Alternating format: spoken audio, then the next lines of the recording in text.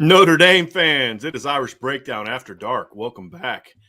My name is Brian Driscoll. If you don't know, it's right there. The publisher at irishbreakdown.com, joined by Vince D'Addario, our football analyst at irishbreakdown.com. And we're going to talk some football today. We're going to talk about just kind of what's going on today, right? And it was started off great for Notre Dame. Didn't really go so well as Started out real good. As the Brian Kelly of the SEC. Well, previously, now Brian Kelly of the SEC is actually Brian Kelly. But Kirby Smart, whose only big game wins have really only come against Lincoln Riley and Brian Kelly, two other guys who don't have any big game wins, choked, and Georgia got smacked. We'll talk about that. We're going to talk about just kind of all the games tonight. We're watching the Iowa-Michigan game right now, which kind of sucks because I'd rather be watching Wake Forest and Pitt, because that's the more entertaining game than this one's going to be, because I would really rather watch paint dry than watch Iowa's offense for 60 minutes of a game time. And Iowa's offense is terrible, and this Iowa team is not great. They don't belong in a championship game, but the powers that be put all the good teams on one side in the division, and in one division, and it just doesn't make a whole lot of sense. But whatever. That whole geography thing is really messing with me right now. I don't like it. I know, right? Seriously, I don't know why they got all these West teams in the West. It's just stupid. It just makes no sense. I mean, and I think part of it too is some of these teams in the West aren't what they thought they were going to be. Wisconsin 7-8 years ago is pretty darn good football team. Nebraska, what Nebraska was supposed to be. So I get it, and it's a little annoying. But Vince, it really started off as a good day. Oh my gosh, it really did. That was a great game. I mean, who would have thought we'd be relying on the Big 12 to give us our most physical football game of the day? But I mean, it was 21-3 at halftime. I'm like, man, this is going to be great. Baylor's going to get this dub. It's going to, Notre Dame's a team of destiny, et cetera, et cetera, et cetera. And then fourth down, go for it. Dumb call by Dave Aranda. Well, and I didn't like the fourth down. You were back a little too far. Yeah, exactly. I mean, if you were out closer to midfield, I would have understood. But you're out near midfield, and then they called a play action pass. I don't hate play action there. I really don't at all, actually. I get it. But what I didn't like about it was you had kind of already run some short yardage play actions already for successful plays. They were kind of waiting on them. You saw Oklahoma State was waiting on the play action. But you then ran a 3-man route into the boundary, the short side of the field. I didn't like I liked the play call even less than I liked the decision to go for it on fourth down.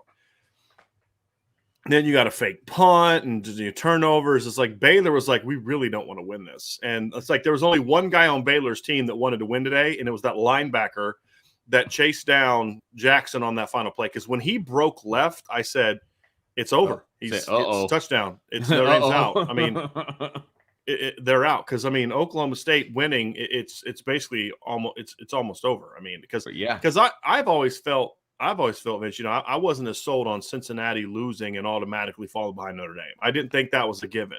I don't disagree with you. I think it would have been a conversation, but it would have been difficult, even though the committee has shown that head-to-head isn't necessarily what matters to them. But i.e. putting Michigan ahead of Michigan State. There would have been a discussion, and it would have all depended on what does the committee do with Wisconsin and Purdue. Right. If they move them up, then Notre Dame leaps Cincinnati. If they leave them out, then Cincinnati is above. I really do think it's that easy. Like it would have been that simple. But again, I still wasn't sold that was going to happen. Because, well, number one, Cincinnati won, so it doesn't matter. Exactly. It's a moot point, obviously. But I still feel like Cincinnati still would have had a win over a top 5 team, and Notre Dame's hanging their resume on, please, 8-4 Wisconsin, 8-4 Purdue, please be in the top 25, Right. And so I think that one was always unlikely.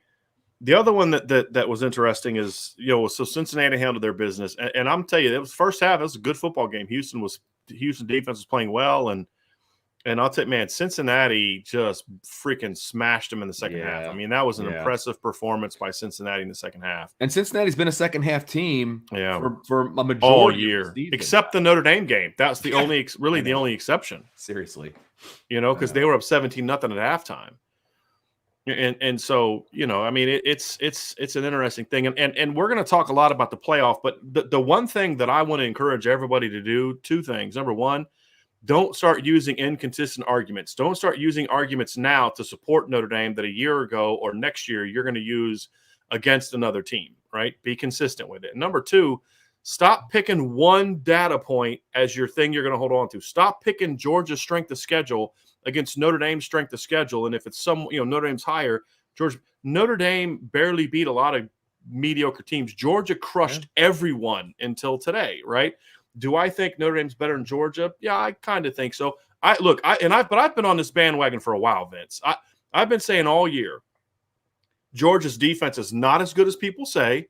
They were the best team in the country in the regular season. No question. But I've said all year, they play a team that can throw the football, they're going to be in trouble. I've been saying that all year, right? Do I think Notre Dame's better than Georgia? Yes. Others may disagree with that, but here's the reality. What I think is true doesn't mean that's what the criteria for the playoff should be. Look, Notre Dame's going to have maybe one win over top 25 team, maybe. Georgia's going to have 3. Correct. Georgia's game control, margin of victory, all of that is significantly better than Notre Dame. So my eye test feeling of matchup, Notre Dame is better, really doesn't matter. Right. It's the criteria that the committee has laid forth. They're a better team. They went 12-0 in the regular season. Let me rephrase. They went 11-0 in the regular season and then lost their conference championship game to the team that's going to be the number 1 seed on a neutral field. Sure. Notre Dame lost at home to a team that's going to be in the top 4 at home. Right. And then Georgia can say, look, they beat Arkansas, who's top 25, 37-0. Right. They beat Kentucky. I'm trying to remember what the score is, the Kentucky game, but it was not close. They pounded Kentucky in a really convincing game. And yes, their game against Clemson was competitive and close, but it wasn't a whole lot different than Notre Dame's win over Florida State on that same day. And so I just, if we're gonna do this, let's be consistent with the arguments, right? No, I agree. Yeah, and that's kind of my thing. I went back and I looked to see how many top 25 wins that Georgia had, and it's 3, right? And Notre Dame has 0. So and at best is going to have 1 because when Louisiana won today, that eliminated that second chance for a Purdue to jump in. So if you take the name, do the whole blind resume thing and all that, Georgia's resume is better. Right. I mean, it just is. And look, am I happy about it? No. Right. Do I think that there's matchups that Notre Dame is superior than Georgia? Yeah, I do. Yeah. But at the same time, Notre Dame's not going to get that opportunity. And I've been saying all year, man, Georgia, this is what frustrates me. There's no 2020 Bama. There's no 2019 LSU. There's no 2018 Clemson, which kind of ticks me off because this would have been the year I think Notre Dame could have competed with anybody. And of course, there's still a chance. I mean, it's 14-3, Michigan's up, but Iowa's not beating Michigan, No. So we said all along that's not the game. We were going to do a show like post 8 o'clock. We're going to talk about the day, all these things. But if you're pinning your hopes on an Iowa upset, it's going to be a real depressing night for you. Look, and it's college football. Anything can happen. Of course, right? But when Oklahoma State won or lost that game by literally this much today, I was freaking out in my living room. My wife and my daughters were like, "What? Did somebody die?" Like they I'm yeah, all right, let's go. And I thought, okay, this is I was like, it's happening. You're muted, brother. I was telling my wife, like, if you see me talk while I'm muted, just keep talking because I'm going to know you're not talking over me. So it's all good. Just keep talking. I'll figure it out eventually. Yeah. I'm buying a new mic, by the way, because I can't hear myself anymore. Oh, has it been going on this whole time? Yeah. And so like I feel like like I someone hate who's that. losing their hearing. Like when they start losing their hearing, they Yeah. start like kind of their volume goes up louder. So I've noticed in shows that I'm talking louder because I can't hear myself. That's hilarious. And then also my mute button, I'm hitting my mute button like I usually do, and it's not coming back on. So Yeah. it's new mic time. So that's why it's happened like 87 times this week. It has happened a lot that you mention it. Yeah. Yeah. But yeah, I was super excited. And I was like, Georgia's going to beat Alabama. That's the one I was the most confident in coming in that was going to happen. I was like, this is great. This is, I'm excited. And then, wow. And then, of course, Georgia goes up 10-0. Yeah. I would just picked off Michigan, by the way. I saw that. That's fantastic. I don't want to get my hopes up over there. But yeah, if we'd said long ago, if you're pinning your hopes on the Big Ten championship and what you need Notre Dame to do, or what you need to happen for Notre Dame, it's going to be a rough night for you. And I think that's and the matchup doesn't look as great either now. That's true. Look, the reason I liked getting in with Georgia beating Bama is I don't love any of the teams in the playoff in a matchup against Notre Dame. People say, well, Notre Dame can't run on Georgia. Notre Dame doesn't need to run to move the ball on Georgia. Look at Bama, all right? Look what Bama did, right? They didn't really run on Georgia. 400 plus and I know that they don't have Bama's receivers. I'm not arguing that they do, but they have pretty good receivers. I mean, Michael Mayer's the best tight end in the country, in my opinion, right? And Brock Bowers did some work today, and with all due respect, I'm taking Jack Cohn over Stetson Bennett. But Notre Dame doesn't need to score 40 points against Bama to win or Georgia to win. Because I think Notre Dame has a better defense than Alabama does. So I think they could have won a 24-21 game or something like that. Bama's, to me, for Notre Dame, is a tougher matchup. Even though I don't think Bama's a really good team, I think they're a tougher matchup, just like Ohio State is. Because Notre Dame's biggest weakness on defense is their ability to cover. And Bama has of the teams competing for the playoff, Bama has the best pass game. Right. And so that was a concern of mine. But Georgia's a very beatable team, and that's why I wanted that matchup. And I've been saying it all year. I would like that matchup. Georgia's, especially with Stetson Bennett quarterback. Yeah, seriously. I'm sorry. I'm never going to be afraid of a team that has Stetson Bennett at quarterback. Nope. You kidding me? Nope. But I'll tell you what, man. Kirby's smart. His game day, like his ability to get teams ready for big games, is just it's kind of embarrassing.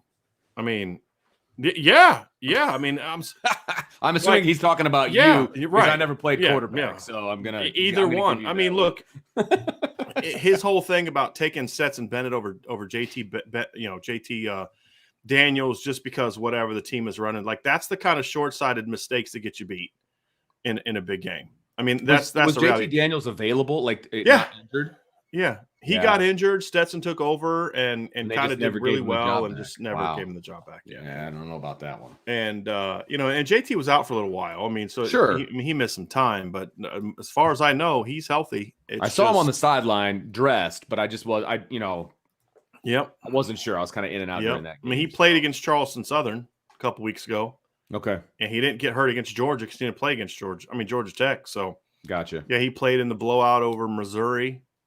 But, that's the decision Kirby made. And that's because, again, Georgia played a bunch of mediocre to bad teams. But the reality is Notre Dame can't really say a whole lot about that because Notre Dame kind of did the exact same thing.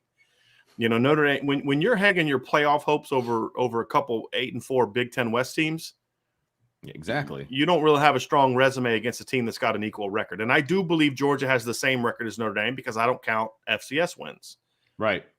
So yeah, I mean they have identical records, but and the other thing too, we have to be willing to look at too is the margin of victory. I mean, you look at the ranked wins: Arkansas 37-0, Kentucky 30-13, and then who was the third team that they beat that we said was ranked? Clemson. Clemson was 10-3. Clemson, Arkansas, Kentucky.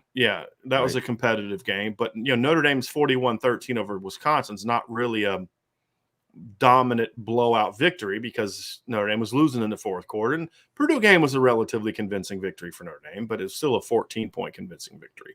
There's no 37-0 like Georgia has over Arkansas, and so I mean it just I don't know if Notre Dame has a great argument other than just I think they have a better strength of schedule because basically Notre Dame's 4 through 10 is better than Georgia's. Okay. I mean, that's not enough. I mean, that's part of it. That's part of the data point to me, but it's not enough to trump the better top of the level wins. They now have a better loss than Notre Dame does. Right. And also the game control is better because there literally wasn't, they didn't play a competitive game until today. Agreed. Other than Clemson. First game of the year against Clemson. 10-7, right? It was the 10-3. 10-3. Right. And their only touchdown was on defense, if you remember. Right. Georgia's only touchdown was on defense. But I mean, every game since then, 56-7, 40-13, 62-0, 37-0, 34-10, 30-13, 34-7, 43-6, 41-17, 45-0. Right. Yeah. Hey, I want to put this. Jacob said he sent a super chat right before we went on. I don't have it. So, Jacob, just put your question in the comments without a super chat, and we'll get to it. Absolutely. I just don't know what your question was. Yeah. So please you don't have to send another one or anything like that. Just go ahead and ask your question. Because I don't see it. So there's no super chat showing please up. Just ask again, sir. We do have a super chat here from Playboy Swole. Okay. Love the show. I like you that. think it may be better for off-season momentum to and I waited to bring this up for a reason. Mm-hmm. Love the show. You think it may be better for off-season momentum to make it to a New Year's 6 and beat a Baylor or Michigan State? I feel losing to Bama again may steer an unfair narrative again. Okay, so we have talked about this before, and when we discussed this before, number one, I don't even this Bama team. Bama's the last team I'd want to play. But if it comes down to Notre Dame making a playoff game, I'm always going to pick the playoff game. I mean, I want a chance to play for a title. I want this team to have a chance to play for a title. I'd be more concerned now about Notre Dame losing, but I mean, you go to the playoff and you lose a 60-minute back and forth battle with Bama. I think that's going to be it'll be very similar to the momentum Clemson gained in 2015 when they were trying to get over the hump and they played Bama down to the wire and lost. That team was very motivated that next year to come out and be effective. Or, to not be effective, but to go win a championship. So I still want that opportunity. Always, Vince. And I know Vince agrees with me on that. I always want to play for a title. Yeah. But I'm going to say something that is a little different to your question. I am less upset about Notre Dame not being in the playoff now than I was before. And it's not because I'm afraid of Bama. It's more about the reason I didn't want a playoff game before is because you had a head coach who we have said all for years wasn't willing to make tough choices unless he had to. Wasn't willing to get rid of Del Alexander or get rid of Jeff Quinn or make the tough changes, the tough decisions he needed to make unless he had no choice. Right? That's been our big problem with Brian Kelly. So if you go to a Fiesta Bowl and beat a Michigan State or a Baylor or go to the Peach Bowl and beat a Pitt or a Wake Forest, that doesn't do anything for you for a head coach in year 12. No, and you continue down the path that you're already on. Right. Yeah. Now, it gives you sort of a false narrative, and so you're not going to make the necessary changes. Mm-hmm. It's a little different now that Marcus Freeman's the head coach, because now I feel like no matter what happens, it's better to get the win. Because you want to go into the offseason with your first-year head coach either in a really, really close loss to an Alabama where you right there with them or a New Year's 6 win. Of course, the ideal scenario is to go to the playoff and win. That's why I still would like the playoff because I would still like a shot to go beat Bama. Right. Absolutely. And so to me, but I do think a New Year's 6 game, Vince, is better for Notre Dame now than it would have been. And here's the other thing. Before, it only mattered if you played a team, Oklahoma, Georgia, Clemson, right? Now it doesn't matter. Just get the win. Well, I mean, if you go play Michigan State and curb stomp them, it's a whole different narrative. It's a whole different reality because that was Marcus Freeman's first game. Now it's, hey, we're going to have a new looking staff. We're going to do some things differently. It's no longer the BK era. Sure. You want that positive momentum going into the offseason. And it's a New Year's 6 win that BK never got. Right. So, I mean, that's another one. That's part of it. I mean, that's another one. That's part of it because now you're comparing the two, right? And it's difficult after one game to compare the two coaches. I get that. And I'm not necessarily doing that, but that provides a lot of momentum. Like, hey, we got this new guy. We won a New Year's 6 bowl. That hasn't been done in 12 years. Yeah. Like, that's big. Even though personally, like, New Year's 6 bowls don't mean that much to me anymore. But you can still use that as a building block to the future. And again, I'm not making excuses. I wanted the playoff, man. No, I still do. I still wanted it bad. I still want Iowa to come back and win this game. I still want the playoff. What I'm saying, however, is the New Year's Six for me is not going to have the same disappointing feeling to me now as it would have before. Yeah, because the circumstances are different. But if I always if you're a competitor, and I believe that I still am, it's just in a different direction now. Then you kind of chuckle, you know. Then you always want that chance to play for the ring, right? That's always what you should want. Oh yeah, yes. All I'm saying is, if that's not there for you, I feel a lot better now. I did say earlier about possibly Baylor. I meant to say Oklahoma State. Baylor's going to the Sugar Bowl because the Big 12 champ goes to the Sugar Bowl. I meant Oklahoma State. Yeah. And so those are the look. That's kind of my take on it. The competitive juices flow, especially in our house. There's a reason I had to go to the big box store and pick up more lights because the guy next to me upped his game, and my wife looked at me dead in the eye and she said, "We're competing." And I said, "Okay." Right. Yeah. Vince sent me his next door neighbors, and he's like, "I live next door to Clark Griswold." So hilarious. Jacob did put his question in, so I want to grab it before we move forward, just so I don't lose it. But Jacob says, "Here's my question: How many complete teams has Georgia played?" Just asking, not trying to compare. I think that's a good question. I hit it again. I'll ask. I'm going to kind of flip the script a little bit on Jacob. How many complete teams are there in college football right now? Ooh. There aren't any. Yeah. I mean, I think you could argue the way Notre Dame has played down the stretch that Notre Dame, Michigan, Cincinnati, and Bama are the closest thing there are to complete teams. And the reason I left Georgia out, because number one, Georgia was, who they played. Number two, I've never felt Georgia a complete team. I'm at least consistent, right? I mean, I've been kind of not on the Georgia bandwagon all year.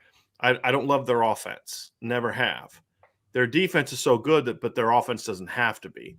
I mean, you could count, I would say, there's 5 complete teams in college football? Maybe. Ohio State's not a complete team. Their defense is trash, right? I mean, I don't think Baylor and Oklahoma State are complete teams because I don't think their offenses are any good.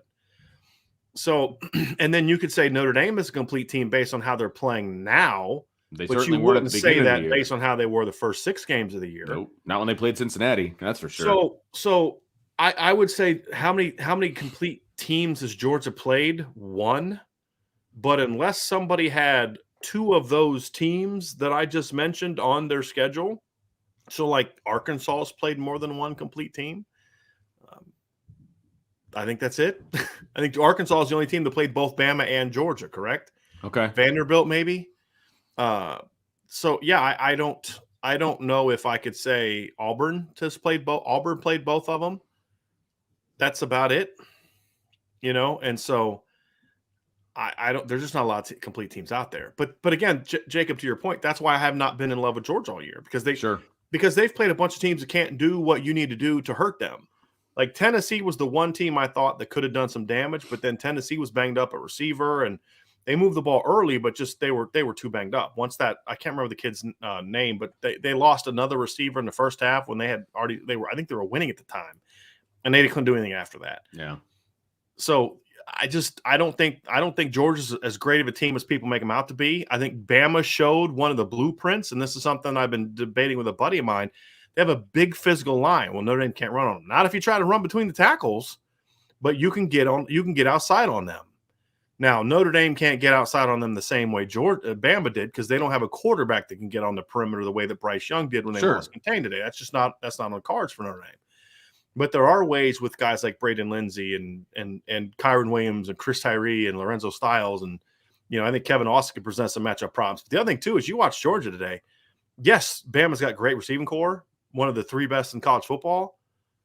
But they were just there was the little swing, the little check down to Jamison Williams. There wasn't a Georgia defender within 30 yards of him. That was a blown coverage. I mean, the first long touchdown to Jamison Williams was it was almost the same blown coverage that Notre Dame had against Stanford last week. It was a blown coverage.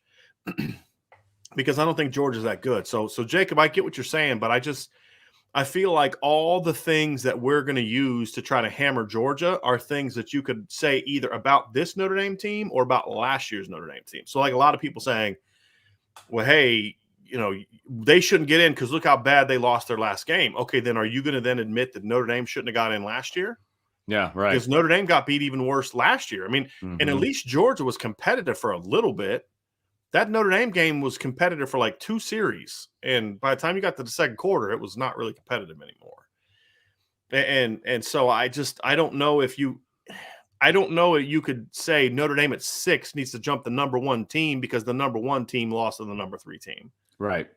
Vince, what do you keep shaking your head at? So what happened? Sorry, I'm watching the Iowa. First they drop a pick and then they go to punt return and the guy runs backwards. It's like, man. You're way ahead of me. Oh, sorry. Well, no, you're okay. I'm watching it online too, so I figured I was behind you. But nope.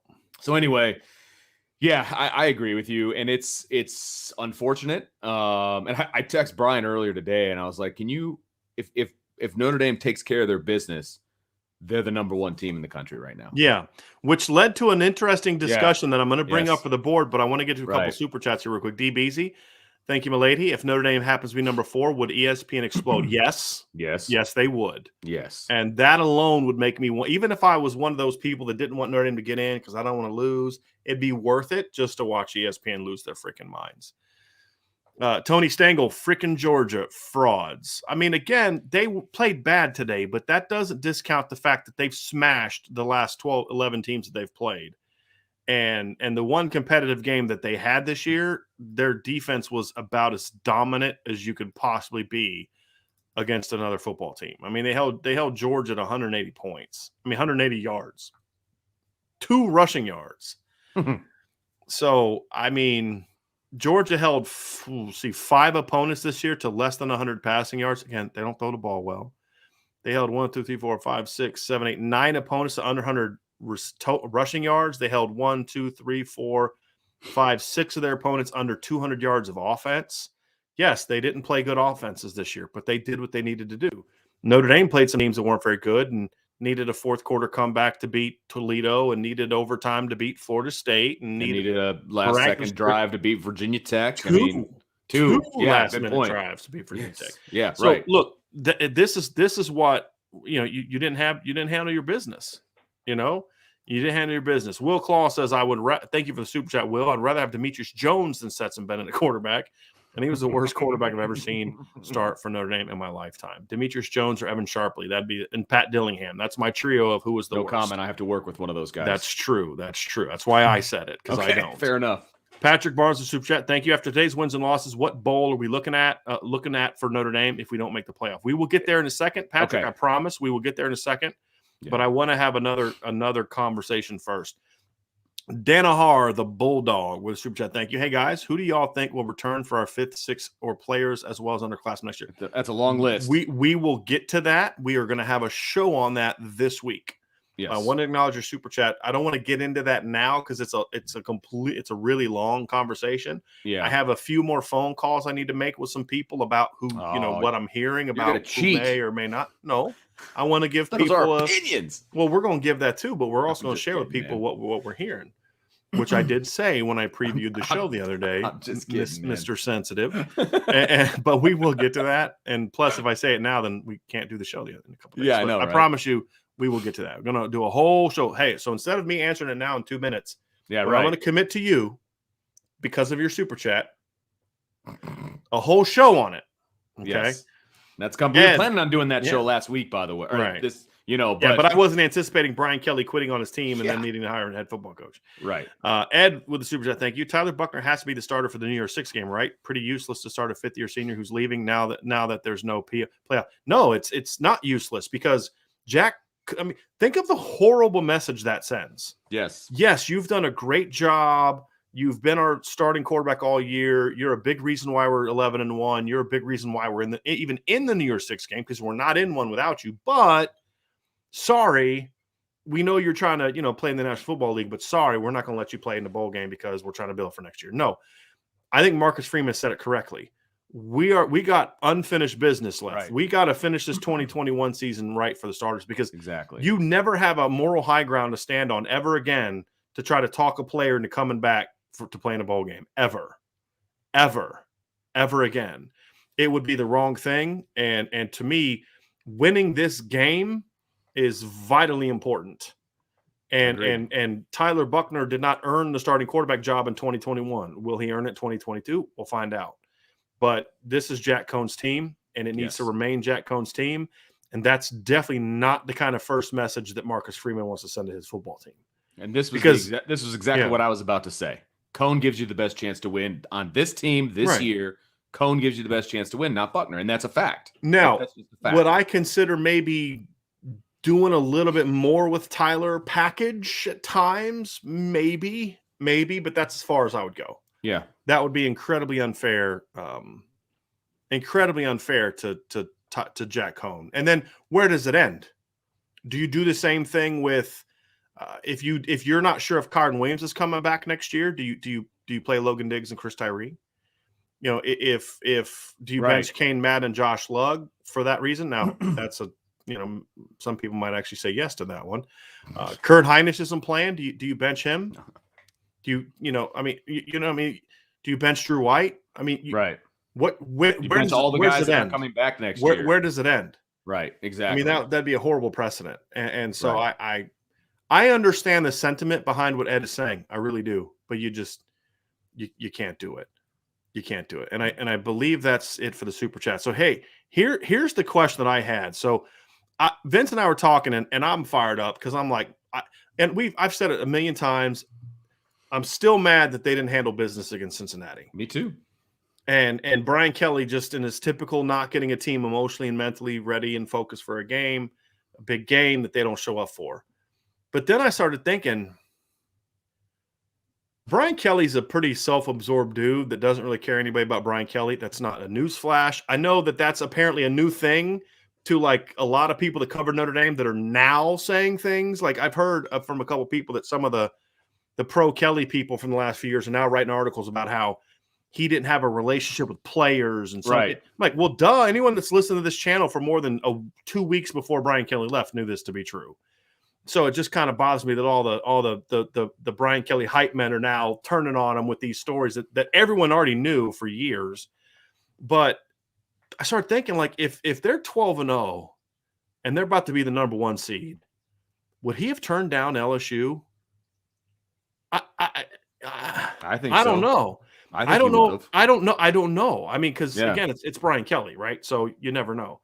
But here's the question that I want to pose to you, Vince. You know the question because I tweeted it out earlier. If you had to choose 12-0, number 1 seed, Brian Kelly comes back, doesn't leave, versus 11-1, no playoff, but Marcus Freeman is your head coach, who do you pick? Because I've heard a couple different answers that I found really compelling, and I kind of sympathize with both of them. So I want to hear what you think, Vince. Oh, that's an easy one for me. I mean, look, you go back to the argument, do you want to be in the playoff? Absolutely. I always want to be in the playoff, always. Okay, and if Notre Dame's 12-0 right now, they're the number 1 team in the country because of what Alabama just did to Georgia. And let's not confuse things. Going into this weekend, Notre Dame would have been 2 and Georgia would have been 1 because they will always put the SEC team ahead of Notre Dame. At least that's for sure. Okay. They would have. I don't know about that, but perhaps. You think they would have had Georgia behind Notre Dame this year going into this weekend? Perhaps, just because Notre Dame would have had a better win.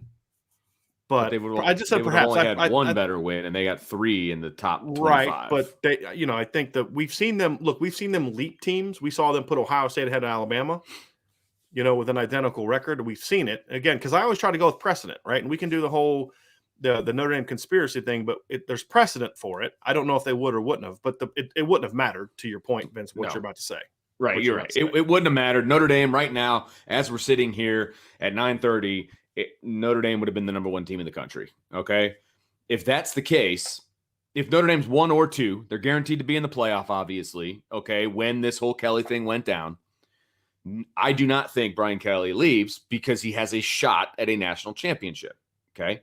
I don't believe he thought he has a guaranteed shot at the national guaranteed championship. shot. Yes, a guaranteed shot at the playoffs. So no, I don't think he leaves. And, he's going to take you into the playoff. And I think that he doubles down on his, normal mantra, and we probably get a similar result in the playoff. Okay. And then Brian Kelly goes into the offseason, and I he'll give us another couple of quotes in the post game saying, I know if you don't, like it that we're here, we'll still be here, and blah, blah, blah, like he did last year. Okay, great. And then you move forward with exactly where we're at now, when Notre Dame is at now. You're still so bitter. I love it. I love it.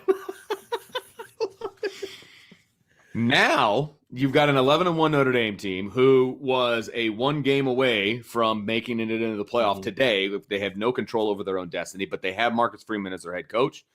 And the future now, and you talked about the difference in what Notre Dame is going into the New Year's Six and how that's different now that there's a new head coach and the narrative is different and all of those different things. I would rather have gone 11-1, missed the playoffs, been pissed off today, but then 3 weeks from now, be happy that Notre Dame curb stomps Michigan State in the Fiesta Bowl, and they're going into the offseason with a ton of energy, and the recruiting classes are blowing up, and the future is bright. That's absolutely. I will trade 1 day of PO for the next X amount of years of contending and possibly winning it all. So that's me. But I think that's a great question. So my first question was, even someone like Brian Kelly would not have turned down a number 1 seeded team but they wouldn't have been. They'd have been the number 2 seed, right? They would have been the 2. But I think they would have been the 2. Right. Again, I don't think it's unprecedented. I don't think it's a guarantee, and that's fine. But they're guaranteed to be in the playoff. Right. They're not I don't know out. if he turns that down to go to LSU. I don't. Right. I also think Brian Kelly would have had a little bit more leverage in some of the contract negotiations because that ultimately is what this was all about. It was about money. He can say, I want to play for championships, but it was about money. It was about money. And from what we're hearing, Jack basically said, look, we're not renegotiating your contract. We just renegotiated your contract. Win a national championship. Let's have a discussion. But if Notre Dame was undefeated, he'd had a little bit more of a little bit more. I'd like to think Jack would have stood his ground. I would hope so. Yeah. But here's the thing. But then if you're Jack Swarbrick, are you really going to not keep a coach that currently has you undefeated and ranked number 2 in the country? Right. I mean, so it just would have completely changed the narrative. I would say this. I feel because like we did a show last week. And again, I always want to be consistent. Sure. And I don't want to let my current emotions change my opinion. A week ago, before we knew Brian Kelly was going to leave, we did a show that this Notre Dame team would be really dangerous if it got into the playoff. So a couple things that gets down to is, so would I sacrifice a championship now for what I hope will be a championship under Marcus Freeman? No, I'm not.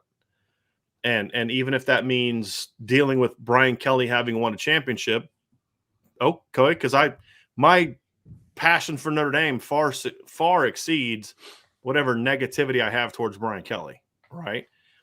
So that's part of it. But here's the other part of it. If they'd have beat Virginia Tech, there's no guarantee, or Cincinnati, there's no guarantee they would have been focused for Virginia Tech or for North Carolina or another game. But even if they were, I don't know if they would have made the changes if they lose to Cincinnati, if they beat Cincinnati. That's the other part, because part of what we're hearing as we talk to more and more sources is that Brian Kelly kind of checked out. Yep. And the checkout is when Tommy Reeves was like, okay, let me go do my thing. That was going to be I was going to rebut your argument with that. I was writing it down. I was going to rebut your argument. Yeah. It's not rebutting an argument.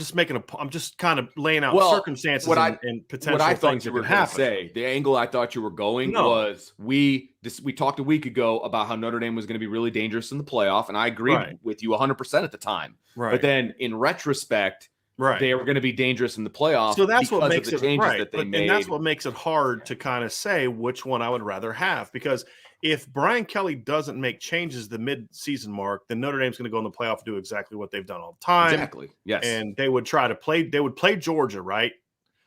let's say, because I think there'd have been a scenario where Notre Dame's at 2, Michigan's at 3, Bama's at 4, Cincinnati's at 5. Cincinnati's out, right? So then Baylor beats Oklahoma State. They're out. So at that point in time, Bama's basically locked into the – I mean, whoever loses the SEC title game, if Notre Dame beats Cincinnati – again, if Notre Dame beats Cincinnati, a one-loss Cincinnati team would have lost Notre Dame's not getting in over a 2-loss Alabama team. Well, and I don't even think they would have been as high as 5 if they lost to Notre Dame. I think they would have jumped up with the Oklahoma State Baylor loss, potentially. Okay. Potentially. But you could make a case that a 2-loss Ohio State team and a 2-loss Baylor team and a 2-loss Oklahoma State team or a 1-loss Oklahoma State team all would have been ahead of Cincinnati Agreed. with the loss Notre Dame. Agreed. So now you look at it and say, I think if Notre Dame beat Cincinnati way back in September, right? I think they drop like a rock. Right. So my point is you'd have had Georgia 1, Notre Dame 2, Michigan 3, Bama 4. Notre Dame is 12-0. Georgia loses to Bama the way they did today. Notre Dame goes up to 1, right? You're not going to, Michigan then would move up to number 2. And then I think Bama leaps Georgia, and Georgia's at 4. Well, Notre Dame would have gone into the Georgia game trying to run the same BS offense they ran the first 6 games, and they'd have got beat. Yes, agreed. But I'll say this. If I knew that they would have made the changes, then I'd have a harder time doing that. I'd have a harder time accepting that. If I also knew, like if you were to say the only thing that changed about this whole season was just that Cincinnati game, I'd have a harder time sacrificing it. Because even with Brian Kelly doing what Brian Kelly does, this team would have had a shot, in my opinion, to win it all. Just I do. But it's not a given. Right. And yeah, I have a hard time with that one. But I think at the end of the day, I come down to it's always about evidence, right? What's the evidence? The evidence is that Brian Kelly doesn't make changes unless he has to. So there's no evidence. There's nothing from Brian Kelly's career at Notre Dame, 12 years, that makes me think he's going to change his offense midstream while undefeated and ranked in the top 5. Nothing. Yeah. And so with that being said, I would rather sacrifice a playoff game this year than like not being in the playoff this year and Marcus Freeman being the head coach than being 12-0 in the playoff with a chance to win it all. Right. Right. Absolutely. Got it. And yeah, I agree with you. I just, if Notre Dame beats Cincinnati and they go into the bye week and they do all these different things and they continue to run the same offense that they've been running, and the defense would continue to get better because those are 2 separate entities, right? So their defense would have done what it did no matter what. They would have been playing with a better defense, and that might have won them the last 6 games, okay? I just feel like the offense might have lost them a game in there someplace, but that's we're cutting maybe North Carolina, something like that. We're splitting hairs again at that point, and I don't know that it's even necessary. The point to me, the point is, I don't think number one, I think Brian Kelly stays, and I think we get the same outcome in the playoff. It'd be closer. It wouldn't be like a blowout, but it'll be closer. I still think that they would lose because nothing would have changed. Just for clarification, P-Dub asked, because this is fair. Do we win the Natty? No. We're not saying they do or don't, right? Yeah, we're not prefacing that. We're just saying they're 12-0 right now. Right now with Brian Kelly as the head coach, or they're 11-1 right now with the same circumstances and probably not in with Marcus Freeman as the head coach. Right. That's the scenario. Now, and we're trying to be realistic. And so, I think anyone would say Brian Kelly stays and I guarantee you they go 2-0 and win a title, I think everyone would be taking that. And I would should. I would. I think anyone that says no is still kind of in the emotion of what just happened. Yeah. Yeah. But if I were to pose this question a week ago, hey, y'all, let me ask this question. If you knew Notre Dame was 12-0 and they were going to go to the playoff and win a title, but Ken Kelly is going to stay for the next 5 years and you lose Marcus Freeman, or Notre Dame goes 11-1, doesn't make the playoff, Kelly leaves and you get Marcus Freeman, I think most people would have taken the guaranteed championship a week ago without the emotion of what Kelly just did and all the stuff that's followed it, right? So, no, we're not saying they win the Natty. We're not saying they don't. We're saying what would the circumstance of Notre Dame be? And for me, I don't think they would have won a Natty because I don't think there's any evidence that Brian Kelly would have made the changes he made without having first been embarrassed by Cincinnati right. and almost losing to Virginia Tech. Now, I wanted to bring this up because I think it was TJ is saying that he would still leave. He left an undefeated Cincinnati. I'd take 12-0 with Freeman. Here's the deal. 12-0 Cincinnati had 0 shot at a national championship. Correct. A 12-0 Notre Dame has a shot at the national championship. Right, and there is no 12-0 with Freeman because that's not an option. Well, but he's saying that Kelly would have left a 12-0 Notre Dame team. Therefore, Freeman's the coach. Right, that may be true, but the premise was, what would you rather have? Right. I mean, TJ, I think that's the option we would all rather have. Yeah, right. They go 12-0, and Brian Kelly still bails. Heck yes, sign me up for that. Right. You know, that's what I think everybody have. We're trying to work with the premise of, would you be willing to sacrifice a playoff berth this year if it meant Marcus Freeman era continues and Brian Kelly's out? Right. I think that was kind of the question. So I'm kind of going through here, Vince, and it's pretty overwhelming. Jacob Watson 11-1 with Freeman. Bob 9763 chooses Freeman. Father David chooses Freeman. Zach Ryan chooses Freeman. Craig chooses Freeman. I mean, it's by. I love Patrick's response. Bye, Kelly. Mark Staten thinks he still leaves. Kenny Moore, you know, I mean, literally, it's like not even one person that I can see yet that's talking. You know, about, it would have been interesting to pose this question a week ago. Mm-hmm. Okay, and you know, there's a lot of people who are on the pro Kelly bandwagon that would not have wanted him to leave. Well, Ed says this: if we were 12-0 this year, we would have a higher opinion of Kelly. A lot of people would. But you have to admit, Ed, that's not true of us. No. I mean, but there's a lot of people that would, but that was kind of my point though, Ed, is a week ago, there'd be a lot of people that would have a completely different opinion of the situation because we don't have the raw emotion of how Kelly left.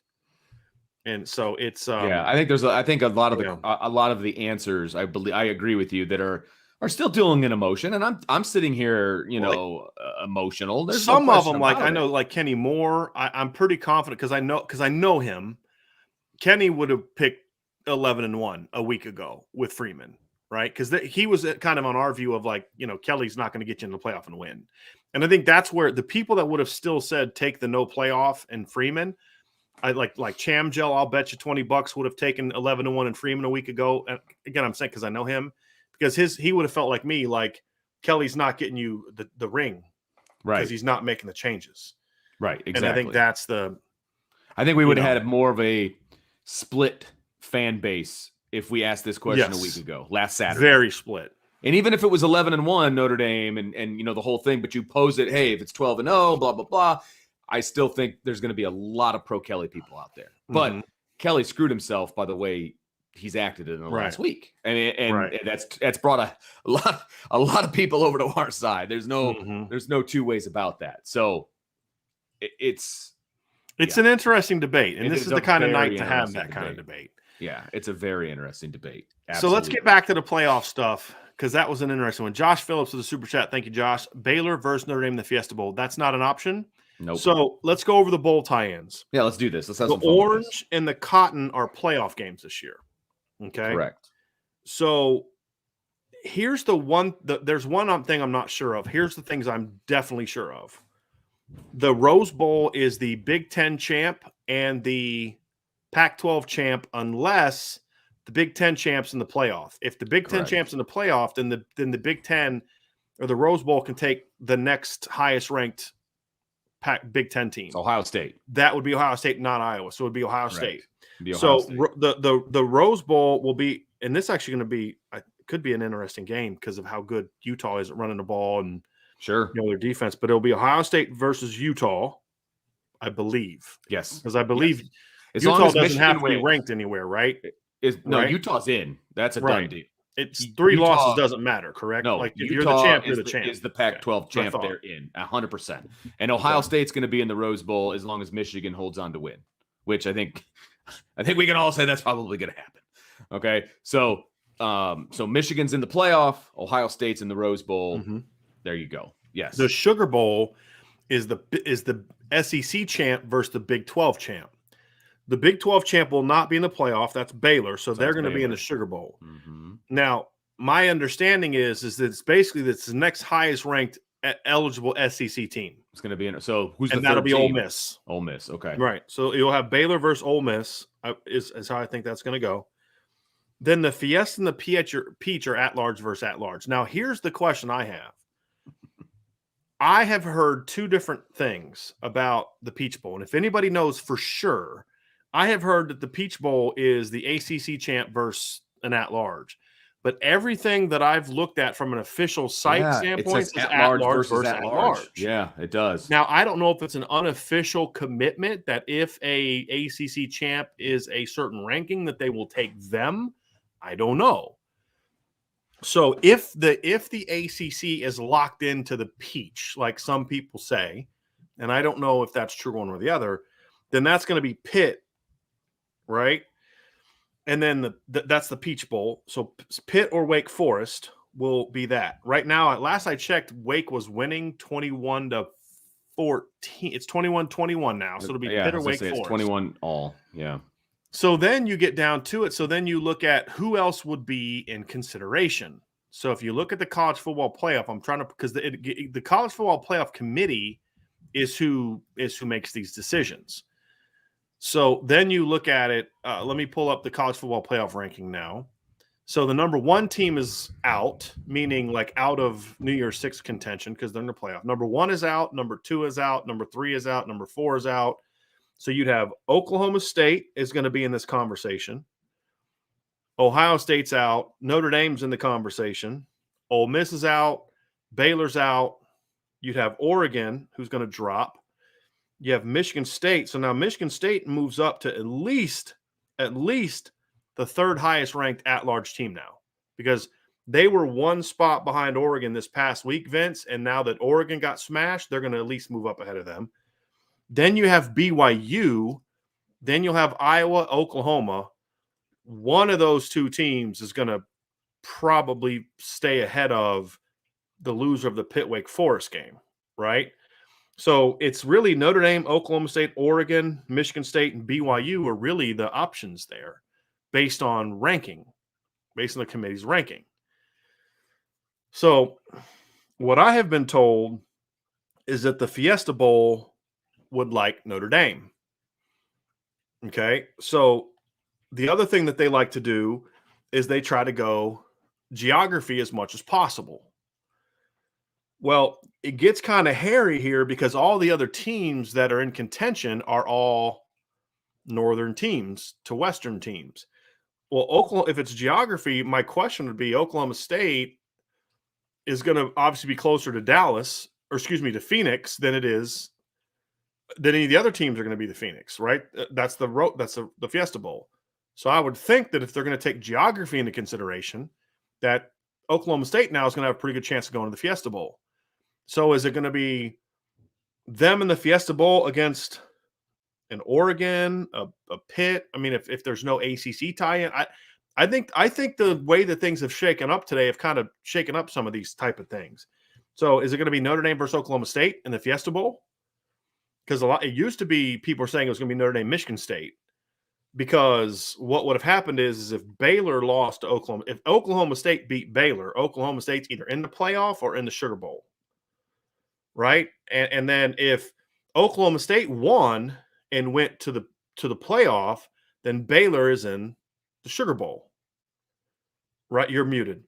And so Baylor's in the Baylor's in the Sugar Bowl regardless, win-loss, really. Well, but what I'm saying is that if I'm talking about Oklahoma State, okay, I'm trying to focus on Oklahoma State.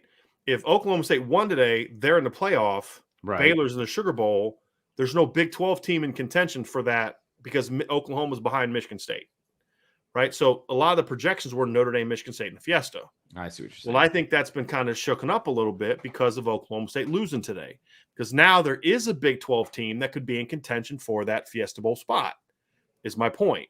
Because now Baylor's in there. Because what the projections going into the week were Oklahoma State, maybe making the playoffs. So it kind of shakes things up a little bit, Vince.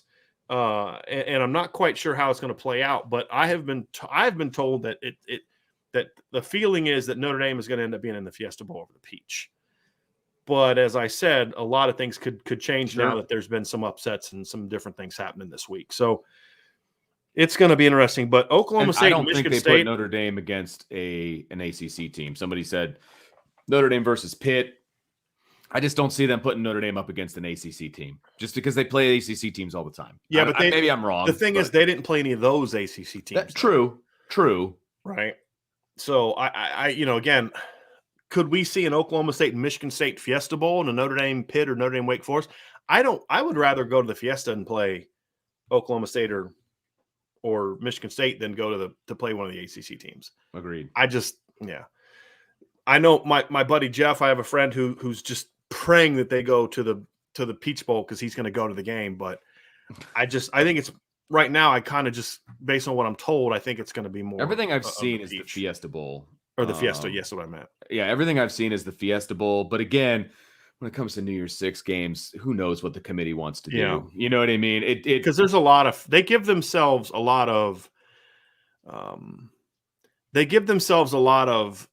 flexibility when it comes to that. Is BYU in contention for New Year's Six right now? I would think so, just based on their ranking, but I don't think ultimately that they would pick them because I think you're going to have Michigan State ahead of them, you're going to have Notre Dame ahead of them, you're going to have Oklahoma State ahead of them, and the ACC champ is going to be in one of those games. Correct. Absolutely. I just don't think they're tied into a specific game. That's what I can see. But I've had some people that have done a lot of research on this that tell me that no, that the Peach is going to take the ACC champ, whether it's official or not. Yeah, okay. That's what I'm told. Because normally the ACC goes to the Sugar. Orange, excuse me. I'm sorry. Yeah, yes, the Orange Bowl. But since it's part of the college football playoff, that mixes everything up. It's like when the Rose Bowl is part of the college football playoff, that messes everything up for the Pac-12 Big Ten winners, right? So, yeah. Right. So I just looking at it the way I'm looking at it, because Oklahoma State lost today, I think it's going to be hard for them to BYU to get in to one of those. I think they'll be left out. But you never know. Stranger things have happened. But none of those matchups are sexy, and that's kind of part of the reason I wanted to be in the playoff before, because I didn't want Brian Kelly to go play one of those teams. But like Oklahoma State, sign me up for that one. Michigan State, sign me up for that one. I'll take either one of those. I don't love the Pitt Wake Forest matchups just because they can score a little bit.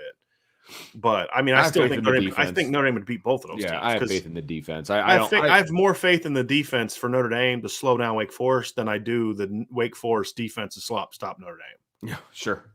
That's kind of where it comes down to for me. I obviously Notre Dame would be favored in all four of those matchups. I think the closest one would be the Oklahoma State matchup. I think that provides the best game. If you want Notre Dame to win, then you pick the other three. Right. But again, whatever. Notre Dame's favored in all four of those games. Right. You know what I mean? Agree. Yeah. Vanilla Chill has an interesting one. Notre Dame versus Michigan State Fiesta I could see because it is a rivalry game. And here's the thing about it, Vanilla. I think it's not only a rivalry game, but it's not a rivalry game that's on the schedule right now. Correct. Which would add some, hey, let's get this, longtime Midwestern rival and, both travel pretty well and that kind of thing, and it'll be good. I still think geographically, they're not going to send two teams further away from Arizona than Oklahoma State to Arizona, in my opinion, when they can just shoot Michigan State and or Notre Dame down to Atlanta a lot easier than they can ship both of them out to Oklahoma State. They just announced Mechie tore his ACL. Yeah. Oof. That's a tough one. That's real tough. Well, now I'm kind of okay. I kind of like that matchup a little bit better. Michigan started off on fire, and now they can't score. So it's been 14-3. But they got 14, so they've already got more than I was going to score in this game. I know, but still, it's like Irish Domers 89 South Bend, Notre Dame versus Ohio State. That only can happen if Michigan loses. No, it can't happen. No, if Michigan loses, Notre Dame's going up, right? And Michigan would be then Michigan would fall into the New Year's Six, and Ohio State would be out. Or at least not. It wouldn't be against Notre Dame. They wouldn't be against Notre Dame. So if Iowa wins, Iowa goes to the Rose Bowl, and Michigan will most likely be in the Fiesta Bowl or wherever. Right, they would be the second. Now Ohio State could still get a New Year's Six, but I don't even know I don't even know where it would be. Well, you'd have two losses by both Michigan and Ohio State. So who is the second? Well, you're going to have somebody with two losses is going to be in there. I mean, Right now, we're talking about it being Michigan State, right? But which team is it for the Big Ten in the New Year's Six? You'd have Michigan and Ohio State. Because right now we're talking about Ohio. We already are. Right now we're talking about Ohio State and Michigan State, and then one being in the playoff. I mean, they're all still three going to be there. And it would simply, what I think would happen is Michigan State gets bumped out for Ohio State in the Fiesta or Peach, basically, is what I'm saying. So yeah, I agree. I don't think Ohio State Notre Dame is going to happen. I don't think that's in the cards. Yeah, I agree.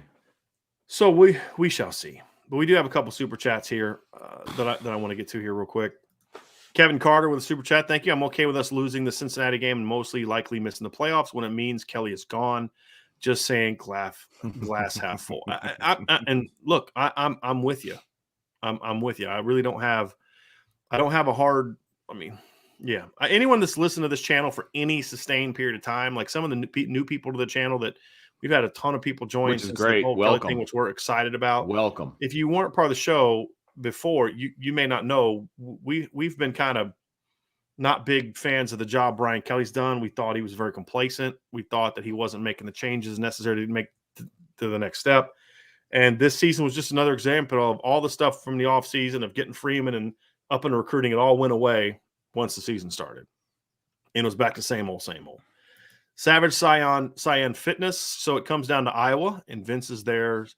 And Vince, there's always a puncher's chance. There's always a chance. Yes. As long as there's not triple zeros on the clock. Right. There's always a chance, but the way the game's playing out, it doesn't look great. Yeah. Hey, and I hate Michigan as much as the next guy, but there is nothing soft about Michigan's football team. I dislike them, but that's not an opinion I can necessarily jump on, because I do think Michigan's a pretty physical football team this season. I do. I think that is it. Okay, here we go. We got a couple more. Here we go. There's some up here. More. I missed some. So yeah, we got a lot of them up here. Jason Warnock. Will Notre Dame finally get a difference maker quarterback? Not a knock on Buckner and others. Listen, Notre Dame has landed several difference makers of quarterbacks in the Brian Kelly tenure. They just haven't been developed. It's not about landing. It's about developing. Yes. I mean, Everett Golson to me was a difference maker. Phil Dracovic, Brandon Wimbush. I thought Brandon Wimbush, Malik Zaire, Deshaun Kaiser, Phil Dracovic. I mean, to me, all those guys are difference makers. Tyler Buckner. It's about, can you develop them? That's the key, and continue to get them to better every year, as opposed to the regression we've seen. Right. I would argue that, as I don't think Tommy Rees did a great job with Brandon Wimbush. I think part of that, however, was the fact that Brandon Wimbush was sort of kind of ruined before Tommy Rees got here. Yes. With 2 years under Mike Sanford, kind of. I agree. He was broken before Tommy Rees got here, and I don't know if Tommy Rees in his first year as a 25, 26-year-old was in position to fix a broken quarterback. I agree. I think he did a good job maximizing Ian Book to a degree, and I think he did a better job getting Jack Cohn going this year once he finally was allowed to run an offense that fit Jack Cohn. Right. So I want to give him a chance, and I'm kind of excited. And the thing that I was concerned with Tyler Buckner is Tommy Rees, who was sort of an immobile pocket passer, going to be able to coach up Tyler Buckner? Would he want to? Because I didn't think I didn't think he really wanted to coach Phil Dracovic. But from talking to sources, he loves Tyler Buckner. Yeah. I mean, loves Tyler Buckner. It means zero, but the first person he went and dapped up after he announced to the team that he was sticking around the other night was Tyler Buckner. Again, that means nothing. It might have been the first guy to get to him or whatever. I was told this back in September, that when Tyler Buckner was getting in the games, Brian Kelly took all the credit for it, but that was Tommy Rees pushing, I believe, to get Tyler ready to play. And so he loves Tyler Buckner. And that's the key. I mean, if you don't want to work with a mobile quarterback because that's not your style, then it doesn't matter who you get. You're just not going to work with him. Right. The fact that he wants to work with Tyler Buckner says a lot to me that he wants to make it work. To your point, will Notre Dame get a difference maker quarterback? I hope so. Another difference maker. Hope so. I'd like to see him get Dante Moore, but I don't understand. I mean, Tyler Buckner played a lot better as a true freshman than Michael Vick and Jameis Winston did. because they didn't play as true freshmen. So we didn't get to see their warts, their growing pains like we got to see with Tyler's. Right. That's the other part of it. And as we said before, Trevor Lawrence has kind of ruined it for everybody. Because now everybody's like, if you're a freshman and you don't, Tyler Buchner, I think, looked better at times. To me, made more plays as a freshman than I thought Justin Fields made as a freshman in 2018 at Georgia. So I'm excited about the future for Tyler Buchner. And if he doesn't pan out, then you've got Drew Pine to rely on as sort of your point guard, your next Jack Cohn type of quarterback until you can go recruit and hopefully develop the next dynamic quarterback. I wanted to just answer this since we're talking about it. Searcher asked, we're keeping the same quarterback coach so far, right? Yeah, Tommy Rees. This is the quarterback's coach and offensive coordinator. That has not changed. But again, if we're looking at the work Tommy Rees has done, part of your opinion of the job he's done is going to be your opinion of Ian Book. Right. I don't think Ian Book is very good. I don't. I think Ian Book struggles to read coverages. I've been on this for a long time. Mm-hmm. I felt he should have been replaced, et cetera, et cetera, et cetera. But Tommy Rees was able to be involved in an offense that allowed Ian Book to win a lot of games and get drafted in the 4th round, way beyond his talent level. I think Jack Cohn's a good quarterback. I think Jack Cohn is a good college quarterback with a very, very, very low NFL ceiling as maybe a backup quarterback in the NFL. I love him for college, but we really saw Tommy just develop and grow his game this year once he was allowed to do the offense the way he wanted to do it. Right, exactly. And we saw that against Florida State, and we saw that. I really feel like what killed Notre Dame, and Vince, this is the question I believe you asked this summer. What happens if at some point in time something bad happens in a game? Is Brian Kelly going to continue to let Tommy Rees run what he wants to run, like we saw against Florida State, or is he going to change? And I really believe that 2 things hurt Notre Dame that caused Brian Kelly to go back to doing what he was doing. It was the corner blitz against Toledo, and then in the first half, and then followed by Jack Cohn's pick 6 against Toledo, and how that game played out. I think that is when Brian Kelly was like, we're going to go back to playing protect the football, run the football. I still have convinced myself that Jeff Quinn's a good O-line coach, and we're going to do what we do. Once he got out of that and Tommy Rees was able to go back to the offense he spent all spring and fall camp working on, and this is the thing people have to understand when you think about the first half offense. What we saw from them from really part of Toledo on to Virginia Tech, what we saw from them, that's not really what the focus was in spring and fall. They were more spread at RPOs, throwing the ball downfield. That's what we were seeing in practice. That's what you saw in practice. That's what everybody I talked to saw in practice.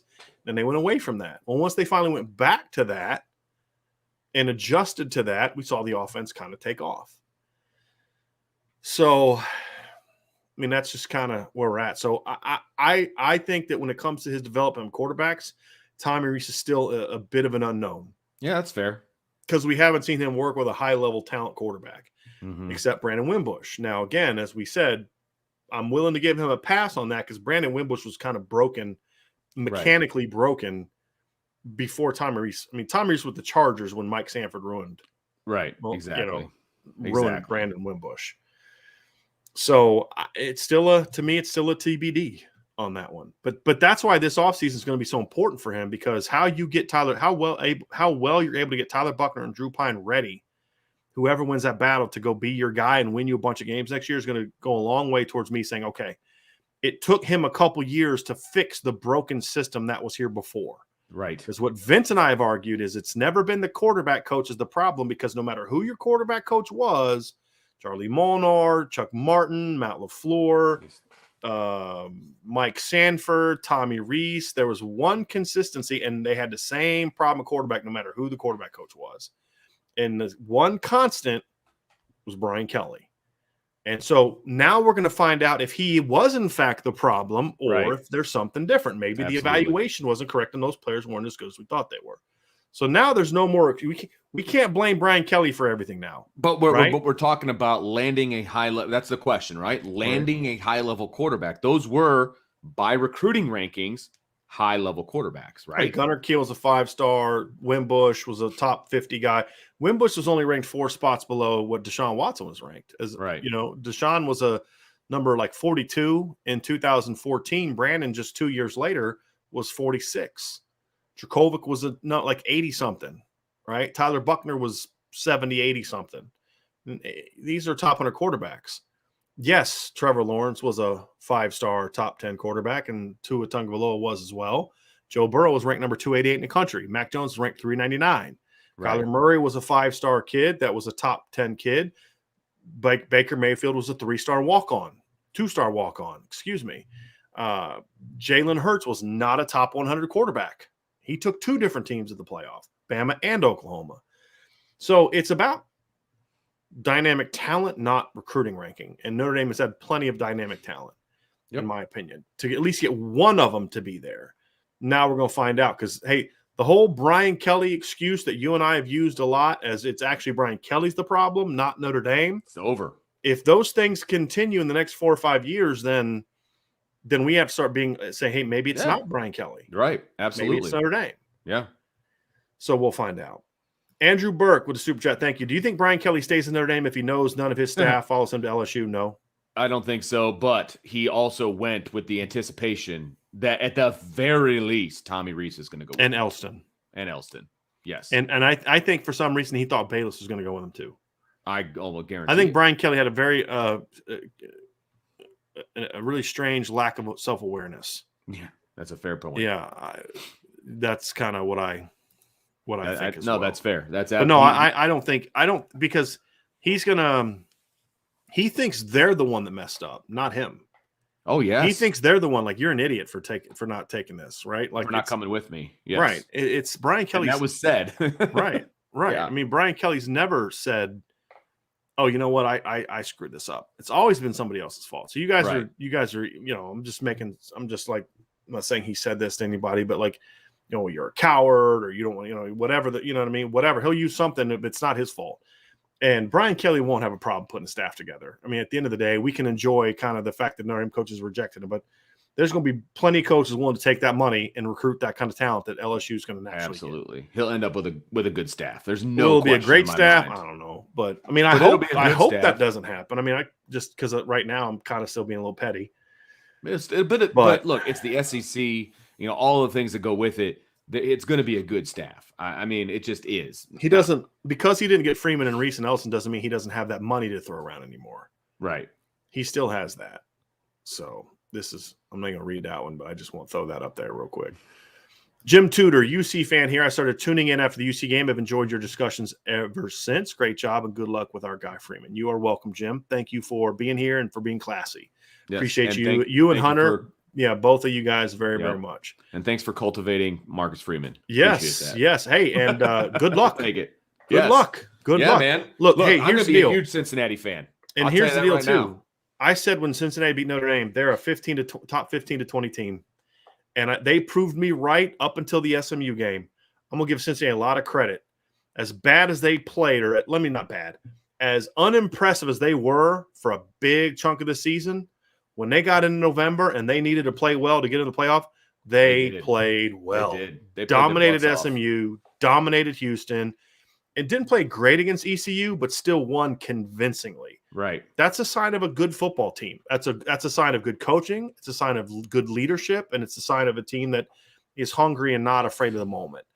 And especially only being up 1 point at halftime, Cincinnati could have the nerves could have got going. They came on that second half like just a bunch of possessed dudes. Like, I mean, they wanted it.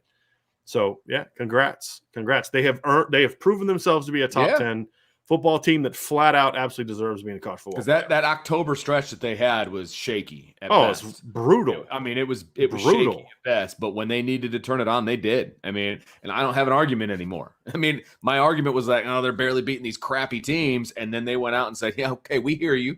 And they went out and they did what they needed to do. So they deserve to be where they're at.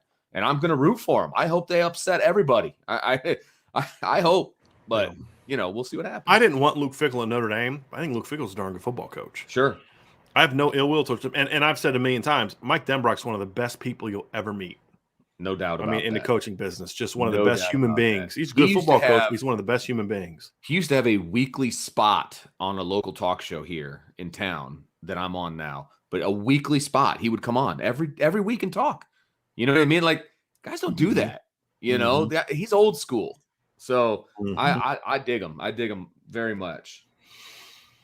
James Amadai, thank you for the super chat, James. Georgia Bama was rigged, of course, just like the Bucks and Colts game last week. We can't have nice things. I like the last part because it just tells me you're not delusional, that you're making a joke. Yeah. But that was fantastic. Yeah. That was, and you know what? I think it was my son that actually brought it up. He said, "Look," he goes, "Georgia's in no matter what, right?" I said, "Yeah," and he said, "They had nothing to play for then." He goes, "Alabama was playing for their life." He goes, "Georgia had nothing to play for." Yeah. I to a degree, I get it. I mean, I'm not saying that's why they lost, but they certainly didn't look like they were ready to win. So, that's something. Yeah. Yep. We got Chris F. Thank you for the super chat. Thoughts on Freeman possibly getting any transfers from Cincinnati after the season? I don't think so, because all the kids that he would want are going to be headed to the NFL. Correct. The guys that would come to Notre Dame as needle movers were going to be going to the NFL. Like, right. Sauce Gardner's going to the NFL, right? Kobe Bryant's not leaving Cincinnati to come to Notre Dame. Otherwise, he already would have. Myjai Sanders isn't going to leave since anyone that would have wanted to come. I mean, again, the circumstances are a little different because a year ago when Freeman left, there wasn't the open transfer rule. That didn't start until after the fact. But like the underclassmen would have already done that, I would believe. The veterans that are playing and are a big part of the reason that they're 12-0, 13-0 now. I mean, Vince, they're going to the NFL. If they're worth coming here and being difference makers, then they're going to be high enough to go to the NFL. And if they're not NFL guys, then they're probably just going to stay at Cincinnati. And that's just kind of how it goes. The reason the kids from Tulsa left last year is because their position coach left. Exactly. And they both went with him to Missouri. Correct. So now look, the deal is if something like that happens, then maybe. But I mean, Desmond Ritter's not coming to Notre Dame. Alec Pierce isn't coming to Notre Dame. Jerome Ford's not coming to Notre Dame, nor do you need Jerome Ford. Myjai Sanders is not. Ahmed Gardner's not. Kobe Bryant's not. And after that, I don't know who else you'd really want. Right. To be honest with you. So, Vince, I have a little bit of one of those glitchy things. So there's some super chats I can't pull down around like the 920 part. So, like, it's after the one for Chris F. There's a couple that, like, I'm trying to see who that's from. Looks like a super chat from, I can't really tell who it's from. But all right, so the one after Chris F. So Chris F's is at the 926 mark. The next couple super chats, it's you don't have. Yeah, it's like it shows up, and then as I scroll through them, it goes away. It looks like Jacob Watson. There's one from Jacob Watson. Okay, here's one from 925. So I'm just going up, right? Okay. Are you going down or are you going up? I'm going down. I'm going from oldest to newest. So we got the one from James Amadai. I got you. Here we go. Zach is the next one then. This is at 927, Brian. Okay, Zach, Sergio, thank you for the super chat. Thoughts on comps for Buckner's ceiling next year? Is he another Wimbush type of quarterback, or can he develop a pocket presence and be the future first rounder? Well, I think he's definitely different from Wimbush in a lot of regards. Number one, he's more comfortable in the pocket, and certainly has the ability to. I mean, look, he's shown that ability. He's got a cleaner release than Brandon has. He's shown better ball placement than Brandon had. And honestly, I think he's getting better coaching than what Brandon got. I've made my opinion of Mike Sanford known for a long time. I don't think Mike Sanford's a very good quarterbacks coach. I remember I was really encouraged by his hire simply because you see the resume. His dad was a really good football coach, and Urban Meyer tried to hire him. Urban knew his dad for a long time. So, it's kind of exciting. I didn't know a lot about him as a coach.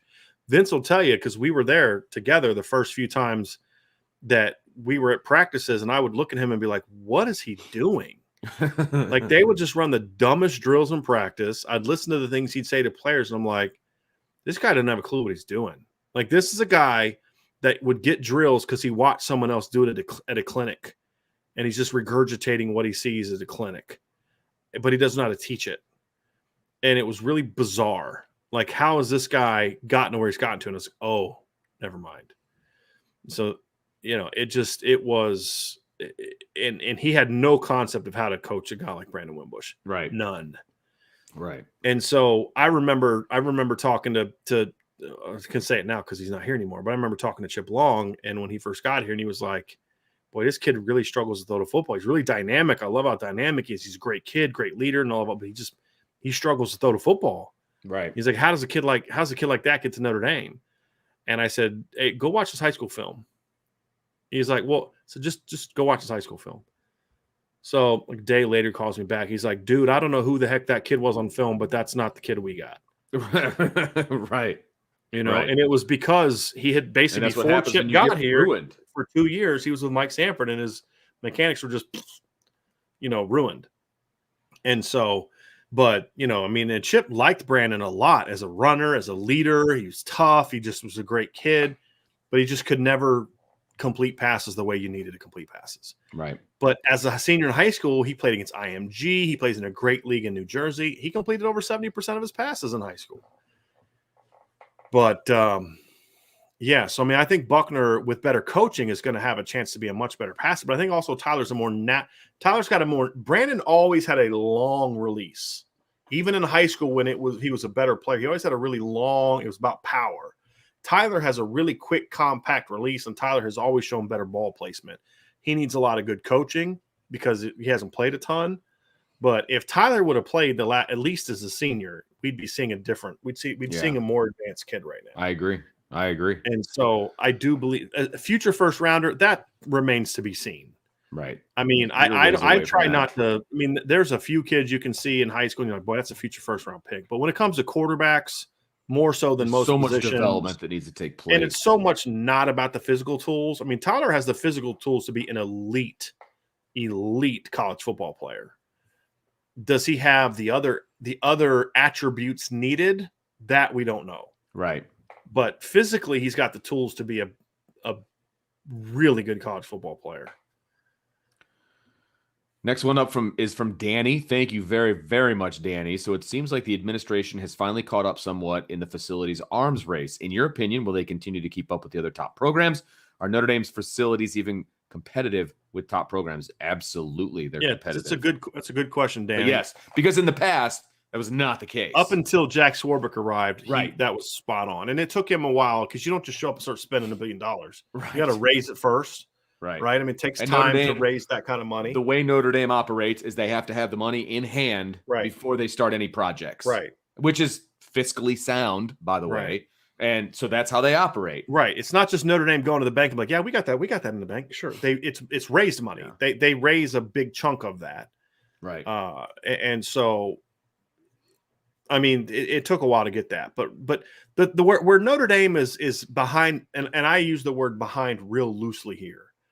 Where they're behind other programs is with stuff that's not the kind of stuff you want to attract kids. Like they don't have a slide in their facility, like a water slide, like was it Clemson, right? Yes.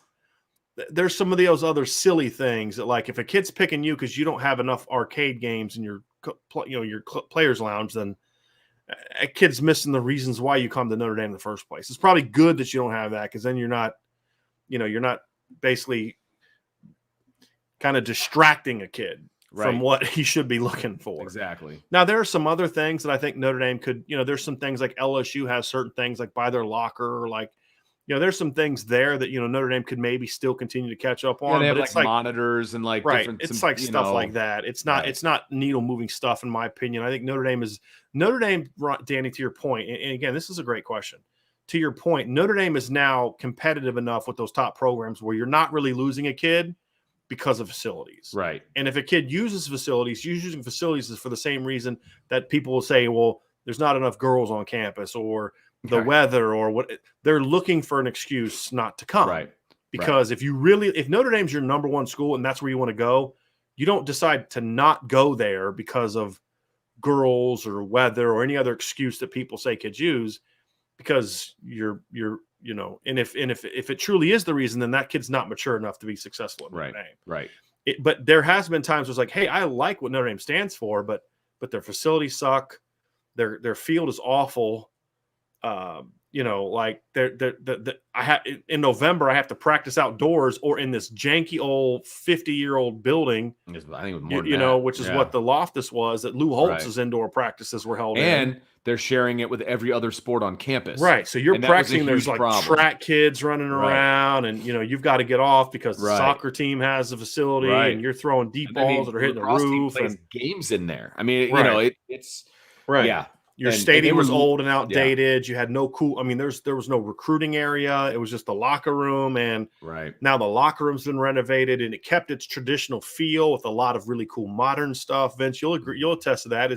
It still feels like the old locker room, but with a really modern look. They have 2 locker rooms. They've got the one in the Goog that they normally use for practice, and then they've got the one in the stadium as well. So I was referring to the one in the stadium. The one in the stadium is beautiful because they kept all the historic stuff. They obviously kept the stairs with the "Play Like a Champion" sign, and they kept all the brick, and the carpet's still the same feel. Yeah, but they put the logo on the top with the backlights, and they completely renovated the lockers and all of that stuff. But it looks fantastic. And there's now a recruiting area in the new stadium that's like just really sharp. And they have a recruiting area in the indoor facility as well. Right.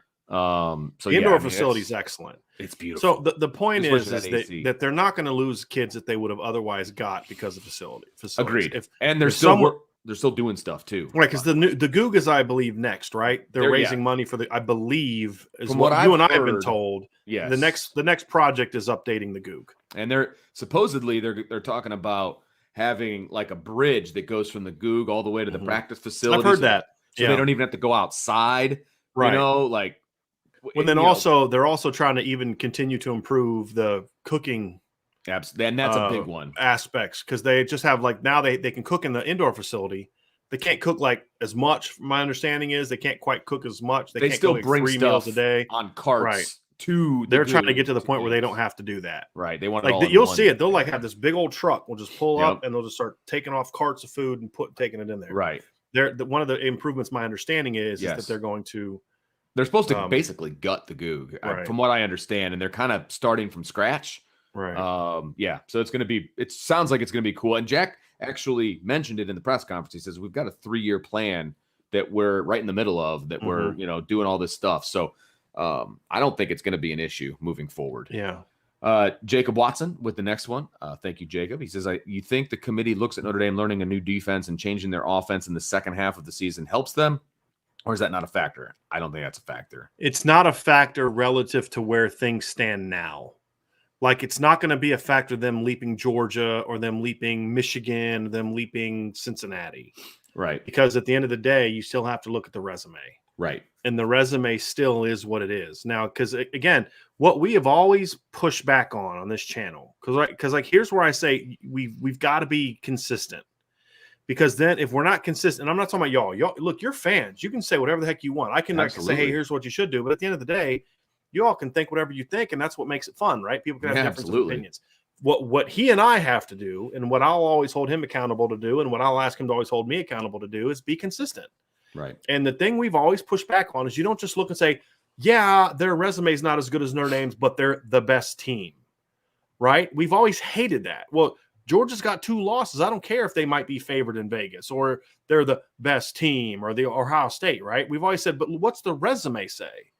Well, we can't where we shouldn't flip the script. We won't flip the script and say, well, yes, I know that Cincinnati has a better resume and won head-to-head in October 2nd, but Notre Dame's the better team. And if they played a rematch, Notre Dame would smack them. I believe that to be true. But they still don't deserve to be in over Cincinnati. If everything else is equal, everything else is equal, or at least close, then you can go to the. It's got to at least be close. It's not close right now, it's unfortunately. It's because Cincinnati has wins versus 0. I'm talking about Cincinnati. Oh, first of all, Cincinnati has 2 more wins than Notre Dame. If you take away the FCS win, which you should, they still have 1 more win over Notre Dame, and they won head-to-head in a game that was never competitive. Notre Dame never led in that game. Right. 17-0 at halftime. So I can't in good conscience say a 13-0 team that won their conference beat Notre Dame at their place by 11 in the middle of the season should be in because Notre Dame's better now. Right. Because if the roles were reversed, I'd be pissed if that happened. And Notre Dame got left out because that other team is better now, even though Notre Dame went to their place and beat them by 11. Oh, yeah. I'd be pissed. Because that's the thing that we said about Michigan in 2018. You had ESPN talking all this noise about, I know Notre Dame won way back in the season opener, but Michigan's better now. I'm like, that's a stupid argument because Notre Dame beat them. Right. Well, Cincinnati beat Notre Dame just as convincingly, in my opinion, as Notre Dame beat Michigan, and Notre Dame beat Michigan at home. Cincinnati beat Notre Dame on the road. Same thing with Georgia. Do I think Notre Dame is better than Georgia? I do. I've been consistent about that Notre Dame would be more competitive against them than people thought. I think today Georgia was exposed even more than I thought they were going to be exposed. They looked, honestly, unathletic on defense today relative to Alabama because they finally had a team that could get them in space. If you can play a box game with Alabama, their linebackers are bam, bam, they are fast. But I've said all along, I don't love their secondary. I don't. And that got exposed today. I was hoping it was going to take a few weeks to get them exposed. I know, right? So the point is, even though I think all those things are true, that Notre Dame's the better team and they're playing hot. I mean, I think Notre Dame's one of the 2-3 hottest teams in the college football right now. And I don't care that they've played only bad teams. They have looked like a phenomenal team. And then the new coach and all. There's a lot of reasons to put them in except for the main ones. The resume doesn't hold up. Yeah, exactly. And that's the only one that matters right now. It doesn't. It is what it is. And I can be as upset as I want to be because I do think Notre Dame's one of the best teams in college football now. There's no doubt in my mind that Notre Dame is one of the 4 best teams in college football. Yes. But we've always disliked that in the past when people tried to use it against Notre Dame. Right. Because we would say that's fine, but look at the resume. Right. And that's my thing is Notre Dame is right now 0 wins over top 25 teams. Right. It sucks. It's not their fault that other teams weren't as good, but that's the reality. They're just agreed. They're not. Got a question from DeBeezy. Thank you very much. He says, who's worse in big games, Kirby or Kelly? Kelly by far. I mean, Kirby's at least had some First of all, Kirby's beat Kelly twice in big games. There you go. Kirby also has a playoff win over Oklahoma. That was a really good Oklahoma team in 2017. And the other thing, too, is Kirby has worse calls. Kirby has in-game in-game decisions than Brian Kelly. But Kirby does a better job of getting his teams ready to physically and emotionally play. Today was the first time you just saw Georgia not show up in a game that mattered. Georgia's not showed up for bowl games all the time, but they're bowl games that don't matter in the way the people view bowl games today. The last 2 times they played Georgia in the postseason or Bama in the postseason, I mean, they had a lead going into the 4th quarter against Bama in the SEC title game in 2018, right? They had a lead going, and Bama tied it up at the end to send that national championship game into overtime. I mean, Georgia lost their a national championship game in overtime to Alabama. Notre Dame lost 42-14 and 31-14 in a game that wasn't as close as 31-14. They lost 30-3. So at least Georgia's competitive in most of these games. Right. He's also won an SEC championship, right? In 2017, they beat Auburn in the SEC championship game. Brian Kelly has only one of those wins, and that was against a team that later annihilated his team. And when they beat them, it was at home with a bunch of their best players hurt. So yeah, I would say Kelly. You pulled this one up earlier, right? From Kevin? Yeah. Okay. Just want to make sure. Yeah. I'll thank Kevin again. But it was a good one. It was a great one. We took some ones that were low. We haven't had this one yet. David with the super chat. Thank you very much, David. Do you think that now that Freeman era has arrived, we could actually stop selling all the tickets for big home games? I love the content, guys. Thank you. Go Irish. I think there's going to be a big time excitement about Marcus Freeman, especially if they go in and they win the New Year's Six Bowl by a convincing, I would say it all. But I also think by a convincing fashion. But I think there's going to be excitement around this program, and I think fans are going to want to see it in person. And so, at least at the beginning, I do believe that there will be more Notre Dame fans in the stands. So I'm going to agree with Vince, but I'm going to add to it a little bit more. Cool. I think it also depends on how competitive they are against Ohio State. Obviously, they win. Oh That's yeah, huge. because that's before any home games take place. Because let me make and there's not a lot of big home games on the schedule early. The reason I said, Vince and I have talked about this before. The last, not 2020, because there weren't any home games we could go to. So, but 2019, even 2021 for sure. We were at a few tailgates this year, and it was just kind of like, and Vince would go to games when I wasn't there, and it's just there wasn't the same energy, right? And we thought the energy was going to be great because they couldn't be there last year, right? And it wasn't. I mean, there were tailgates and people having fun, but like even like at our tailgates, it was just like there just was a lot of people that were preparing themselves for Notre Dame to lose, or it was a very doomsday feeling. Like, well, it's great now, but and like, why do I want to go watch this team? I just think a lot of people were they weren't, even people that weren't willing to admit it, because they want to support the team, that were just kind of over. Like, they just kind of accepted, not that they were over, they accepted Brian Kelly for who he was. Yeah. And it's not an awe-inspiring thing. It was just kind of they didn't dislike him because they're always going to support the head coach of Notre Dame. Sure. Which is fair. I love it. I mean, I love that passion for Notre Dame, because that passion for Notre Dame is why Vince and I do this for a living instead of, well, I do this for a living, why Vince does it the way he does it, because of your passion. We love that. However, I do think that sometimes that passion turns into I love this team and I'm always going to support them, but I just don't have the same energy. And if someone's going to offer me $1,000 for the Clemson tickets, then I'm going to take that.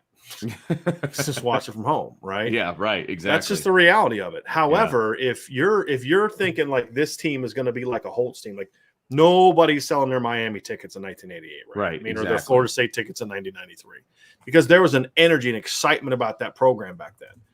I think if they win the New Year's Six game, especially if it's as convincing as we hope it is, and at this point in time, it's just win, baby, right? But if they either upset Ohio State or at least just be, just a really good game, and then start handling your business, the next big home game where you might have a crowd that wants to sell a bunch of tickets isn't until Clemson on November 5th. I don't think BC travels like that, do they, Vince? I mean, I don't know if BC travel like that. You're going to have Marshall, Cal, BYU in Las Vegas, which is technically a home game for Notre Dame. It'll be the Shamrock game. Then you got Stanford, UNLV, maybe Boston College gets fit in there. Otherwise, they may play that's probably going to be at Syracuse on that October 29th. That'll probably be it, because there's two games that haven't been placed yet. Right. Boston College and then at Syracuse. Syracuse is at Syracuse and Boston College is at home. Right. Yeah. But what I'm thinking is that Syracuse is actually going to be the game there between the 22nd and the 5th, so the 29th. Oh. That'll be a road game. So, because I think they don't often have 4 straight home games, which technically they would, because the Las Vegas game would be considered a home game. So my guess would be that Syracuse is actually going to be there on October 29th. And then you're going to see, you'll see Boston BC College fit in there somewhere between November 12th and November 26th. Right. And then I think that's your last home game. Right. That's probably what you'll do. Senior day. That's probably what you'll do, because Notre Dame doesn't often finish with 2 road games in a row. Right. Not often. They have before. They did but that. You're not going to have a bye before your last game of the season. Well, what I was more thinking of, yes, because then you would have a game the 31st, and then basically you'd have 11 straight games with no bye. I don't think they're going to do that either. So that's why I think. So the point being, it's Marshall, Cal, Stanford, UNLV before the November 5th game against Clemson. If Notre Dame is one lost team or an undefeated team, then no one's selling their tickets. Then you worry about the people that are selling their tickets before the season. Well, those people are going to be really excited about what this team could be. Now, some will still sell, because for some people it's just about, they buy the tickets with the intention of selling them for games like that, right? That's true. That's always going to be true. But if there's an energy level, I just feel like people are going to be like, no, I want to see this. It's kind of historic. I mean, Notre Dame hasn't had a different head coach in over 12 years. They haven't had a coach that I can't tell you how many people I've talked to that said, even people like you and I and my friend Jeff, who we were all Brian Kelly needed to be the hire in 2009. A lot of people said, I haven't been this excited about Notre Dame in a long time. And there's a lot of people saying that. I haven't been this excited about Notre Dame since I was a kid, or ever. People that are younger than me, ever. And so it's exciting time. No, that you're absolutely correct. It is a very, very, very exciting time. I think Notre Dame is going to do their bye on October 1st. What do you think? That's kind of what I was thinking. Well, so it actually I think Syracuse will be on the 29th, and I think Boston College will be on the 19th. I think I wouldn't be surprised if they actually try to schedule the bye before Clemson. Okay. I mean, if I think that okay. So then you'd have 3, 4, that. 5, 6, 7, 8 straight games, then a bye, then your last 4. So I could. Yeah, I could see that. I think BC is definitely November 19th, though. Yeah, I think that one makes total sense. Yeah, because you don't like they have finished their season with 2 back-to-back games away from home. They did that in 2015. They played at Boston and then at Stanford, but they don't often do it. Right. And Navy is on the 12th. They're playing that game in Baltimore. Right. So that's that's set in stone. And then the 26th is at LA in LA. Right. So I mean, I would imagine Boston College is going to be right there. How about that? Notre Dame senior day facing against BC and Phil Dracovic. Which would have been his senior day. Yeah. That'll be interesting. Yeah, yes it will. My opinion of who I want to win that game has completely changed in the last week. Yeah, I know, right? Seriously. Okay, sorry, Phil. On. Our buddy, I know.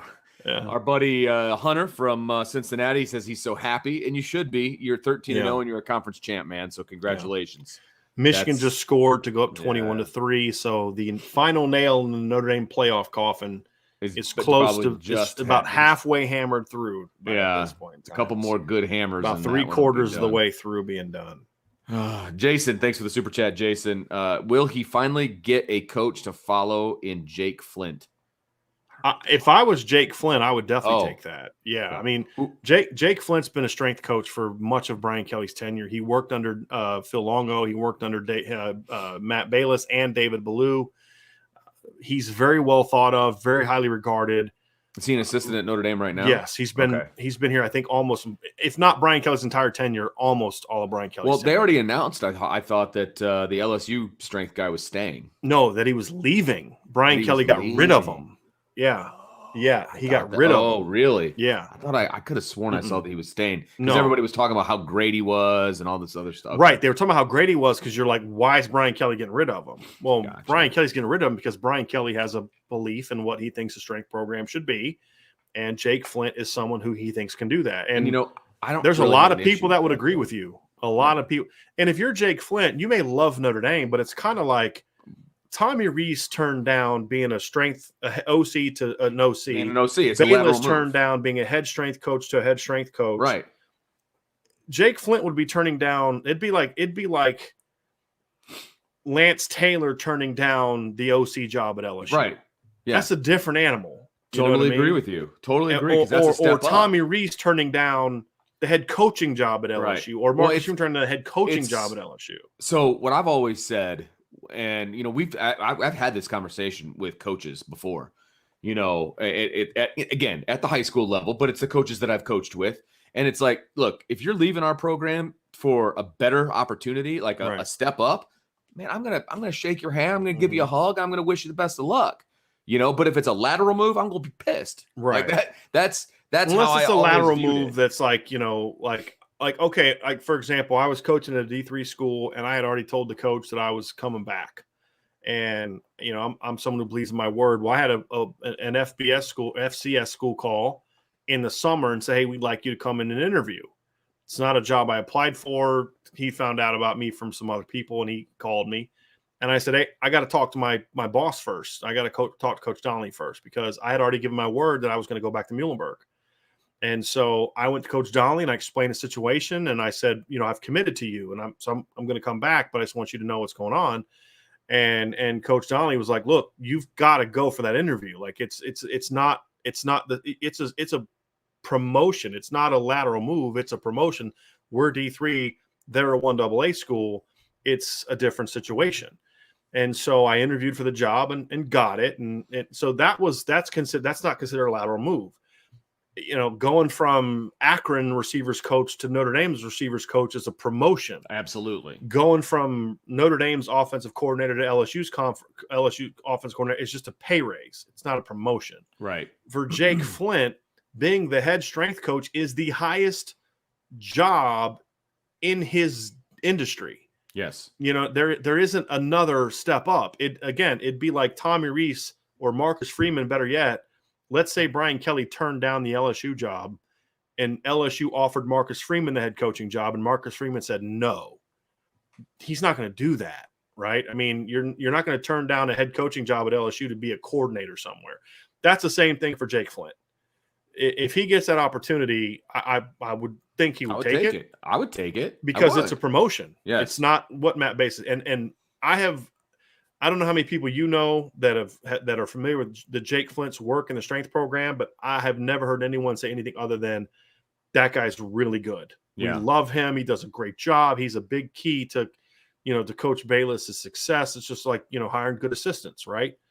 So I would imagine that Jake Flint, barring just him just not wanting to leave for his family's sake, right, I would imagine that's something he would do if offered the job. Now, I don't know that he's been offered the job. I've had a couple LSU people reaching out to me the last couple of days. Hey, we're hearing that he's going to be the new strength coach. What are your thoughts on him?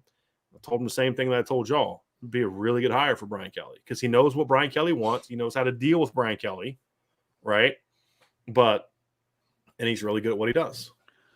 I got kicked out, as you noticed, Mm-hmm. and so I don't have the chat anymore. Okay. So if you could pick up where I left off, I would try my best. my highest right now is 1028. Just FYI. 1028. Oh boy. Yeah. I'm not sure where Jason's was. I'll find it here. We're pretty. I just found it. Okay. Okay. Cool. So I don't know. Here we go. Chris Sebring. Thank Craig Sebring. My opinion, it will be Baylor versus Ole Miss. Michigan State versus Ohio State and Fiesta and Notre Dame versus winner of ACC. You won't have Michigan State versus Ohio State in the Fiesta Bowl. You're not going to have two teams. No, he Baylor versus Ole Miss. Right. Oh yeah, you're right. Maybe he means Oklahoma State. Oh, see, I told y'all the other day, don't put OSU in there if it's Oklahoma State. I'm going to assume it's Ohio State. We've talked about this, Craig. Come on, man. You're killing me, Smalls. Yes, Michigan State versus Oklahoma State in the Fiesta, and then Notre Dame versus the winner of the ACC. It could be. I just hope not, because we just see ACC teams all the time. And that's just my. They just played Pitt last year. They played Wake Forest a couple years ago. Yeah. That's just me. I don't want to see it again. But those teams are on the schedule in the future. Like, they don't ask me, so they don't play either one of those teams in 22. But they just played Pitt last year. Right. They were supposed to play Wake last year. They play Wake in 2023 again. They play Pitt in 2023. I'd rather play a team that they don't play often. Yeah, that's all. So Oklahoma State would be great. Michigan State, would be great. Those are the two I'd be shooting for at this point. Atlanta, Tucson or whatever, whatever. I don't, is what it is. So. Michael S., how did Sanford ruin Wimbush? Whenever we saw him in practice, he couldn't hit a crossing route or throw the flip flats. Yes, when Chip Long was here, that is what you saw. Because he had 2 years under Sanford that did not go well. I mean, you don't have to believe me, Michael. I mean, it is what it is. I mean, I'm just telling you what I saw. Right. What I saw was a guy that does not do a good job of drills, did a piss poor job of teaching guys how to read defenses, and was a guy talking to people who played for him. It's the same thing. Look, you watch drills and you can see, like one of my beats with Del Alexander. Every time I watch them practice, they do the same crap over and over and over again. That's a coach that's just doing repetition in individual practice. Now, there's always things that we would do every day, stance and starts, but you mix it up in an attempt to try to develop different parts or challenge them in a different way to make sure that you're really enhancing their skills. And the drills that they were doing at Notre Dame with quarterbacks under Mike Sanford were very stale, or he didn't really know how to teach the drill. And they were just drills that to me are just useless drills. I'm sorry, they are. And the results are what they were. I mean, quarterbacks regressed under him. Kaiser got worse the second year under Right. him. Jordan Love got worse under him. Tanner Morgan got worse under him. So either it's a huge coincidence or he's just not good. And I would argue he's just not good. And the other part of it too, it's a lot of it's mental. And he would do so the problem with a quarterback's coach, like a running back's coach who's just not a good coach is fine. Because you can just, as long as you got some ability, you can just teach them, hey, here's the footwork, and it's kind of easy. That's why I say it's an easy position to coach. Hey, watch some drill tape and do this, and here's what I want you to do. Sure. Quarterback is so much more detailed. Same with the offensive line. It's, mechanics and footwork and getting your core together and all these different things. And he was never good at teaching that. He was not good at teaching mechanics. I mean, even Deshaun Kaiser would just drive balls into the ground because mechanically he was unsound. And that's part one of the many reasons Deshaun had such a rough adjustment to the National Football League. And so I just, you don't have to believe me. There's no requirement for having to believe me. But the reality is the stuff about Brandon not being able to throw the ball in the flats or couldn't hit a crossing route. First of all, that's just not accurate because there were plenty of practices where we saw him where Brandon was really good in practice. Okay. And there were practices where he was not good in practice. So that's not true. He didn't win the job because he sucked in practice every day. Okay. He did some pretty good things. And he just regressed. Yeah. And a lot of it was mental, which then led to mechanical. Sometimes it's mechanical and it leads to mental. I think with Brandon, it was mental that led to mechanical. Yeah, I agree. Somebody in here asked, obviously did Notre Dame play an FCS school? Obviously Notre Dame has never played an FCS school. Is UCLA still on that list or did they play one? Do you know? UCLA is still on that. USC, I believe, is still on that list as well, but they have a game scheduled against an FCS opponent. Okay. Now, keep in mind that the FCS has not always existed. I mean, Notre Dame's got some games against some teams now that are Division III teams. Right. But that was back when, at the time, there was no Division III. Right. Exactly. I mean, they've played the Carlisle Indian School, Bennett Medical, Butler, who's currently an FCS opponent. Was that in like the early 1900s? Mm-hmm. They've played Case Institute of Technology. They've played, let's see here, American Medical, Alma, which is a D3 school. Adrian's a D3 school. Penn's an FCS school. Wabash is a D3 school. I mean, so they've played some of those teams, but at the time they were not. Yeah, it was just a different era, and you played regionally. They have a game against South Bend High School, which no longer exists. So again, it just was a different era, a different tenure. Right. This more refers to since the FCS, since the divisions really came along, it's more referring to that. Right. And since that happened, they have not played in the FCS schools. Correct. So correct. Yes. I just wanted to clear that up for some people in the chat. Yep. Good question. All right. Donald Richardson with a super chat. Thank you, Donald. Who could be the DC at Notre Dame and who could Notre Dame play if Notre Dame doesn't make the playoffs? I love IB. Thank you, Donald, for that. Appreciate that. We love you too. Thank you for being with us. We always say Donald is one of the best dressed members of Irish Breakdown because of the suit he's rocking in his avatar.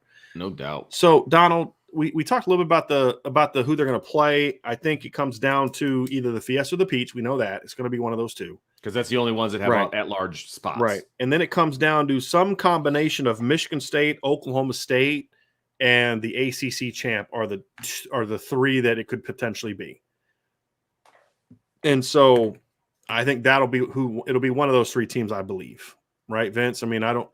That's with Bama now, it's all I see. If Bama would have lost, there would have been more options because you could have had a third SEC team as potential opponent. That's why there was a couple projections in the last couple of weeks that Notre Dame against Ole Miss in the Fiesta. Right, but if Bama would have lost, Notre Dame would have been in the Final Four. Not necessarily. Well, because at the time, if Oklahoma State wins, Baylor, I'm just talking about in the past when there were bowl projections being put out, not in the middle of the day when one team lost and the other team hasn't kicked off yet. So there was the thought that, if Georgia beats Bama, then Notre Dame's still not in because at the time Ohio State was ahead of them a couple weeks ago, and then Oklahoma State was ahead of them this past week.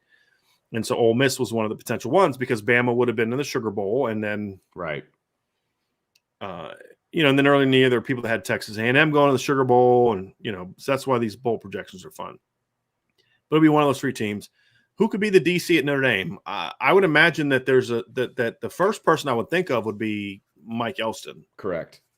Now, if it's not going to be Mike Elston, then it's going to be somebody that they hire. So you don't think he'd give it to Mickens?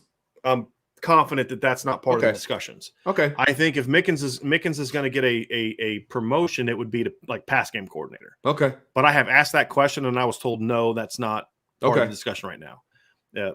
So like not co-coordinator, it'd be something like pass game coordinator, if anything. That's fine.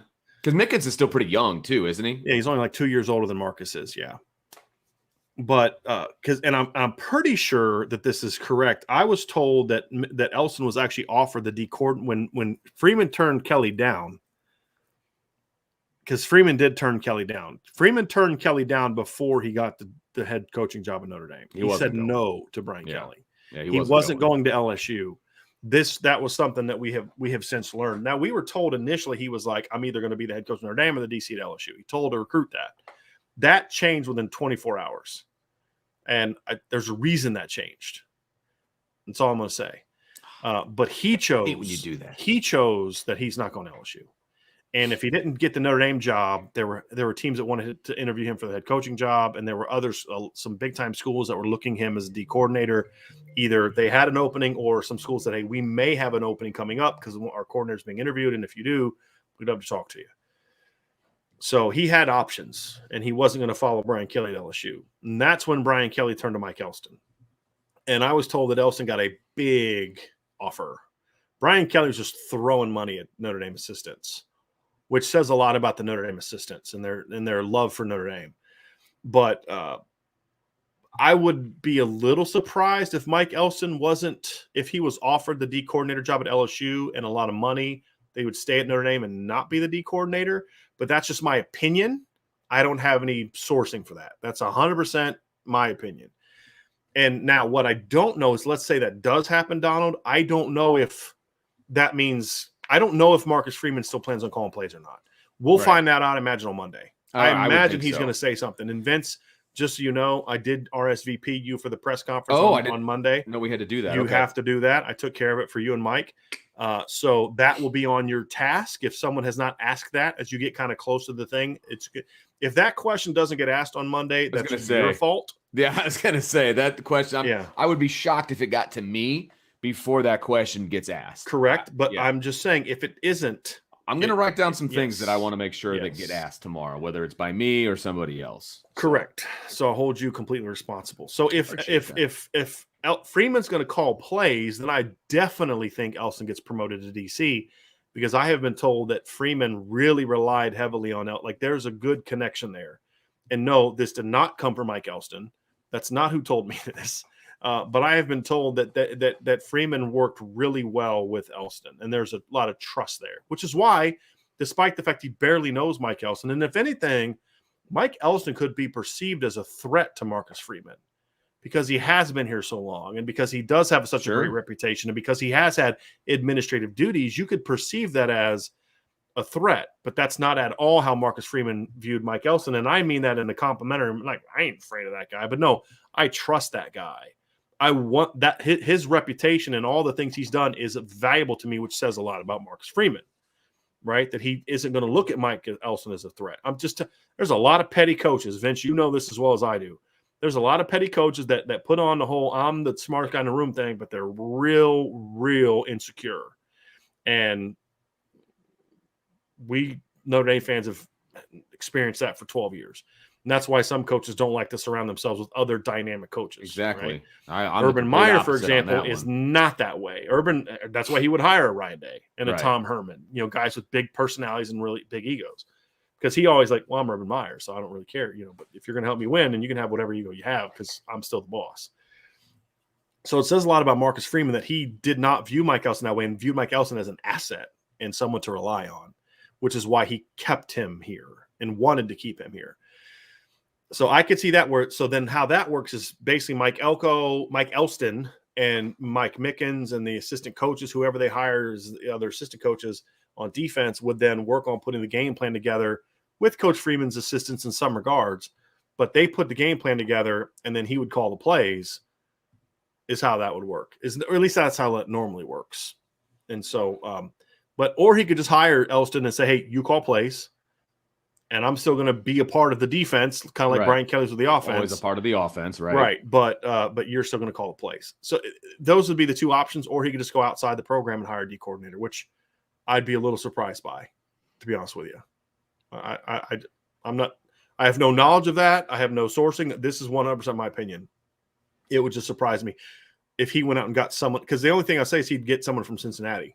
It'd have to be somebody that is in line with him, I would imagine. I don't see him going out and just getting somebody that is not aligned with his philosophy and and because look, they're recruiting to Marcus Freeman's defense. That's important to understand, right? Now look, the guys they're getting, they could fit into any kind of defense, but they are recruiting to Marcus Freeman's defense. He's not, but he has a defensive philosophy clearly he believes in. And look, I'm not taking a head coaching job, okay? And for the reason I got the head coaching job is because I'm a really good defensive coordinator and what I've been doing is working. I'm not going to be like, you know what?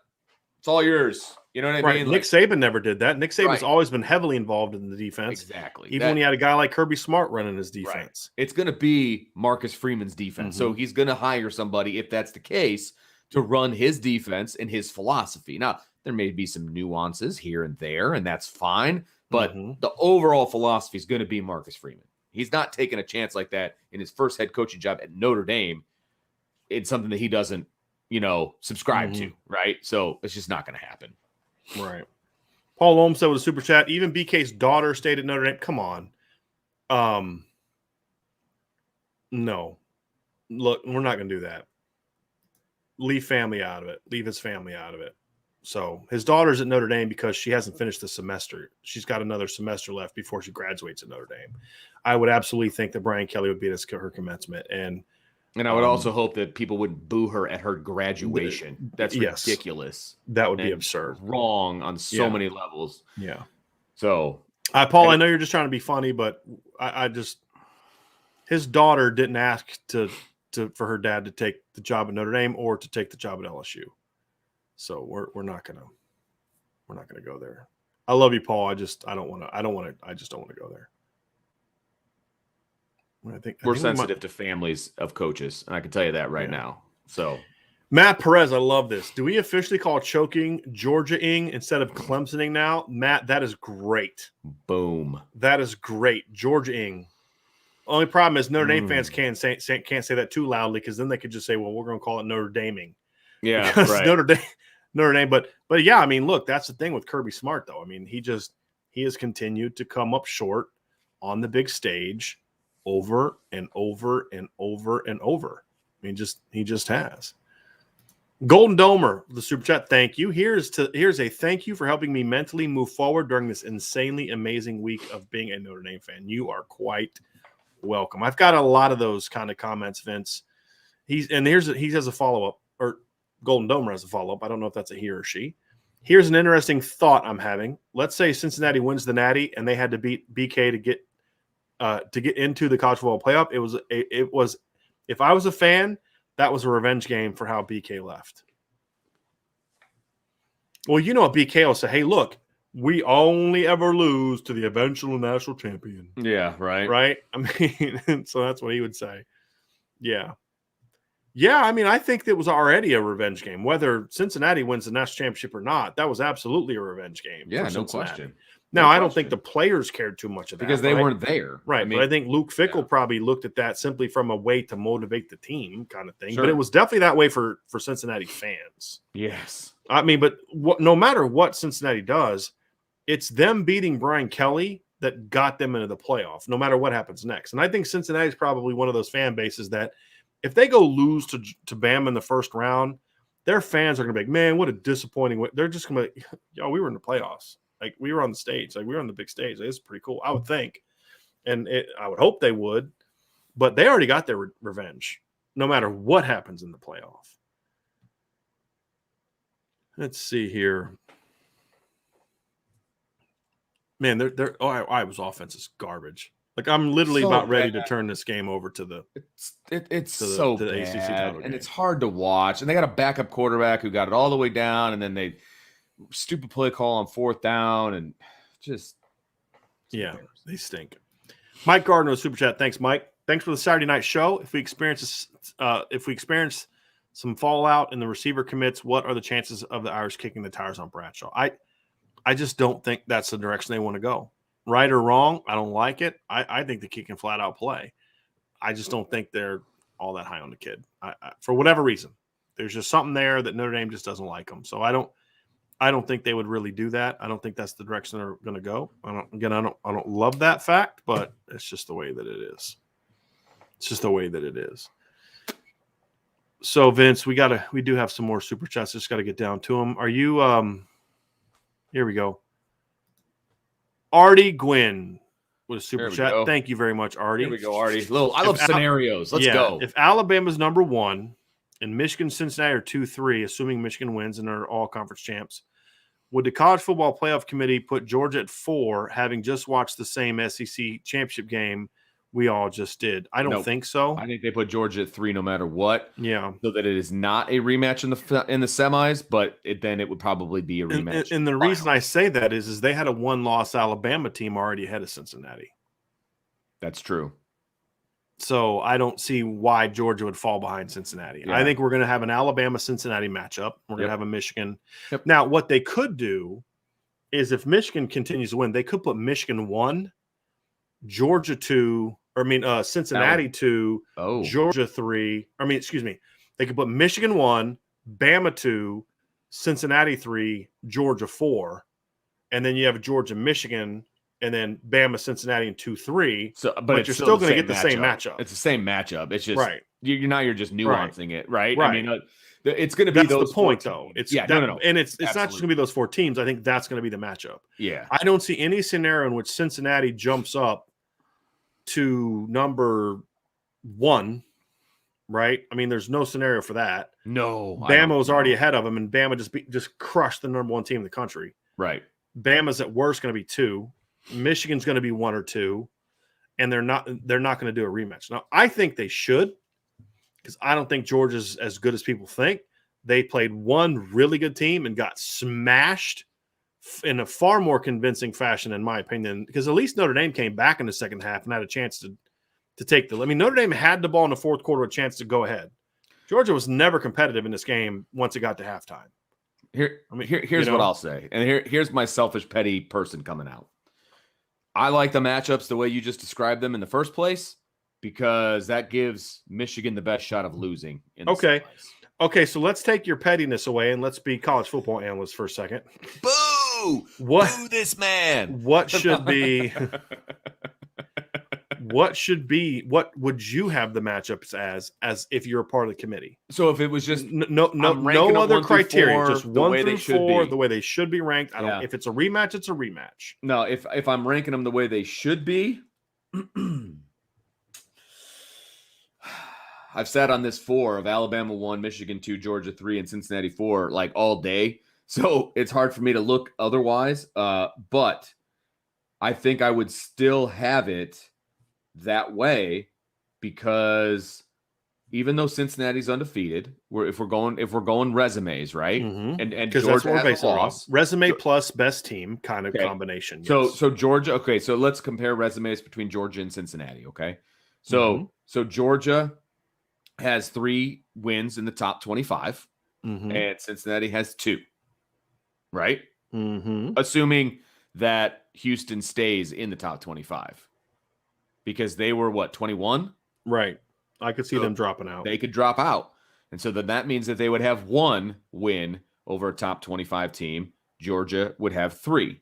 Now it would be the second best win of all the playoff teams. It would. No, it absolutely. But does that make up for 3 top 25 wins? Right. To me, it does not. But there's no top 25 losses either. There are not, because they're the only team that can say that. That is correct. They are undefeated. You're absolutely correct. They are undefeated. But then I would go to strength of schedule, and I would imagine, I don't have it in front of me, I would imagine Georgia's strength of schedule is better than because Cincinnati's is really low. Yeah, low. The next thing I would look at would be game control. And we already discussed it earlier on in the show that Georgia's game control is way better than Cincinnati's based on that October stretch that Cincinnati had. Right. So I'm putting Georgia ahead of Cincinnati based on that criteria. Right. Yeah. And then it works out for me because I don't want to see an Alabama-Georgia rematch in the semis. So what it says here actually, and this is just the ESPN Football Power Index, so I don't know how much stock you put into that. Okay. I don't know if there's other game control metrics, but they have Cincinnati 5 in game control. Really? Mm-hmm. See, that's surprising to me based on that October. I agree. They had. I agree. But they never trailed in those games. That's the one thing you got to say. They were never losing. Okay. They played like crap against Tulane, but they didn't trail Tulane for very long.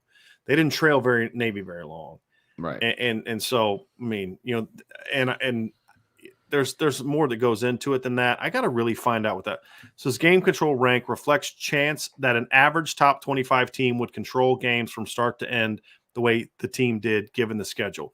See, that's the thing where I think this is a crap ranking, because it says it's like they're talking out of both sides of their mouth. Right. They say game control, it's ESPN, game control rank reflects chance that an average top 25 team would control games from start to end the way this team did given the schedule.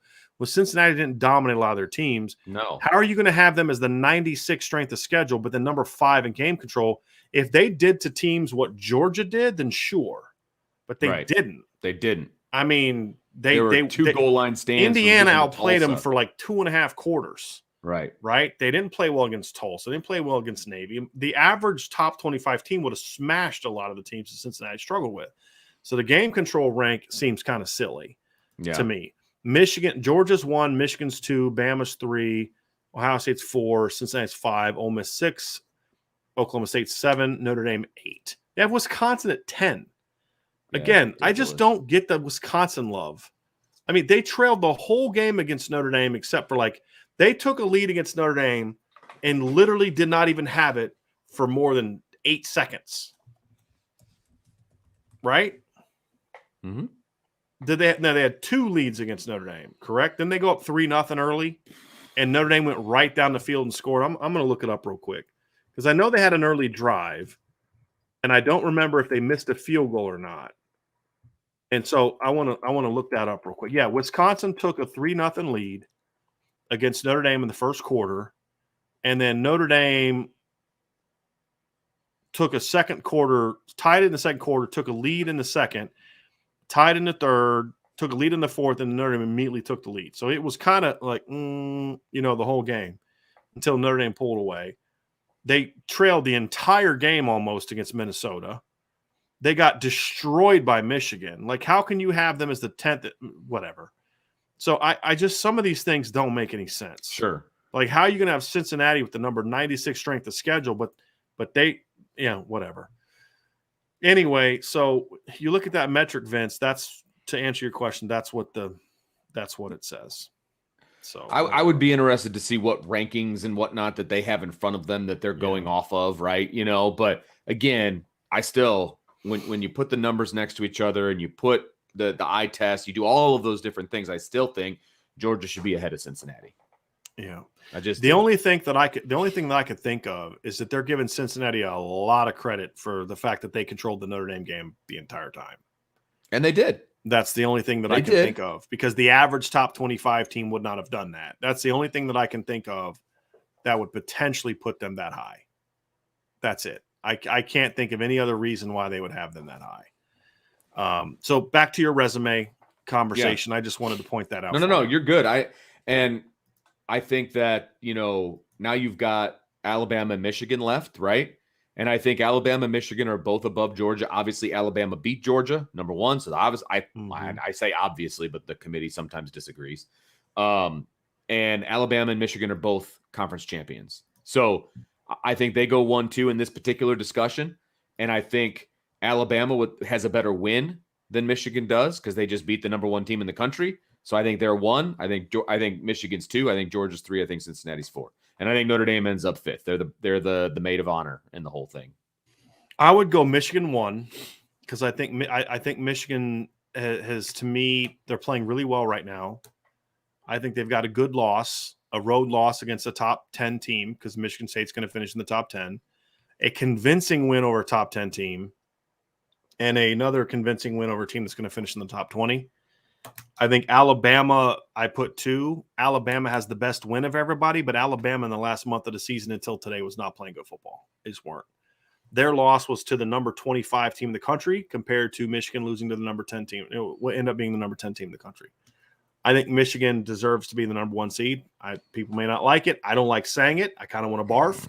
But if I'm looking at the criteria, because if Houston and San Diego State both drop out, the odds are pretty good that Wisconsin's going to jump in, right? Well, that would give Michigan 3 top 25 wins. And their only loss was a game that they just lost at the very end to Michigan State. Has 2? Alabama has 2. They would have 3 as well, but they'd have the one over Georgia. But then their next ones be Arkansas. No, they only have. There's somebody else in the top 25 they beat. Give me a second. So Bama beat Georgia, who was currently number 1. Ole Miss. So it's top 10. Yeah. So they would be 3-1, and then they have a win over Arkansas, and then they have a loss number 25, Texas A&M. Okay. So how many top 10 wins does Michigan have? 1. They would have 1. How many is Alabama? Alabama? Well, no, they'd have 2. They'd have 2. No, they'd have 1. They'd have a top 10 win and a top 10 loss. Okay. Right? But Alabama has 2 top 10 wins, but then I think 1 bad loss. Right.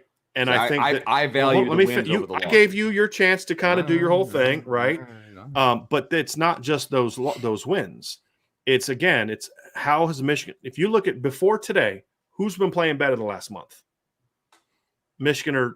Right? Because you can't jump into the recency bias that we accuse that we don't like in the committee, right? Okay. They played better what was today. The date of the Michigan State game?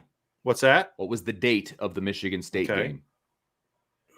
You said over the last month. Right. So what was the date of the who Michigan did Alabama State play that day? I don't remember. You have to look at that. You have to look at the context of the schedule. Bama's been playing a bunch of crap teams and been barely beating them. That's my point, right? It's like you say, well, you're going to compare Michigan State to Auburn? Auburn lost to Penn State, who lost to Michigan State? Auburn compare them to Alabama. LSU? You're going to compare them to LSU? That's my whole point, Vince. Auburn almost beat Alabama. They suck. LSU almost beat Alabama. What you said was Michigan State better the last month. If it is more impressive in the last month, then they're not playing better. Okay, if Bama plays against Michigan State the way they do against LSU, they don't beat Michigan State. If they play against Michigan State, if they play the same team, and they play the way they did against Auburn, they lose. Correct? I don't think Michigan State's very good, so no, I'm not going to say that. Based on what? I mean, it's like you're bringing like your feelings into it. Alabama's quarterback just threw for almost 500 yards against Georgia's so what you're saying is just the last this game, 30th this game. Defense. This is the only game that matters. Then that's not what I'm saying. What I'm saying is, yeah, you are. Alabama would have smoked Michigan State. You're not listening. If Alabama would have played the same way against Michigan State that they played against LSU, they don't beat Michigan State. If Alabama plays the same way they did against Auburn, they don't beat Michigan State. We're talking about how they played. Michigan played better against Michigan State than Alabama played against LSU. The difference is one team's good, the other team sucks. Correct? Yeah, I don't like that argument. But you have to look at it that way. I don't like it. I don't like when you're barely beating teams that suck. That's not a good argument. That's not you're playing well. You're getting wrapped up into what happened today. This is the argument used against Bama before today. Correct? Sure. You don't like Michigan. I get it. That's nothing to do with it. The fact is I think Alabama's a better team. The win they have over Ohio State is better than anything Alabama's done this year, in my opinion. Because I think Ohio State would beat Georgia. I've watched Michigan play multiple games. I've watched Alabama play multiple games. I think Alabama's a better team. I think they out-athlete Michigan across the board. I don't disagree with that. And they would smoke them. But that's not how you determine a ranking, Vince. It's based off your resume, not who Vegas thinks would beat a team. Okay, well, I'm looking at their resume. Right. Michigan has 2 top 10 wins. Alabama has 2 top 10 wins. So you're ignoring the fact. So a week ago, how they beat Auburn mattered to you. How they beat LSU mattered to you. Now it doesn't matter to you? It's not that it mattered to me. It's that I wanted them to lose. But that's the argument you were making a week ago. A week ago, you thought Bama should be out or should be ranked lower because of barely beating a bad Auburn team, barely beating an LSU team, right? That's your argument. Isn't that what you said a week ago? I don't remember what I said 5 minutes ago now. I do, and that's what you pointed to. But now those games don't matter because it's Michigan. There's nothing to do with the fact that it's Michigan. I'm watching with my own eyes this game right here. This game. Michigan has scored 27 points against the worst Iowa team I've ever seen. Vince, Iowa has one of the better defenses in the country. Come on, man. Their offense sucks. This is the worst football I've ever. This is the worst game I've seen. Their offense sucks. Auburn has a very good defense all day. Auburn has a very good defense. Come on, man. I know you hate Michigan, but come on, man. Iowa or Auburn? Iowa. Excuse me, Iowa. Iowa has a very good defense. Well, a very good defense. Am I wrong? Does Iowa not have a very good defense? It's not great now. Because Michigan's making them look. So Georgia has a sucky defense. Is that what you're also saying? You picked Michigan to win this game 17-10. Correct. They now have 28 points. They far surpassed what you thought they would do today, and you're diminishing their performance. But so did Alabama. Alabama's far surpassed what I thought that they were going to do. Yeah, but you like that team. You hate Michigan. But what I'm saying is your argument against you. No, yeah, I thought Alabama was. What I'm saying is I'm not. You're saying that Iowa stinks. That's what you just said. This is one of the worst teams you've ever seen. Correct? Isn't that what you just said? Offenses I've ever seen. This is one of the worst Iowa teams. This is one of the worst games I've ever watched. Okay. There's like 27 combined punts. This is terrible. Michigan's football. winning 28-3 against the number 13 team in the country. A 10-2 team. That doesn't matter to you? No, it doesn't. Because it's not a top 10 win. Seriously, dude. Even your little sass tells me you don't even believe what you just said. You went like this. That tells me you don't believe what he said. It's not a top 10 team. You wouldn't be making that same argument if it was Notre Dame. Michigan doesn't. Michigan, That's my argument. That's my argument. So they should be ranked high. So that's it. So you just take the two best wins, and that's how you pick the best teams. Is that what you're saying? And what I've seen them do. No, hold on. So you were impressed by how Alabama beat Auburn and LSU this end of the month because you just said what you've seen them do, right? So do those games not count? So those games don't count. They count. Okay, then does that not count? Earlier, you asked me who's playing better over the last month. Yeah, and they played those two games. Well, there's only one team that we're talking about that has a loss over the last month against a team that Alabama didn't play during that stretch. Okay, because again, you can't sit there and say, well, Michigan lost to a team that's going to be in the top 10 on the road by 4. Again, they mostly controlled. And again, if you look at Bama that day, if Bama plays that way against Michigan State that they played against LSU or Auburn, they would have lost that game both times. Of course, you're going to go undefeated if you play bad teams where you can play as bad as Bama played in those two games and still win because those teams suck. So if you take the Michigan away and you reverse the scripts, I think you'd probably be making a different argument. But we're not going to continue going down this road. That's fine. So Jim Halloran, you really hate Michigan, man. It can't even have a coherent argument with you when you talk about Michigan. Jim Halloran with a $5 super chat. Thanks for the coverage over. So, hey, anyone who says you always only agree with me, they can't ever say that now. I'm texting Mitch. You're only supposed to agree with me. What are you doing right now? Jim Halloran with a super chat. Thanks for the coverage over the last week. Discovered IB 2 weeks ago. Canceled my subscription to the South Bend Tribune. Joining Irish Breakdown. That's awesome, Jim. Thank you very much. Done. You can find that there. You won't be able to see any of Vince's bad arguments on the board because he doesn't post enough. Hey, look at this. Great content. Vince won't put his bad arguments for the playoff rankings on the message board. It's for the show only. I had a buddy of mine. You're going to love this, Vince. A buddy of mine texted me. He said, I think Michigan can win, is able to win it all. I know. I don't think they will either. Michigan's resume, because here's my thing. I think Michigan being ahead this week at 2 and Alabama being at 3. I don't think the difference in opponent is enough to jump Alabama up to number 1. Okay. That's a big thing for me because I think Michigan's resume only got enhanced today because they are winning convincingly. And Bama at one point was losing 10. And we can get into that whole thing. It was a convincing win for Alabama. It's a convincing win for Michigan because the second that game started, the game was over based on what I watched. It was over. Yeah. It's a convincing win. Michigan was the far better team the entire game. Oh my gosh. And it's the number 13 team in the country. Again, that's why we said if you're putting your hopes and dreams on Michigan losing in this game, it's not going to happen. And it's clearly not happening. Yeah. So Iowa had opportunities. Right. So the way to get to them, I don't see. So if you put you said Bama 1, right? Mm-hmm. I just feel like I I don't like the fact that Cincinnati stays at 4 despite the fact they're undefeated. That's my big thing.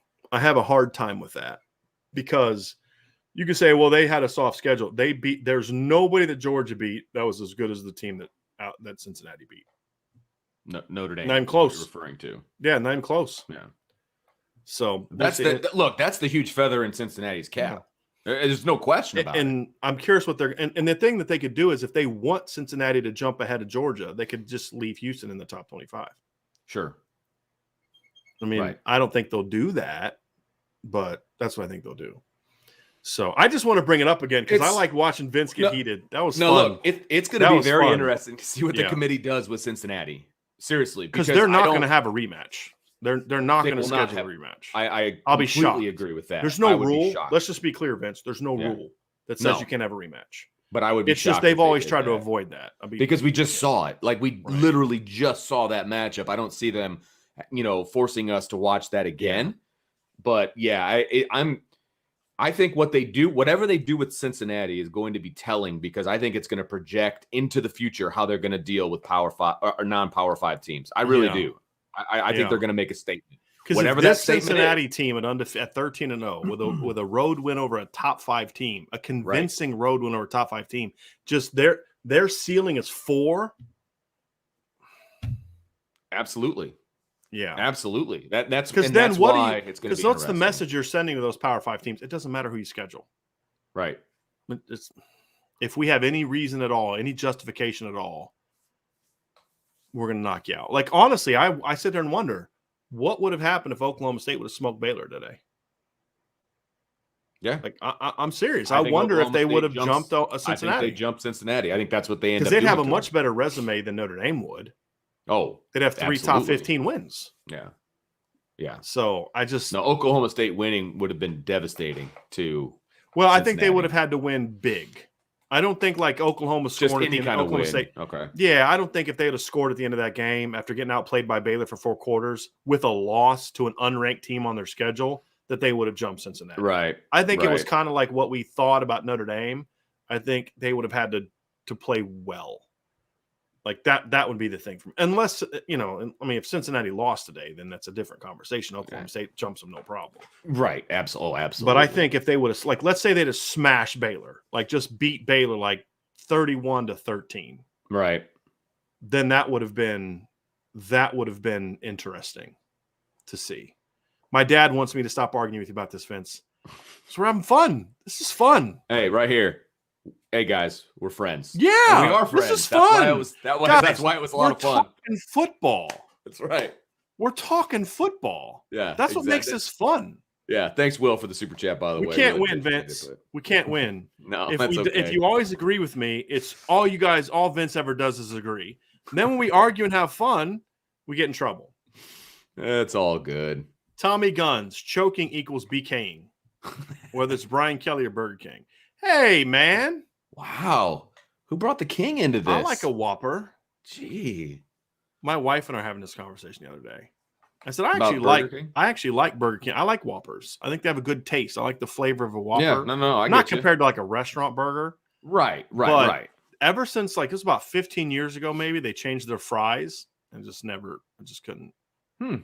I actually like Burger King's fries better than McDonald's. I don't like McDonald's. If Burger King had Wendy's fries, I would probably. The new ones that Wendy's just came out. I haven't had those. Tried them yet. I haven't had those. I'm talking like the ones they've had for however many years. Right.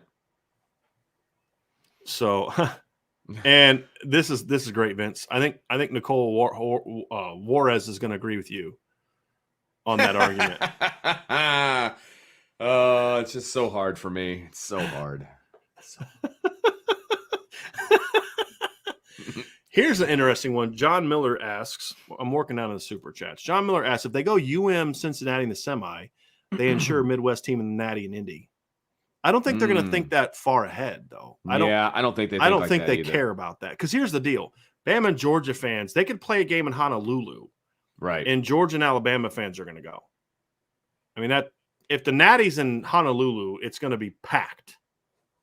I don't think they care about that. No. And Alabama and Georgia aren't exactly long trips from. Because you got to remember the college football championship game. Not only obviously are there going to be fans of both teams, which is clearly important, but it's also very much like the Super Bowl, where there's all kinds of companies and all of that crap too.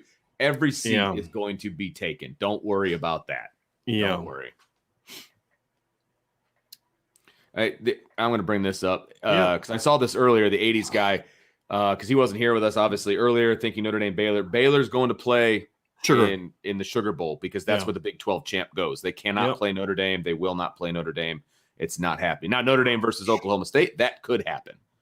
But it's not necessary. It's not going to be Notre Dame and Baylor. So I'm trying to figure out why I'm being punished here. Why are you being punished? Let me pull it up. About? Where's it at? Where's this question? So C-Mac says Brian. So are you talking about me or Brian Kelly? Because you didn't spell if that's me, that's not how I spell my name. So he could be talking about Brian Kelly. No, I'm not. I mean, he could be talking about Brian Kelly. No. You're absolutely right. Punishment tonight should be to have to watch 4 quarters of California USC till 3 a.m. What time does that game kick off? It can't. I doubt that it kicks off at midnight, but I don't know. Hold on. Because they had the game, what was it, about a month ago? They had to cancel the game because of COVID for Cal. It's going on right now. It just started. Left in the first quarter. Oh, yeah, that game's going to go on for a while. So they started at 11. They just started? That's such a Pac-12 thing to do. Because they know nobody gives a crap. No one's going to watch no matter what time. Nobody's watching that game. Sorry. And it's on FS1, so that pretty much tells you. I think I get FS1. The 80s guy, this is what he would have. Alabama 1, Michigan 2, pending them winning. Georgia 3, Cincinnati 4. That's what I think it's going to end up being. Yes. Except that's just not how I would have it. Went up number 5. What last part? Oh, the Baylor part. No, I'm talking about the ranking for the playoff and then Notre Dame 5. That's how I think it's going to go down. Who's 6? Do you think Ohio State goes up, or do you think Baylor jumps Ohio State? Well, you got the whole, they're a Big 12 champ, right? Right. And so if we're talking 2 losses. And they losses, just beat the number 5 team in the country. Right. And so if you're talking 2 losses, Big 12 champ, I think they do leap Ohio State. Because that'd be a 2-loss not winning a Big 10 champ.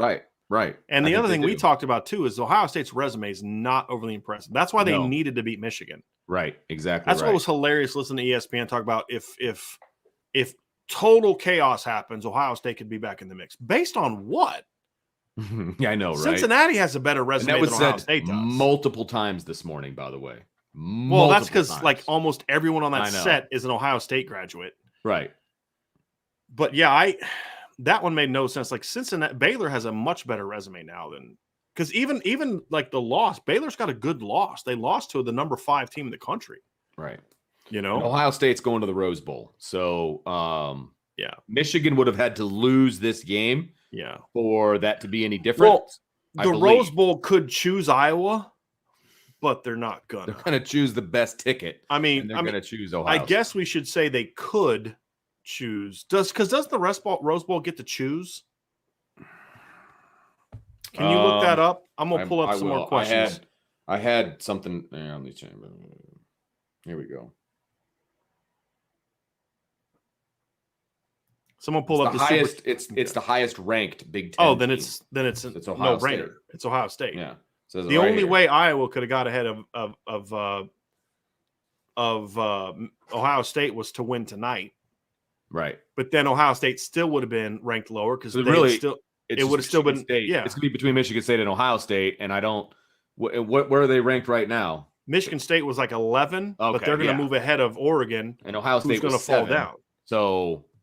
Yeah, it's going to be Ohio State. Yeah, there's no way that Ohio State was going to not be in the Rose Bowl based on that. Because if Iowa won, Iowa would have been in. Correct. And if Iowa lost, let me rephrase. There's no way that,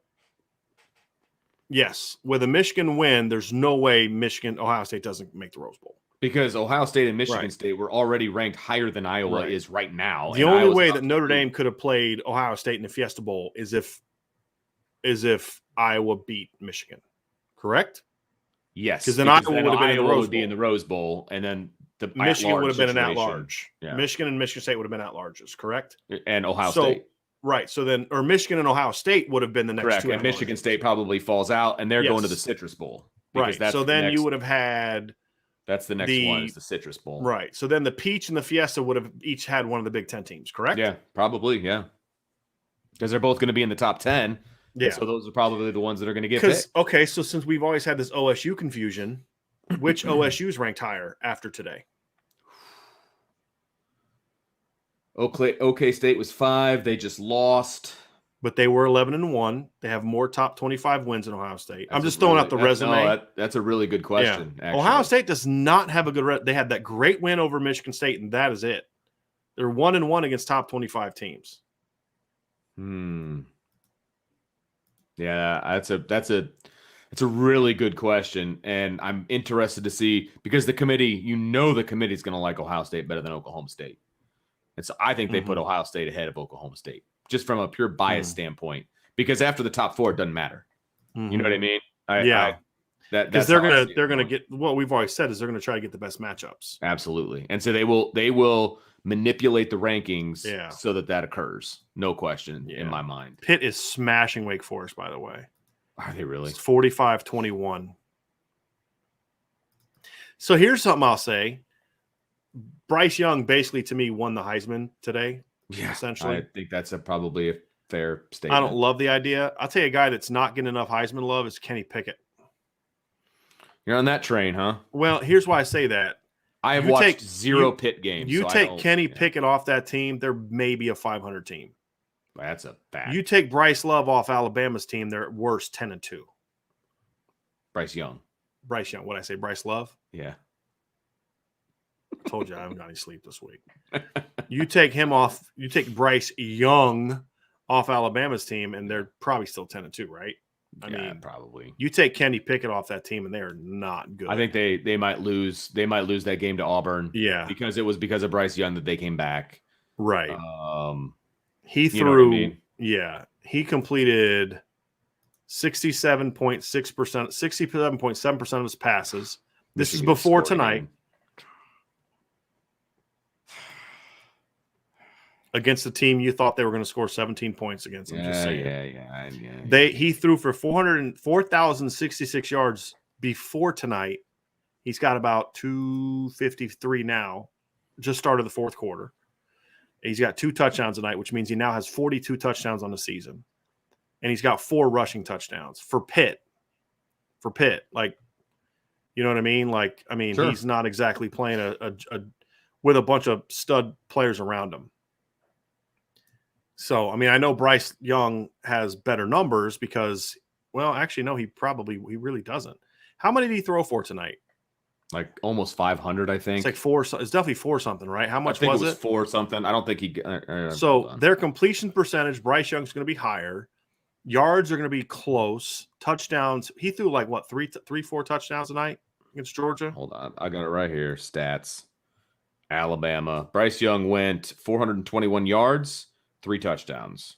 Okay, so he is going to have what was his completion percentage tonight? Yeah, and you said 420 what? 21. Okay. He was 26 of 44. You got the calculator that for me. That's not a great. I mean, that's good, but that's not like it's 50 something. Yeah, 26 of 44 is 59.1. Yeah, Kenny Pickett tonight is 20 of 33, 60.6. So Bryce Young will have a slightly higher completion percentage. Kenny Pickett, he'll have what? Yeah, let me see here. He's got 2 touchdowns tonight at the moment. Unless he doesn't throw for another yard. So you said Bryce was at 421.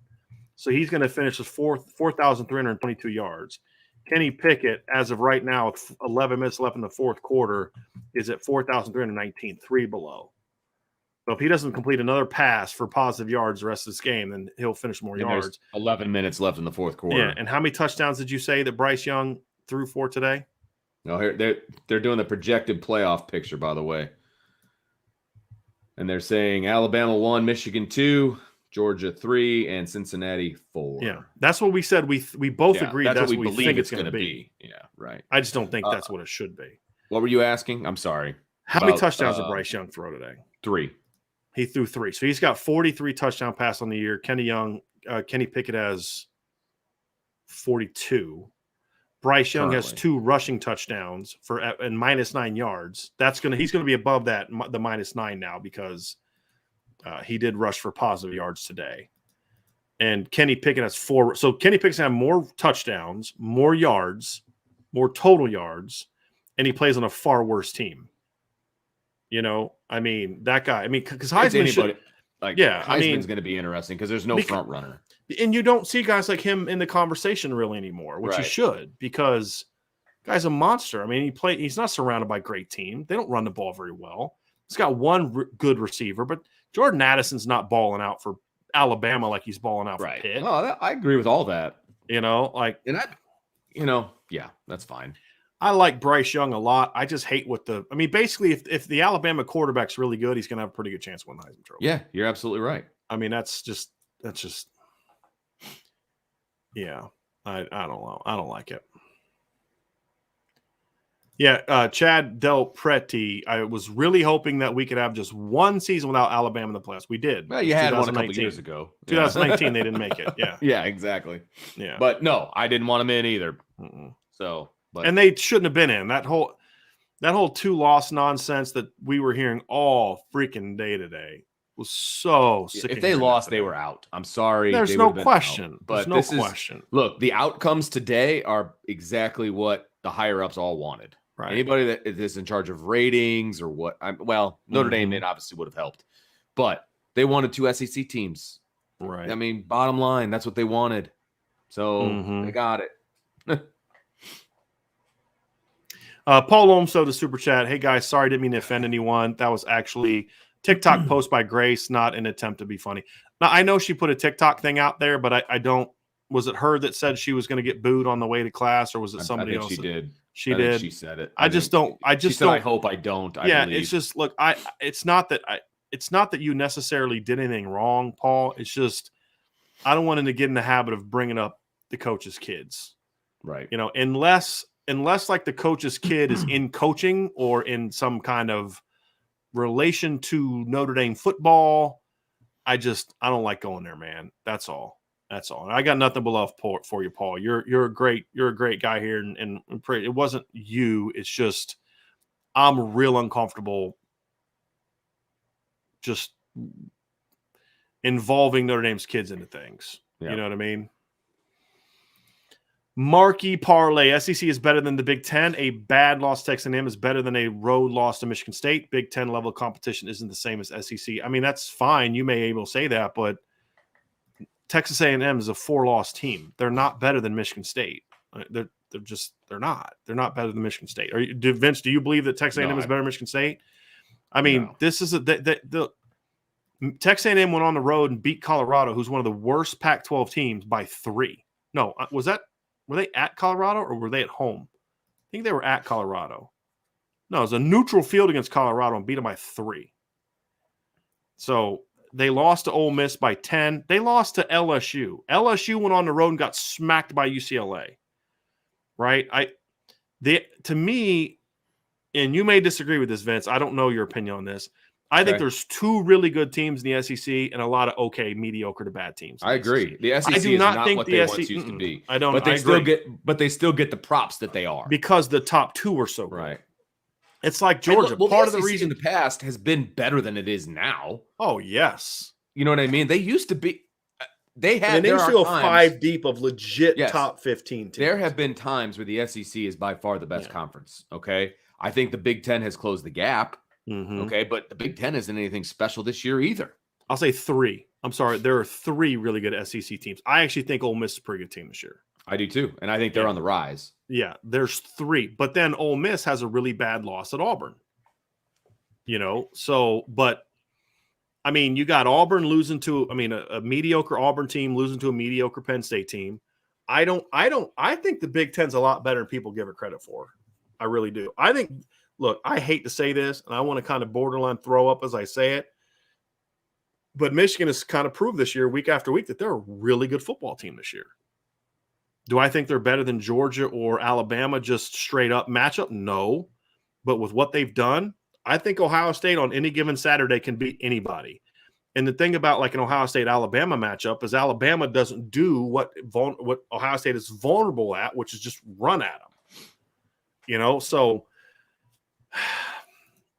I think the Big Ten's I think the Big Ten's a pretty good conference this year. I do. Especially I think Michigan State's a really good team this year. I think Michigan State showed that with what they did out of conference.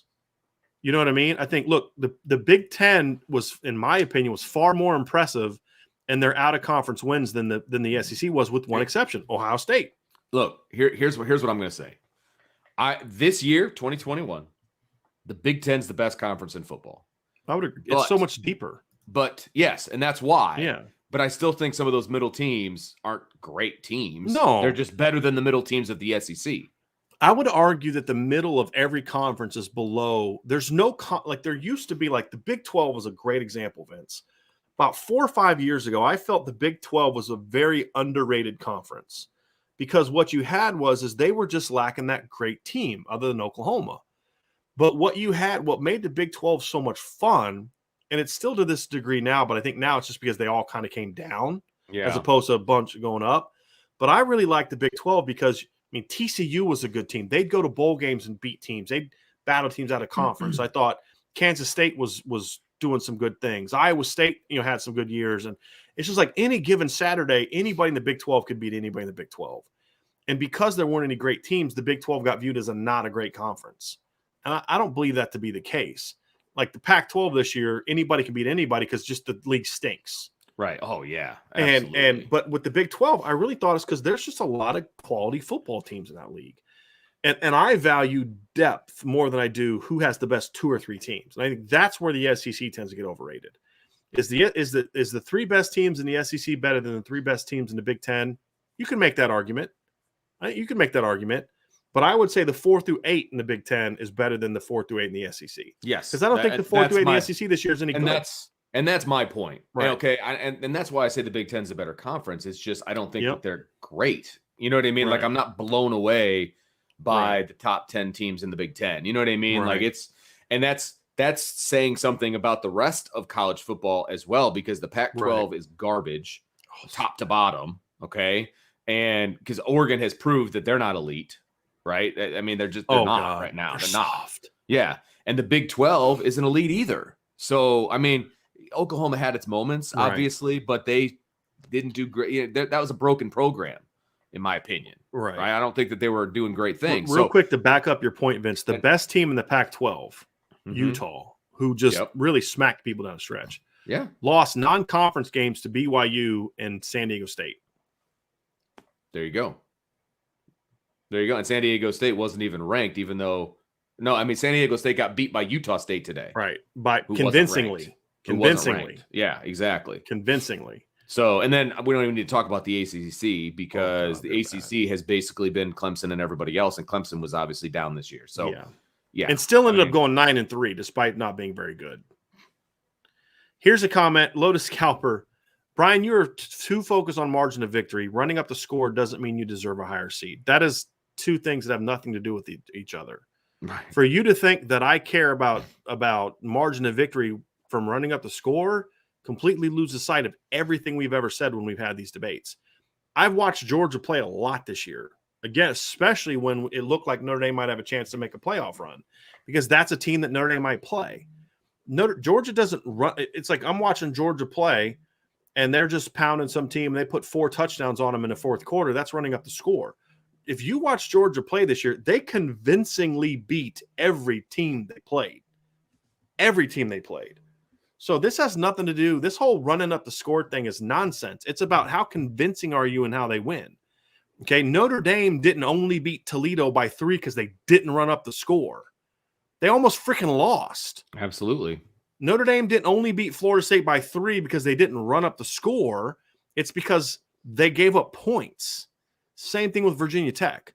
Georgia doesn't have any games like that. And let's be honest, I don't think Georgia's schedule is very good. Do you, Vince? I mean, we've kind of agreed on this. Mm-hmm. Like, their good wins are not great wins. Clemson's not that good.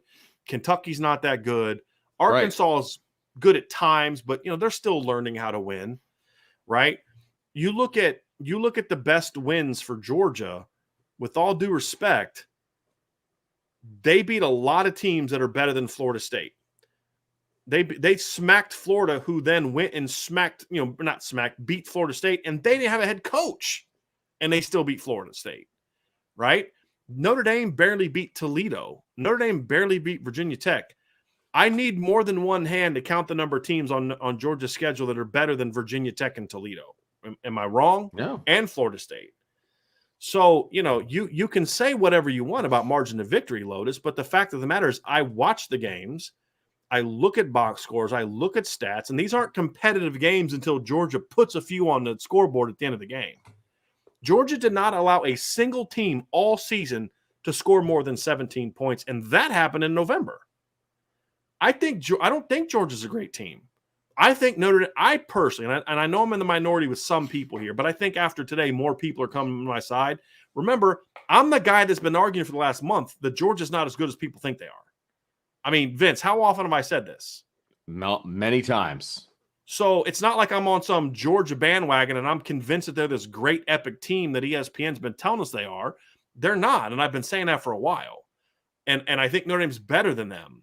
But the fact of the matter is just being better by perception or because you watch the film isn't the criteria that you should use to pick a playoff team. Otherwise, it's going to turn into the most talented teams all the time, right? It's about the resume. And as much as I hate to say it, Notre Dame's resume is not impressive.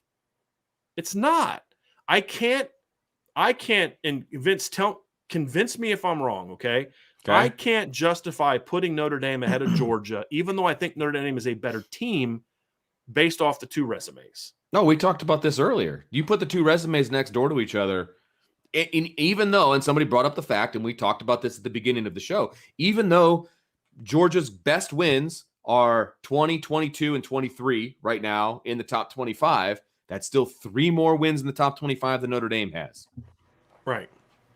I mean, what do you want me to say? And Notre Dame lost to the current number 4 team, and Georgia got smoked by the Alabama team, who's either going to be 1 or 2, right? So, I'm sorry that it is what it is, and as much as I think that Notre Dame would beat Georgia on a neutral playing field, okay, because of the matchups, and we would have a show about that. We would talk about why we think that would be the case. Okay, I'm not just a homer and give you football reasons why I think that that's the case. Okay, but even though I think that, I can't, in good conscience, put Notre Dame in over Georgia. Are they overrated? They're not a great team, but I can't. But they're still, I think, one of the 4 best this year. I can't put Notre Dame over because again, it just isn't a big year. This isn't a great year. We've been saying it all along. At some point in time, you have to have a resume that warrants you being in the playoff. And let's just say hypothetically, because Houston lost and because San Diego State lost, that that Purdue and Wisconsin both jump into the top 25. Notre Dame still has 1 fewer than Georgia. Notre Dame also, and then the other thing that people have been using all years, well, Notre Dame's got the best loss in college football. Not anymore. Yeah, not anymore. Georgia does. And the other part of it too is the 2 best teams that Georgia would have defeated both have better records than the 2 best teams Notre Dame defeated. So I want to get a different opinion here, Sean or Vince, because I don't know who this guy is. I don't recognize him without a hat on. And I can see his face now because there's actually light in his room. So Sean joining the show. Sean, you missed it, man. Vince and I had a knockdown drag out, man, about who should the number 1 seed be. It got so bad my dad was getting on me on text message. So Vince is a Michigan hater. He doesn't think Michigan's good. I said Alabama should be 1, Michigan 2, and he was the opposite. He said Michigan 1, Alabama 2. We both think Bama will be 1. Okay. We were talking about who we think should be 1. That's a pretty good debate. Yeah. That's a pretty good debate. And I thot we had a good debate. It was fun. It was fun. Yeah, it was. I would lean probably toward, I think Michigan's been has been the most consistent, more consistent than Alabama this year. Mm-hmm. I think they play more consistent. I think Alabama's had a couple of games against Auburn and LSU where it was like Florida. Yeah, Florida was like, ugh. But Then they go out today and see, this is the overreaction, in my opinion, about today. And this goes to, I think, maybe there's one other team that can do to Georgia what Alabama did, and that's Ohio State. Like, unless you're bringing that quarterback and those wide receivers, you can't do that.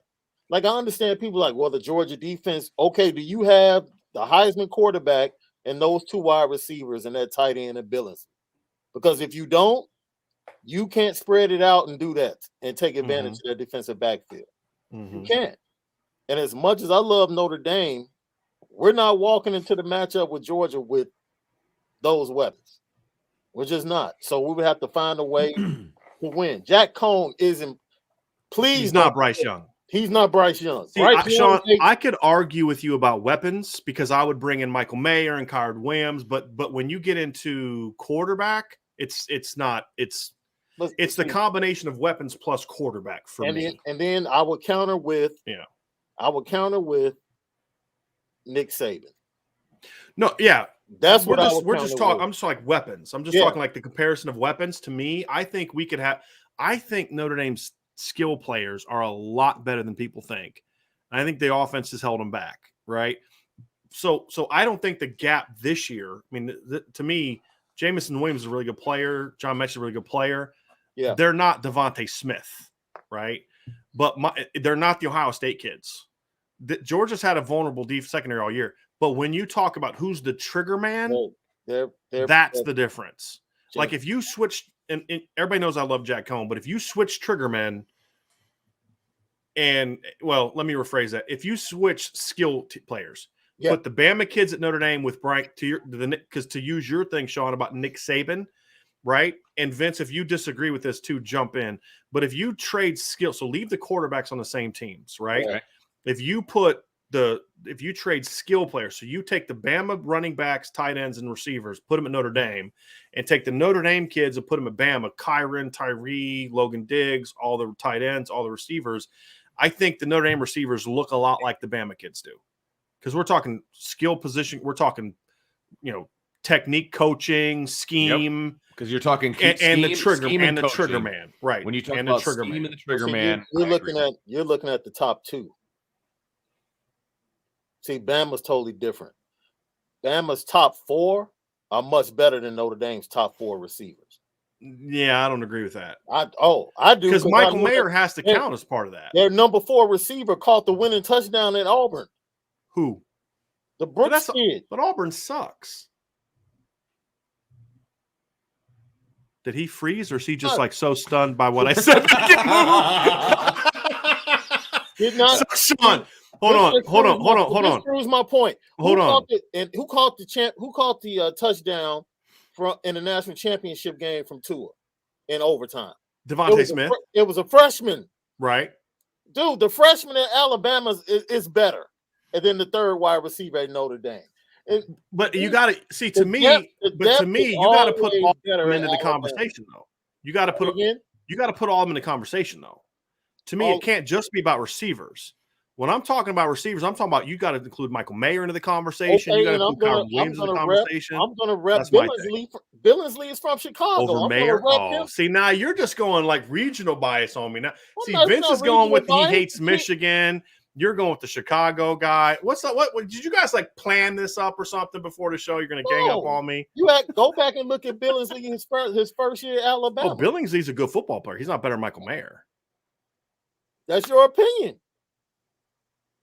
That's your opinion. I know I've seen. He didn't even start for Bama. What did Michael Mayer do against Alabama when they put a fast guy on him last year? Well, you go back and watch that all 22 film. Michael Mayer was open a lot in that game. Well, yeah, you could. Nah, I wouldn't say a lot. He should have had 7 or 8 catches that game. Yeah, I mean that's every game this year. Right, against Alabama. Because he's really good. So once again, we go back to the fact that you're not bringing Bryce Young with you. You're not doing the same thing. But that's my point, though. That's my point, though, is if you switch the skill, Notre Dame kids are going to look really good, and the Bama kids at Notre Dame with this coaching and this system with Jack Cohn aren't going to look like they do now. That's my point. So basically, That's my point. what you're saying is Notre Dame can't score the same amount of points that Alabama did. Oh no, I've never argued that. No, So I've never argued that. That goes to my point that there's only 2 teams in America that are equipped. Oh, I didn't disagree with that. That's not what I disagreed with. Well, for me, that's the overreaction to Georgia's. Every team has a kryptonite or a way to attack. Michigan State and Ohio State. Absolutely. Like, how can Michigan State lose 56-7 to Ohio State, right? Then beat Michigan, who spanked Ohio State? Because it's about matchups, right? I agree. And Georgia, any team that can throw the ball like Bama, Ohio State, a normal Oklahoma team, right? Like not this year's Oklahoma team, but a normal Oklahoma team. Yeah, they're going to score because this is what I've been saying all along. This Georgia secondary is not great, and not having Anderson as a pass rusher, they do not have the same pass rush. Yeah, and it's not. And that was something that confused me today, Sean, is they kept playing all their big boys, and they were getting no pressure. Like, when are you going to go nickel? What did Nick Saban do? He went nickel the whole time. They talked about this on the radio. I don't know if TV talked about it because I was listening to the radio call in studio, and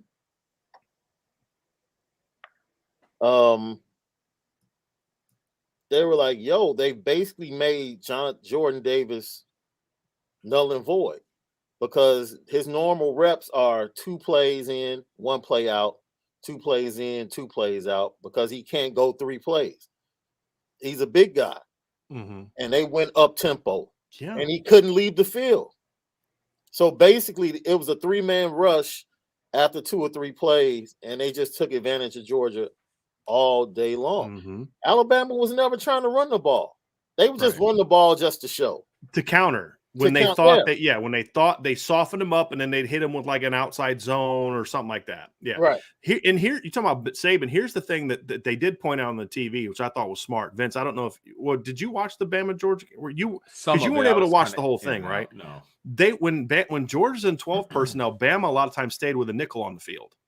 I did, and they treated Brock Bowers like a receiver. They did. That's good coaching.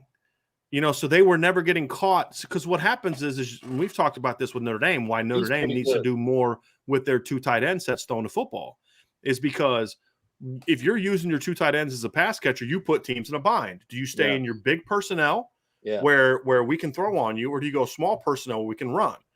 Well, Bama's thing is like, you're not going to be able to run the ball enough to score with us. You're going to have to throw the ball and score. Brock Bowers is really, and Pickens are the only 2 guys that we're concerned about.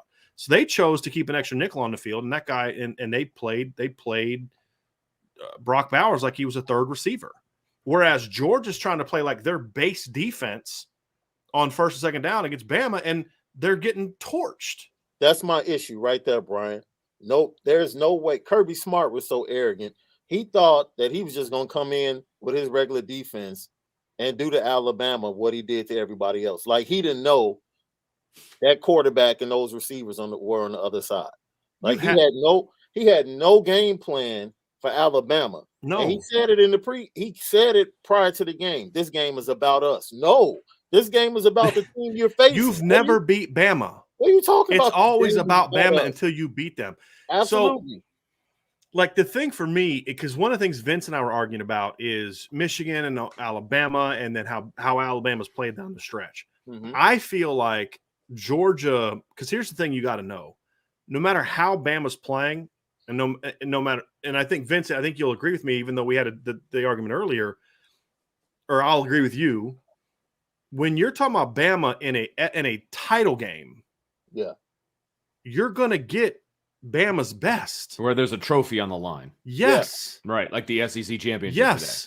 Yeah, Bama's going to play LSU, who sucks at home, and overlook them, not be locked in, make mistakes they don't normally make. Sure, that doesn't happen in a title game. And Kirby Smart came in there with again, it's something we see all the time, the nameless, faceless opponent mentality. Yep, we're just going to keep doing what we do. Right. Yep.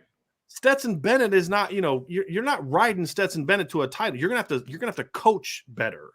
And this team was completely unprepared for what Bama threw at them. Absolutely. Completely. And it's like they watched, and Vince and I were arguing about Bama and how bad they looked against LSU and how bad they looked against Auburn. And it's like, you believe that's what the version of Alabama you were going to get. And that, like, we can have that argument about how that should affect a resume, Right. but we're talking something different now. We're talking about what you should expect against Alabama or Right. from Alabama. You don't look at what they did against Auburn. You say, what are they going to do against us? And the problem is Kirby runs the same exact defense that Alabama runs. Alabama has nuanced their defense, which is why I've always said this Georgia team against a team that can pass is very vulnerable, because he's still running a 2012 version of Alabama's defense. Am I wrong? Vince, am I wrong? Sean, am I wrong? No. Not at all. I will say this. He has updated his linebackers Mm-hmm. because his linebackers are no longer just thumpers. Right. Like, his two linebackers now are pretty good linebackers. First round NFL linebackers. They're just not thumpers. But like, they lost Eric Stokes and the other DB. Tyson Campbell, And Tyson Campbell. He had two lockdown corners last year. They just, for some reason, they couldn't bring it all together. But I'm going to side with Vince on the earlier argument. I really think that Michigan should get the. I think Michigan should get. They should be number one. No, then you side with me. Then you side with me. With Brian. I went with Alabama. I'm with you? Yeah. Okay, I'm sorry. Michigan's been the more consistent team, in my opinion, but I think Alabama more than likely is the number one. I just feel sorry for Cincinnati. Alabama would smash Michigan in a head-to-head matchup, in my opinion. Yeah, Michigan will have a because Michigan can't cover their receivers, but that's not how a ranking should be based on, in my opinion. Right. And Vince and I definitely agree on that. We don't disagree. Because look, if that's how the rankings were supposed to be put together, then put Bama in the Final Four. Right, and put Bama in every year, because Notre Dame would beat Michigan, Notre Dame would beat Cincinnati, and I think Notre Dame would beat Georgia. Some people are going to disagree with that. That's fine. No question. But I still think, look, think Notre Dame's one of the top four. Right, and I'm agreeing with you. And like, no, if absolutely. It was just about who would win on a neutral field, Notre Dame should be in. That's what we're doing, then Notre Dame's in. If we're actually doing resumes and all of those different things, Notre Dame's out. I mean, it just is what it is. It sucks, but it is what it is. Yeah. I mean, look, you could say I've watched Notre Dame. I've pretty much watched every Georgia game. Notre Dame's not a better team than Georgia. They're just not. Over the long haul of the season. They haven't been a better team in Georgia. They just haven't. And we can argue whether or not, well, we've seen the matchup. Mm-hmm. And Kirby Smart will keep Notre Dame in the game. Kirby Smart will keep Notre Dame in the game. And Stetson Bennett. So Notre Dame would be in the game against Georgia. Whether or not they would make the play in the fourth quarter, unlike they were the other two times. But see, there's a difference. I think this Notre Dame team, the way they've played the second half of the year, as you and I have found out, Sean, because BK has checked out, basically. Right. That's what I'm talking about. This team as it is now, I think would be Georgia. Right. I do. But I don't think you can use that to justify putting Notre Dame in over Georgia, because, again, the resume's not there. It's just, it sucks, but it's just not there. It is what it is. I think this Notre Dame team would beat Georgia. There's a difference between thinking they'd beat Georgia and saying they're better from a ranking standpoint for the playoff. That's the difference for me. I agree with that. And I think they would beat Georgia, but I don't think they're going to go out and do to Georgia what Bama did to Georgia today. There's a difference there too. No. I think they'd win like a 27-20 game, something like that. Because I don't think Georgia can score on Notre Dame. The way that Notre Dame's defense is playing, that's the thing we don't often talk about. Everybody talks about, Notre Dame can't move on that Georgia D. I think Notre Dame could move the ball. You guys tell me what you think about this. Vince, I want to ask you first, and then Sean will get your opinion afterwards. I don't think Georgia can move the ball on Notre Dame's defense. I'm not impressed with Georgia, and I haven't been all year, even with Brock Bowers. Somebody said, hey, I don't want to see Brock Bowers up against a Notre Dame linebacker. Well, he wouldn't be going against a Notre Dame linebacker. He'd be going against Kyle Hamilton. Right. But I don't think Georgia. I think I like the matchup of Notre Dame's defense against Notre Dame's offense against Georgia's defense better than I like the matchup of the Georgia offense against the Notre Dame defense. That's the difference. Yes, I completely agree, because I think Georgia's offense would look terrible against Notre Dame's defense, especially with Marcus Freeman as a head coach. Stetson Bennett's not shredding a Marcus Freeman defense. I'm sorry. Are you kidding me? Wow. Stetson Bennett's going to rethink some life choices if he goes up against Notre Dame's defense. I'll say it. Right. And this team doesn't have the talent they had in 2017. They just don't. Face. It's same with the 2019 team. The 2019 and the 2017 Alabama teams to me, had more talent than the 2021 Georgia team. Sorry, I think I said Alabama. Because there's no Nick Chubb and Sonny Michel on this team. I'm sorry, Jake Fromm as a freshman is better than Stetson Bennett as a ninth-year senior, okay? 2019, you had DeAndre Swift. I mean, you had much better skill. You had better lines, in my opinion, in those 2 seasons. I think this Georgia offense is very overrated. Let's not kid ourselves. Let's not pretend like all of a sudden Alabama became a really good defense, guys. Right? They didn't just all of a sudden become a really good defense. It's just Georgia's offense isn't very good. Their defense has been basically setting them up for points all season. There's a super chat I want to throw in here real quick because I know it's part of the conversation. It says Mechie tore his ACL. Thank you, M. Stace. I appreciate the super chat. Mechie tore his ACL. Do you think that'll give UM the edge for number 1? What with all the talk about how missing players, missing coaches, all these different things we're going to go into account, I think it is part of the conversation. I don't know that it'll matter because the committee's going to do whatever they need to do to make sure that Georgia and Alabama don't play in the first round. And that's where Sean's argument from earlier comes into play, is you have to look at the depth of a team. Right. If Notre Dame lost Kevin Austin, I would ding them more than Bama losing John Mechie. If we're just looking at receiver. Right? So, I mean, I think Michigan should be ahead of them anyway. So of course I think it should matter, but at the end of the day, I don't think it'll matter. We don't have any evidence of how they would handle that either. I mean, because right. I mean, we saw them jump Ohio State up despite the fact they had lost a quarterback. And again, they played a game and a half with Cardell Jones. So I mean, it's not like he got hurt in the Big Ten title game. It's not like JT got hurt in the Big Ten title game. But I don't think so. Plus, here's the thing: if you're gonna put Michigan at 1 and Georgia or Bama at 2, then we have to believe that they're going to put Georgia to 4. And I just don't think ultimately they will do that. Which is why I think they will put Bama 1, even though I don't think they should, because I don't think they're going to drop Georgia all the way. I mean, do any of you see them dropping Georgia from 1 to 4, no matter how today went? I don't. No, I think they'll be 3. I don't, because they didn't punish Notre Dame harsh. Like they dropped them, but they were still in the playoff. And Notre Dame was what, the 2 seed last year, going into the ACC title game, right? 2 to 4. They went from 2 to 4. Yeah. Right. And they didn't, and yet an undefeated Cincinnati team sitting there. Now, do any of you think that they're going to hammer Georgia the way that they hammered Notre Dame last year on ESPN and those other networks? No, I don't think so. They won't. But I mean, so we've seen precedent of this before, that they're not going to completely crush a team for getting smacked in the title game. They're not, especially if you're playing another playoff team, which is exactly what happened to Notre Dame last year. They were playing Clemson. Yeah. Another team that the committee likes. So I don't think they're going to do that.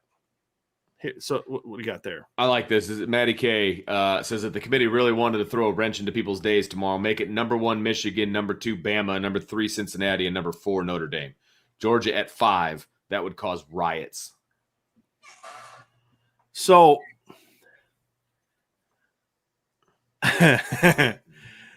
I think my petty side would probably come out if I was in the committee, just because I would want to see the reactions of people that cover college football if we dropped Georgia out and put Notre Dame in. All the SEC lovers. Yeah. Even though you and I all just argued that Notre Dame shouldn't be in over Georgia, if I was in that room, I might have to make a case, because I would really like to see how people react for that. Well, how do you think people would react to that? I'll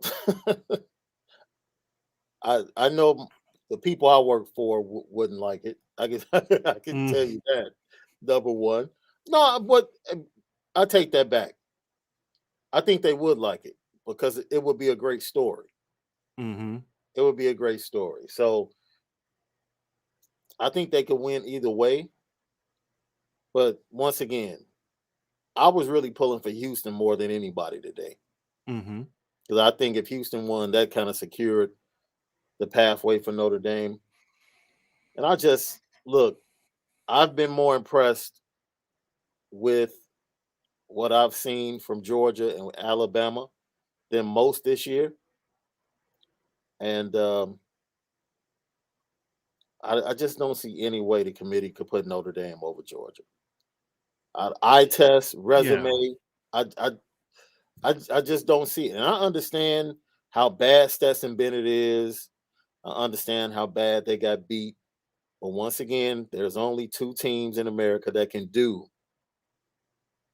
what was done to them today in that fashion. In not that just talking fashion, in that yes, fashion.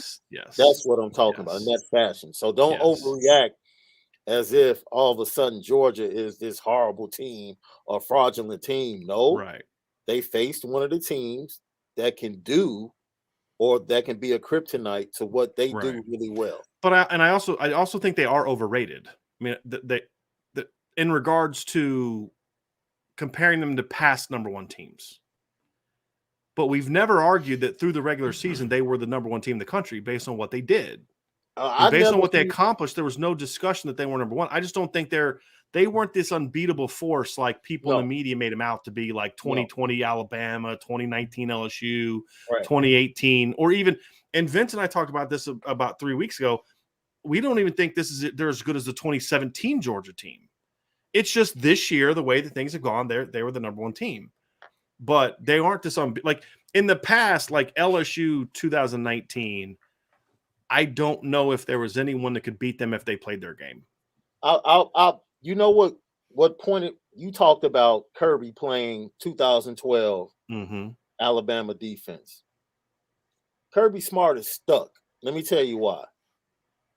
Kirby Smart refuses to accept that in this time, and you talk about it all the time, Brian, your defense can be great all season long.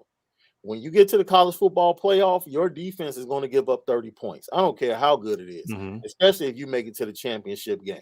Right. So you have to be able to score 35 to 40 points and get big stops. That's it. You have to be able to do that. So his problem is he chooses to go with the Jake Fromms of the world that in big games are not going to get you that 35 to 40. Or I mean, he is Brian Kelly with an SEC roster. But he had Justin Fields. Right. You had that guy on your roster. And you chose to go with Jake Fromm. It's their version. Again, he's Brian Kelly, because didn't we see the same thing with the 2018 big-time signee that Notre Dame had? Yeah. Against a 4th or 5th round caliber draft pick quarterback? Yep. I mean, it's the same argument we made about Ian Book and Phil Dracovic. And on top of that, give that same quarterback quandary to Nick Saban. We've seen him do that. You think Jake Fromm is on the bench? Yeah. Well, I mean, Jalen Hurts is a better quarterback than Jake Fromm, and he already did that. Yes. I mean, and Tua's not Justin Fields, in my opinion. So he hasn't realized that he needs to get out of his comfort zone as a coach. And I thought Munchin took the same approach offensively that Kirby Smart took defensively. He tried to come in and do the exact same thing that they did all year. It's like, no, you have to be able to attack this Alabama team. But the kryptonite to Alabama all year has been teams that can have a running quarterback, right? Like Florida, they had 2 running quarterbacks. The LSU quarterback was mobile. He wasn't exactly a running quarterback, but he was mobile. And Auburn didn't move the ball on Georgia or on Alabama, so their offense didn't do anything. So their offense, but Bo Nix probably would have had more. Yes, I think if Bo Nix plays, they win that game. Well, you know what, though? I don't know if we can say that, because I don't know if Alabama would have overlooked Auburn the way that they did if Bo Nix played. I do think Alabama looked over. You think they really respect Bo Nix all that much? No, I think they would have at least been, because it's a rivalry. But Bo had already beaten them. Right. Yeah, Bo Nix has already beaten them. So fair enough. And they looked better with Bo. I mean, Auburn was starting to play really good football until Bo got hurt. They were. Because he got hurt the same game they blew that lead to Arkansas, and I don't think they ever, or Mississippi State, and I don't think they ever recovered from that. Like, mentally recovered from that. Yeah. I do. Here's something I want to say too. I think a big part of this is Kirby's still Kirby's still building his team to win the SEC. Nick Saban's building his team to win a championship, national championship.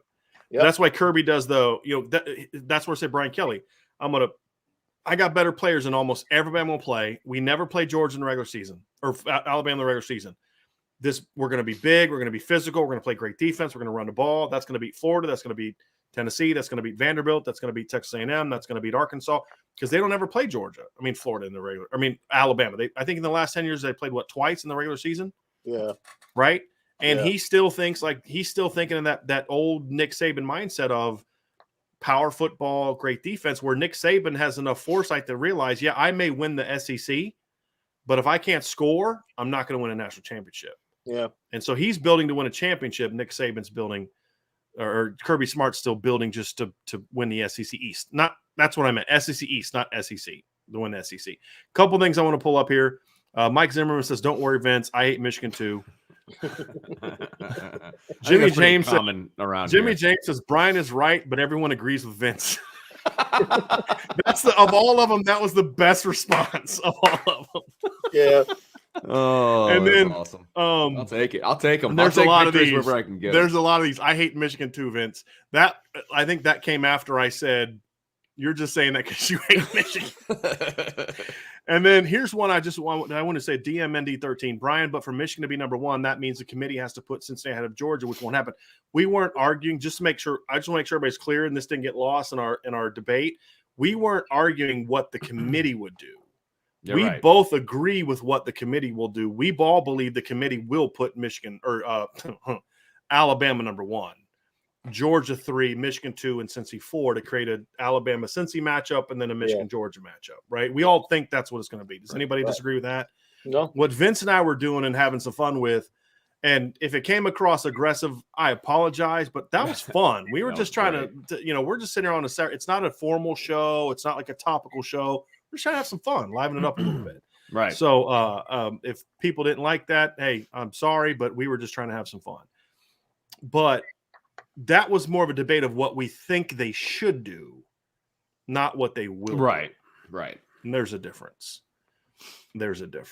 I can't believe I'm watching. I thought I was watching Pitt for a second. Cal's wearing these old like royal blue uniforms. You actually turned on the Cal USC. It's the game. only football game left on. You are a glutton for punishment. That's the pickup game, right? Yeah. There's no other football on. What else am I going to watch? I'd rather watch paint dry. That's what I would rather watch. This is an easy answer. Tommy Gunn says Bama versus Michigan in the Natty. Who do you want to win? That's Bama. Hard for Alabama. That's a no-brainer. I'm rooting for Georgia to beat Michigan. I'm never going to root for Michigan to win a football game. No, never. Take the points in both games. Mm-hmm. Yeah, look, Sean makes a good point because Brian and I have talked about this a lot. Defense will get you to the national championship. Offense will win it for you. It's going to win it. Bottom line, and that's where Notre Dame has struggled because they've had championship-level defenses. It's got them to the Final Four. Yeah. But once they're in the Final Four, they get boat raced because they don't have an offense that can keep up. That's always been the argument. Always. It's nice to have a guy pulling the trigger. Yeah. That can just make – man, Bryce Young is so good. And he's basically a redshirt freshman. He's so darn he's a good. sophomore by school, but it's so funny because I heard his pregame interview over the radio, and he said, "Man, I was super pissed when I lost the quarterback battle to Mac last year." Yep, a first-round draft pick. Yeah, he said I was super pissed. I don't think anybody thought that going into last year. But then he said 6 games in. He realized, he said, but then 6 games in, I realized that Mac had literally watched every piece of film in our film room twice. Mm-hmm. And he said, I understood why I lost. Smart. And it made him better. A better quarterback. Yeah, exactly. Because we would all agree that Bryce has better talent than Mac, physical talent than Mac Jones. Nobody's going to. So for Bryce to learn under a guy so it's like Mac wins because of up here. Right. For Bryce to have the physical tools and then see what doing this can do for you, that's a great role model for him. Right. More so than, let's say, he was behind Justin Fields at Ohio State. And this isn't a knock on Justin Fields. It's just that Justin can get away with things physically, like a lot of, Trevor could get away with things physically. I mean, so the big-time elite quarterbacks can get away with things. You're not learning something from them unless you can repeat what they do physically. Right. But for Bryce to take that from Mac is going to make is partly why he's having such a dynamic season this year. It's huge. And you can see for a first-year player, he processes like, yo, you didn't play last year, but you process information and you process pre-snap and post-snap like you have played. Right. Like this is your second year. Yeah, it's nice to have a guy like that. I think the other thing too that impresses me with Bryce is I thought he would need I thought he would take more time to transition because he played at a high school that was so. I mean, their team was just always so much better than everybody. It's like, was he ever really tested? Right. But man, he made a quick transition. Mike Campbell, thank you for your super chat. Appreciate that very, very, very much. Let me get down here. Got people talking about not salting fries. I don't even get the name anymore from Eric. Wow, your beard now. Yeah, I'm just a beard now. Well, do you maybe it's referring to Ted Lasso because that's what they call the assistant coach. They call him Beard. Oh, really? Okay. Mm-hmm. Okay. I don't want to be that guy. I don't know. I've watched some Ted Lasso. I don't want to be that guy. I mean, come on, man. Am I not mistaken? Kay McNamara was originally committed to Notre Dame, right? He was. Yeah. That's what I thought. Yep. Yeah, they chose him over Sam Howell. Just saying. Then he went to Bama, right? And then to Michigan? Who? Cade McNamara? Where McNamara? Did he go straight to Michigan or did he go straight someplace to Michigan. else? No, straight to Michigan? Yeah. Okay. I thought he went someplace else and then back. Okay. Yep. I'm not saying that for any reason. I just remembered that at that very moment. It's not like I want him back at Notre Dame because I don't really think he's. I don't think he's all that great. Right. No. I mean, I'd take Jack Cohn because the problem is if Cade McNamara was here, you wouldn't have brought in Jack. You wouldn't have brought in Jack Cohn because you have some. Yeah. Right. And the problem would have been then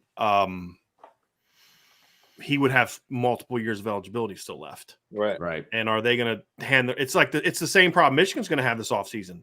Do you hand the keys over to the young stud or the veteran who maybe has a lower ceiling but led you to the playoff? That's a legit concern that I'm glad they have and we don't. Very true. Panic Mob ENT. Does safety Xavier Nwakpa commit to Notre Dame on Wednesday? I don't believe he's going to commit to Notre Dame on Wednesday. I still believe it's going to be Iowa, in my opinion. Marquis Parlay, Aiden Hutchinson for Heisman, Michigan DN. Kid bullies people on the line. He's not going to win, but with 14.5 plus sacks and no front runner. Yeah, I mean, if Julius Peppers isn't going to win the Heisman Trophy as a defensive lineman, then Aiden Hutchinson's not going to win it. But as they said, not going to. But I would like to see, because there's no clear front runner. I don't think I would name Aiden Hutchinson the Heisman Trophy winner, but I'd like to see him there.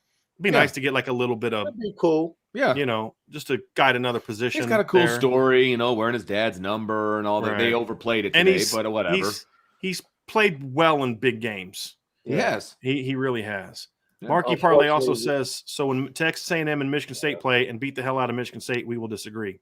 Okay. I don't see that either, though. If they played this year, Michigan State would win. Have you watched Texas A&M's? Right. No, it's just an SEC team from Texas. Are you kidding?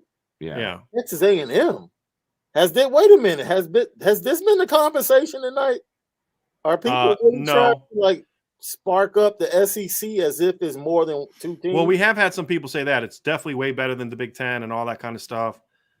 Hey Vince, I am having that issue again with some of these super chats, like that $50 super chat down there. I can't. It's like, I don't know. You know what I'm finding is when we block people, it'll jack it up on the other person's stuff end. Up. I was throwing up some stiff arms earlier.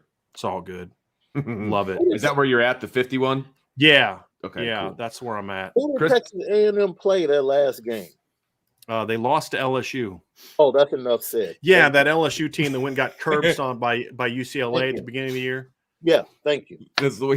That Texas A&M team that beat Colorado 10-7. Yep. Okay.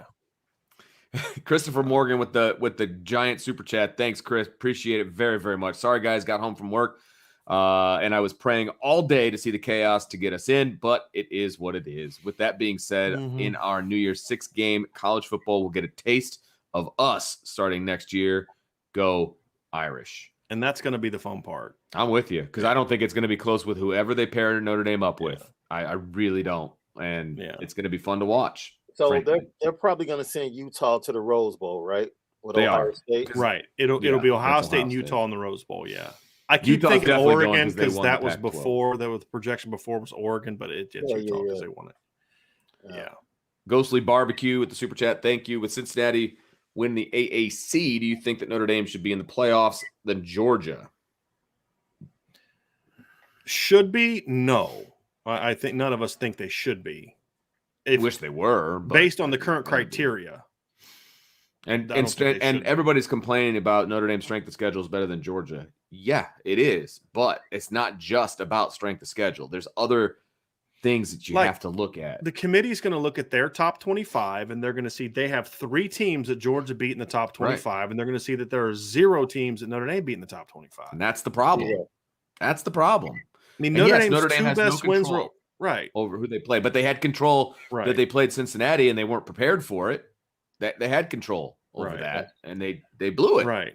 And this doesn't help your argument. That's not a big difference. That's not. It's not like Notre Dame's 3 and Georgia's 44. It's not a big difference. It's again. So what you're basically saying is Notre Dame should get in over Georgia because they played more bowl eligible teams than Georgia did. That's not a. It's not good enough. It's a piece of the equation. It's not the whole. Do they count SEC? Do they count FCS teams as part of your strength of schedule? I don't think so. I know they don't in basketball, but I don't know about. I don't think so. Football. Okay, I don't think so. The 80s guy. Thank you for the super chat. Really man. Appreciate it. 80s guy's been up and down the comments, which is awesome. Appreciate it. And get to these. There we go. Sean O'Hara. We went 11-1 with multiple exclamation points, which for many people, that was really good. Yeah. And it is really good. Yes. And it's better than a lot of people thought Notre Dame were going to do. Not here, but a lot of people thought Notre Dame was going to be 7-5, 8-4. That's ridiculous. I'll still never understand that. It's ridiculous. I predicted 11-1. Brian predicted 12-0. So, and again, it's about the matchups with those teams. Some of those teams didn't end up being as good as we thought that they were going to be. Okay, and I said in that show where we had our prediction show, I said I don't know where that loss is coming from. Right. I didn't pick which team Notre Dame was going to lose to because I wasn't sure. Right. But 11-1, and that's exactly what they did. Right. And I hammered the 8.5. I took the over in the preseason. Okay, and I won money. Not a lot because I don't bet a lot, but. That was the dumbest thing on the planet. That was the most sure I've ever felt about any bet I've ever placed. Okay. I'll never understand that. I'll never understand the justification for. I mean, I understand now why Brian Kelly was doing that because if he was asking for and thank you, Joe McCauley, for that super chat. If Brian Kelly was asking to get a pay raise by the Wisconsin game, we all now understand why he was spinning the whole "we're young." Exactly. We're doing the whole thing about the best coaching job ever. It was all people that were jumping out were being used by him to get a pay raise. Right. That's as simple as that. Yeah. Because they weren't that young. They were not young at all. And the team and Vince, we talked all summer about how the teams on their schedule weren't as good as we thought they were going to be. The people thought they were going to be. They were still worse. I thought UNC was overrated, but I thought they were like 9-4, 8-4 overrated, not like 11-1, 10-2. Yeah, right. I thought USC was not going to be a top 15 team, but I thought they'd be like 8-4, not dangerous, 4-8 possibly. Yeah. Right. Wisconsin was about what I thought they'd be. I didn't think Wisconsin was going to be that good this year. 8-4 is kind of what I thought, but like. There were some teams on there that were worse, and I still wonder how Virginia would have been, if Brendan Armstrong doesn't get hurt, is he better against Pitt that next week? That's kind of how I look at it. And then didn't they lose to Virginia Tech as well? They lost to Virginia Tech as well. I don't know if they lose 3-4 straight if Brendan Armstrong doesn't get hurt. So, I mean, there were some things like that. I mean, but this schedule was never going to – and I thought Florida State would be about a game better. And Florida State was basically what I thought they were going to be if they just would have beat Jacksonville State. I mean, because we thought 6-6 bowl game, and if they beat Jacksonville State, they're in. But, I mean, it's – Joe McCauley has another super chat here. It says, if Notre Dame was in the ACC and won the conference championship, would that have changed anything today? Okay, so let's do this, Vince. Notre Dame's in the ACC. Mm-hmm. They still lose to Cincinnati. Correct. They finished 12-1. They beat Pitt. I think they are in because I think that they're in over Georgia because now you've got that. I hate this argument, but they've got the extra data point, which is the conference championship. I think you'd have to look at the schedule. It would have been harder for Notre Dame to avoid more top 25 teams if like Wake. That's true. Pitt. That's true. NC State. They probably would have had Clemson, a better resume. They would have played probably at least one of those teams, which gives them another top 25 win. Right. So yeah, I mean, I hate to say it, but yeah, I mean, I think being in the ACC might have helped Notre Dame today. But I think in other years, but you know what else would have helped Notre Dame? Beat freaking Cincinnati. Right, and then it's a non-issue. There you go. It's a non-issue. Being in a conference allows you to cover up warts. Right. Is that fair? Right. Because I would never argue that there aren't some benefits to being in a conference. It's just not enough to justify doing it. That's for the football program. Right. Jacob Watson with the super chat. You guys have no idea how bad it can be here in Alabama. And I hope to never find out. Yeah, I'm good right where I'm at. I want to bring something else up real quick, ahead. Vince. Eric Frickson says Wisconsin was ranked at the time. That's irrelevant. That doesn't matter. The committee looks at the resume as of where it is right now. Right. Otherwise, and that's what they should do. Exactly, because otherwise Notre Dame beat a top 15 Georgia Tech team in 2015 when in fact they finished 3-9. Right. Just because they beat them, they were preseason ranked high, and all those kinds. Because then you could say, well, USC was preseason top 15, so that should count for something. No, it's just how good the team ended up being. So Notre Dame played Wisconsin pretty early when people still thought Wisconsin was going to be better than they were. And they still thought they were really good. Right, and they're not. They're just an okay 8-4 team. You want to pull that super chat back up, Vince? Yup, the 80s guy jumping back in. Thank you very much. I think Georgia didn't play with urgency because they knew they would probably still be in the playoff. It's an argument I made. Didn't you say that earlier, Vince? Yeah, I was talking to Dylan about it, my 14-year-old son, and he's the one that brought it up. He's like, they knew they were going to be in regardless. They didn't play because Alabama knew if they didn't win, they were out. And so they played with more urgency. I think that's part of it. Right. Is that the be-all, end-all? No, but I think that's part of it. I do. Yeah. No question. Yeah, honestly, I didn't think about that till you brought it up, Vince. Yeah.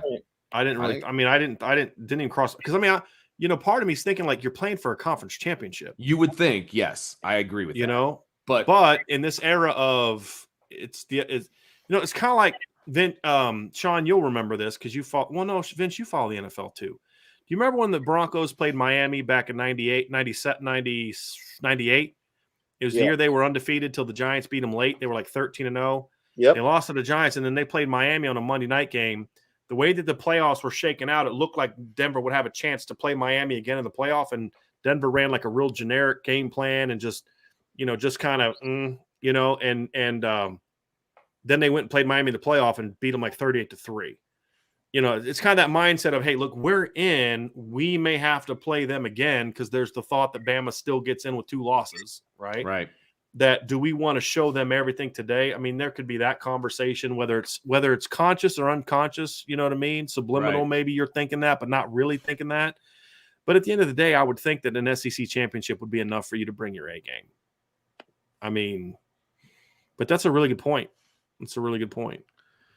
Tristan Mize with the super chat. Thank you very much. Hate to see this good of a team be left out. Looking forward to seeing us play under Freeman, though. Hate it for whoever plays us.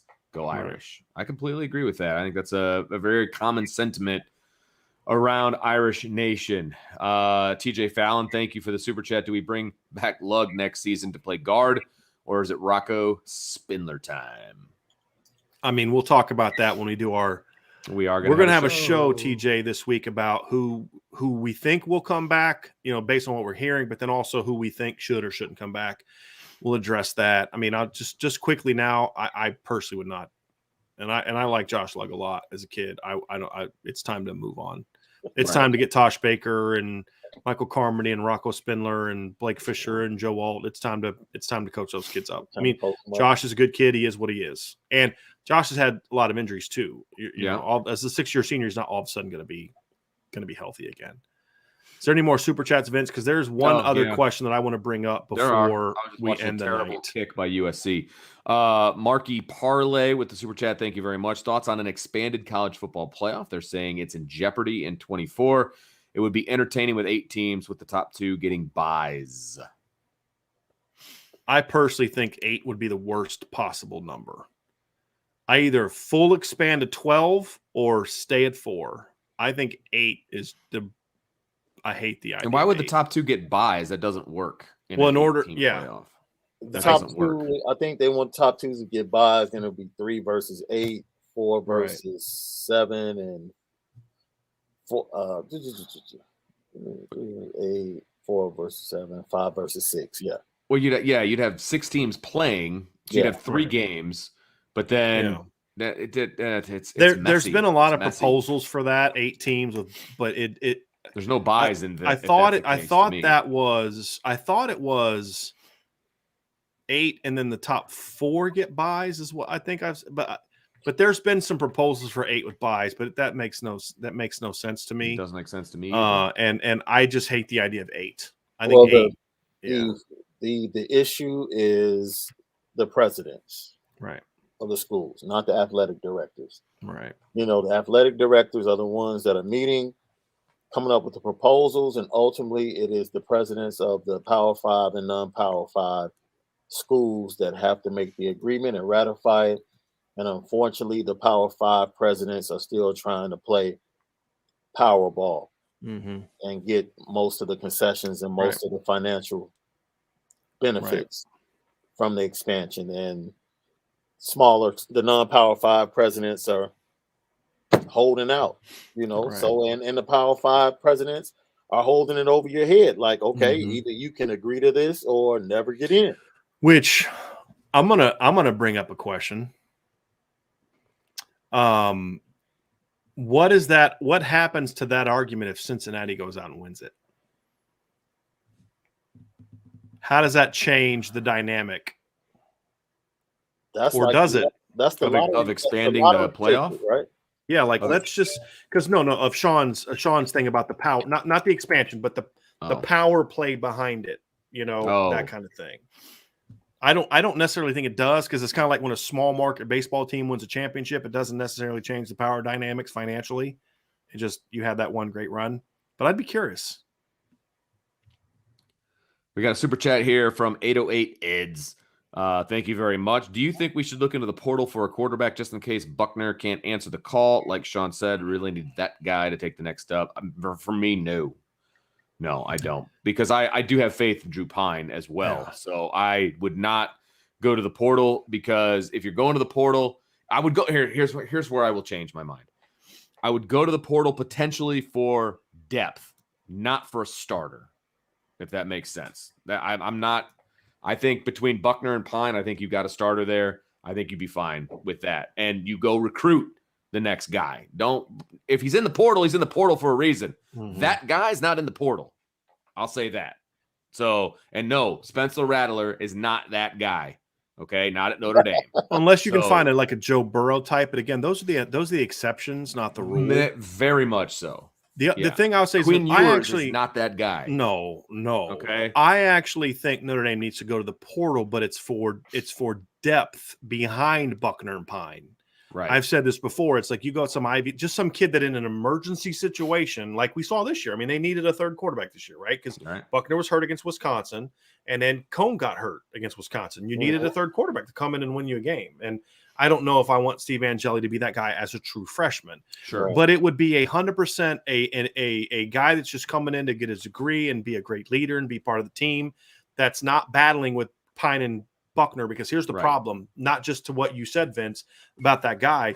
You bring a third quarterback to battle for the starting job, and you're now taking a reps away from the two young kids that need all those reps. Exactly. Yes. So like if like Penn had a quarterback or Yale or some team like that had a nice kid that could come in and manage your offense in an emergency situation, or even a D1 kid, then I would do that. But he'd have to understand, look, you're coming in to give depth. This is again, unless it's a star. But like you said, Vince, that guy's, there's not a quarterback battle. On that. I'm sorry. There's not a quarterback battle that we know of that's going to be Justin Fields versus Joe Burrow. Right. I don't know where that is. And like you said, it's not Spencer Rattler. No, I don't know what that battle is. Now, maybe I look through the schedule or through the thing and I see that. But the other thing too is LSU needed Joe Burrow because they didn't have a Tyler Buckner. That's the other part of it. Right. They needed Joe Burrow. Notre Dame doesn't need what Joe Burrow was coming out of Ohio State. Because let's be honest, nobody thought Joe Burrow was going to go to LSU and do what he did. Because if Ohio State thought Joe Burrow was going to go to LSU and do what he did, they'd have started him over Justin Fields. Exactly. I mean, do we all agree on that? I mean, Justin Fields was a heck of a player. He wasn't Joe Burrow. No. But nobody knew that until Joe Brady showed up. Right. Yep. That's a very important piece. Yeah. Yeah. Right. It's a huge piece. It's a huge piece. But that, I mean, that's a good question, 808. I mean, there's a lot of people concerned about the depth. I definitely get that. Hobson with the super chat. Thank you very much. Georgia didn't blitz enough. BY killed them. Yeah. They did not react at all to the fact that their front four was getting no pass rush. There was no, I mean, this was a coaching mismatch today. Mm-hmm. I mean, Vince, I'm really looking forward to having you watch the game. So you and I can talk about this more, because I was shocked that Georgia, and when they did bring blitzes, they were bringing blitzes from like off the television screen. Yeah. Yeah. It's like, what the almost like they didn't watch the Auburn film at all. Auburn had like 7 players at the line of scrimmage, like every down. Yeah. Like, even if we don't come, we're going to make you feel like we're coming every. And when did Alabama go on a long, successful drive? When Auburn dropped back. When they dropped back. 100%. Yep. Because you let Bryce Young have time to pick you off. I don't care how many guys you have in coverage. He's going to find somewhere to go at the ball. But yeah, Vince, tomorrow you and I are going to have a conversation about that, because I have never seen a staff fail to just – it's like they had no clue what to do when their game plan didn't work. Yeah. Defensively. Like, they look I don't lost know. In a lot Dan of ways, Lanning was like interviewing for the – I mean, I've heard his name mentioned for the Oklahoma job. Maybe he was kind of doing some stuff like that, but they had no second – they had nothing. It was – you know what it was like? It was like the Navy game in 2010. Remember that? When Notre Dame just like their original game plan was just like Navy came out, did something different, and Notre Dame was like, we don't know what to do. Remember what was it that Kelly said at halftime? It was like, we didn't prepare for – I can't remember what it was. It's back in 2010, but that's what it looked like. Yeah. They had no – when their stuff that they thought was going to work wasn't working, they had nothing. It was absurd. Got some more super chats there, Vince? Yeah, or we do. Utah Irish 237. Thank you. He says in 10 years, over under 1.5 national championships and 1.5 Heismans. I'll say under on the Heismans, and I'll say, God, I'm not gonna be greedy. I'm gonna say under on the national championships too. I'll take 1. They've won 1 in 30 years. I'm look, 1. If they give me and it's been even longer since they've won a Heisman. That's you true. Give me one of each of those in the next 10 years, and I'm pretty good. I'm pretty good. All it takes is one good quarterback, though, at this program. Well, the other thing I'll say too, the hype Sean, train is already in place. You kidding me? The other thing I'll say, I mean, again, as a fan, just give me 1, and I'm a happy guy. If we're talking as analysts, You're happy? I'm greedy, man. I mean, let me get it first, and then we can talk after the fact about it. So you're talking to a Cubs fan right here, okay? Like, I'm pretty dang happy. Aren't you a Cubs fan too? No. Okay. White Sox fan? Oh, okay. Oh, there it is, right there.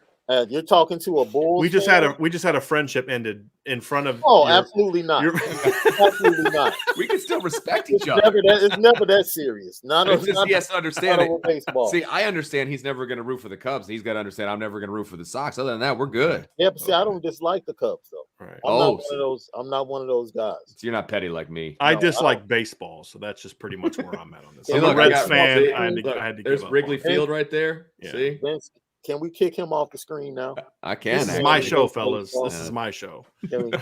I was just asking.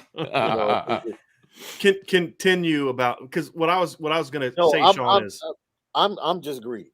Right. I feel like the delay has been so long. We have to get on a roll. At least let us get on a roll. I just want to win one and feel what it feels like again, right? As a fan. But here's the thing about it. If we're talking serious, okay. If you win that one, then it's kind of like what we saw with Notre Dame in '88. All of a sudden, you win that one, and all of a sudden, number one recruiting class. Because once Notre Dame shows that they can win a title, it's kind of like Alabama. Alabama was not putting together number one after number one after number one after number one until they won a title. Right. mean, the Saban was there for what, 3, 4? His first year was 06, right? Yeah. So he didn't win it. 10. Right. He didn't. 09. 09, right. Right. So was his first year 6 or 7? I can't remember. His first year was 07. So he didn't win a title till his third year. Right. They had one, I think they had one top 5 class leading up to that. It was like the highest was 3, and then after they won the title, it was just 1, 2, 1, something like that, you know? Yeah. And I think the same thing would happen for Notre Dame is all of a sudden some of these kids that aren't looking at Notre Dame and they're going to Georgia or Alabama because those are the hot programs, all of a sudden Notre Dame becomes a hot program. Well, if we get on especially in roll, this era of NIL. If we get on a roll like we did in the Holtz era, if Holtz had a college football playoff, Notre Dame would have more than one national championship. Yeah. Oscar McBride was talking about that the other day. So he's like, that was a year for the playoff. Yeah.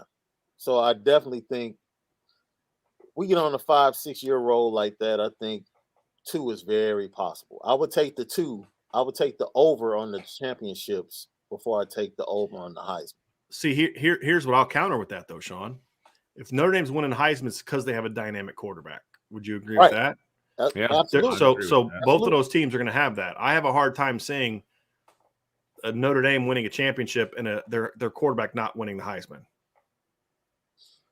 He'll be in. If we're talking about 2 different teams. Now, if it's the same team winning back-to-back or, you know, guy wins as a freshman and he's not going to win 2 Heismans, right? I mean, it could be like USC, right? One year the quarterback wins, the next year the running back wins. Right. Something like that. Right. All right. Or like we saw with too excited here. Yeah, like we saw with Alabama. You know, you got running back wins it one year, receiver wins it the next, even though your quarterback could have won it. You know, I mean, Alabama was going to have the Heisman winner last year. Whether it was the only question was who was going to be Mac or was going to be Devontae. You got any more down there, Vince? Yep. Okay. Mike Campbell with the super chat, and then he comes back, I do believe, with an actual question attached. Oh no! Hey guys, I'm gonna get in the car and head home. Okay. Be good, Sean. Appreciate you, buddy. See you, brother. Appreciate you guys, man. Yep. See you, Sean. We have another big one from Christopher. Man, thank you very much. He says, so my girlfriend of 4 years is an IU grad. I'm a Grand Valley State grad, and she thinks I'm crazy when I get her to watch Notre Dame games with me and I lose it. She will know when some of her Christmas presents this year will be from IB merch. LOL. There you go. Well played, Christopher. Well played. And let me tell you, Grand Valley is beautiful. I went up there. I've never been. I went up there with my son because his kicking coach was a kicker for Grand Valley. And so we went up for a game like 2 years ago. They got a really nice setup up there. I mean, it's a really, really nice campus. And where is that? It's nice. It's in Michigan. Like I know it's in Michigan, but like, is it like by one of the lakes or something?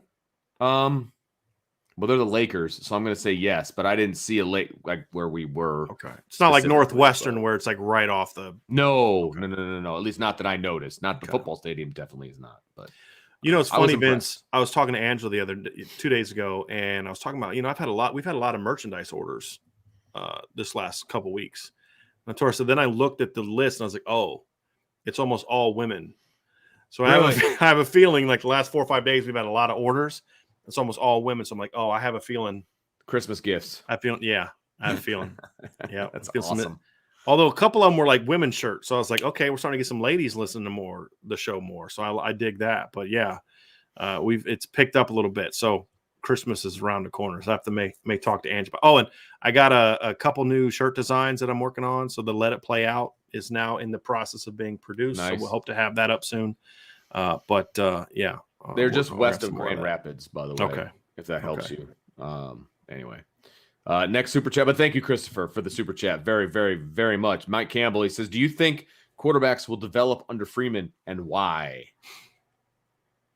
I don't think it'll be about Freeman. I think if the quarterbacks develop under Freeman, and I guarantee you, Vince, I'm stealing your answer.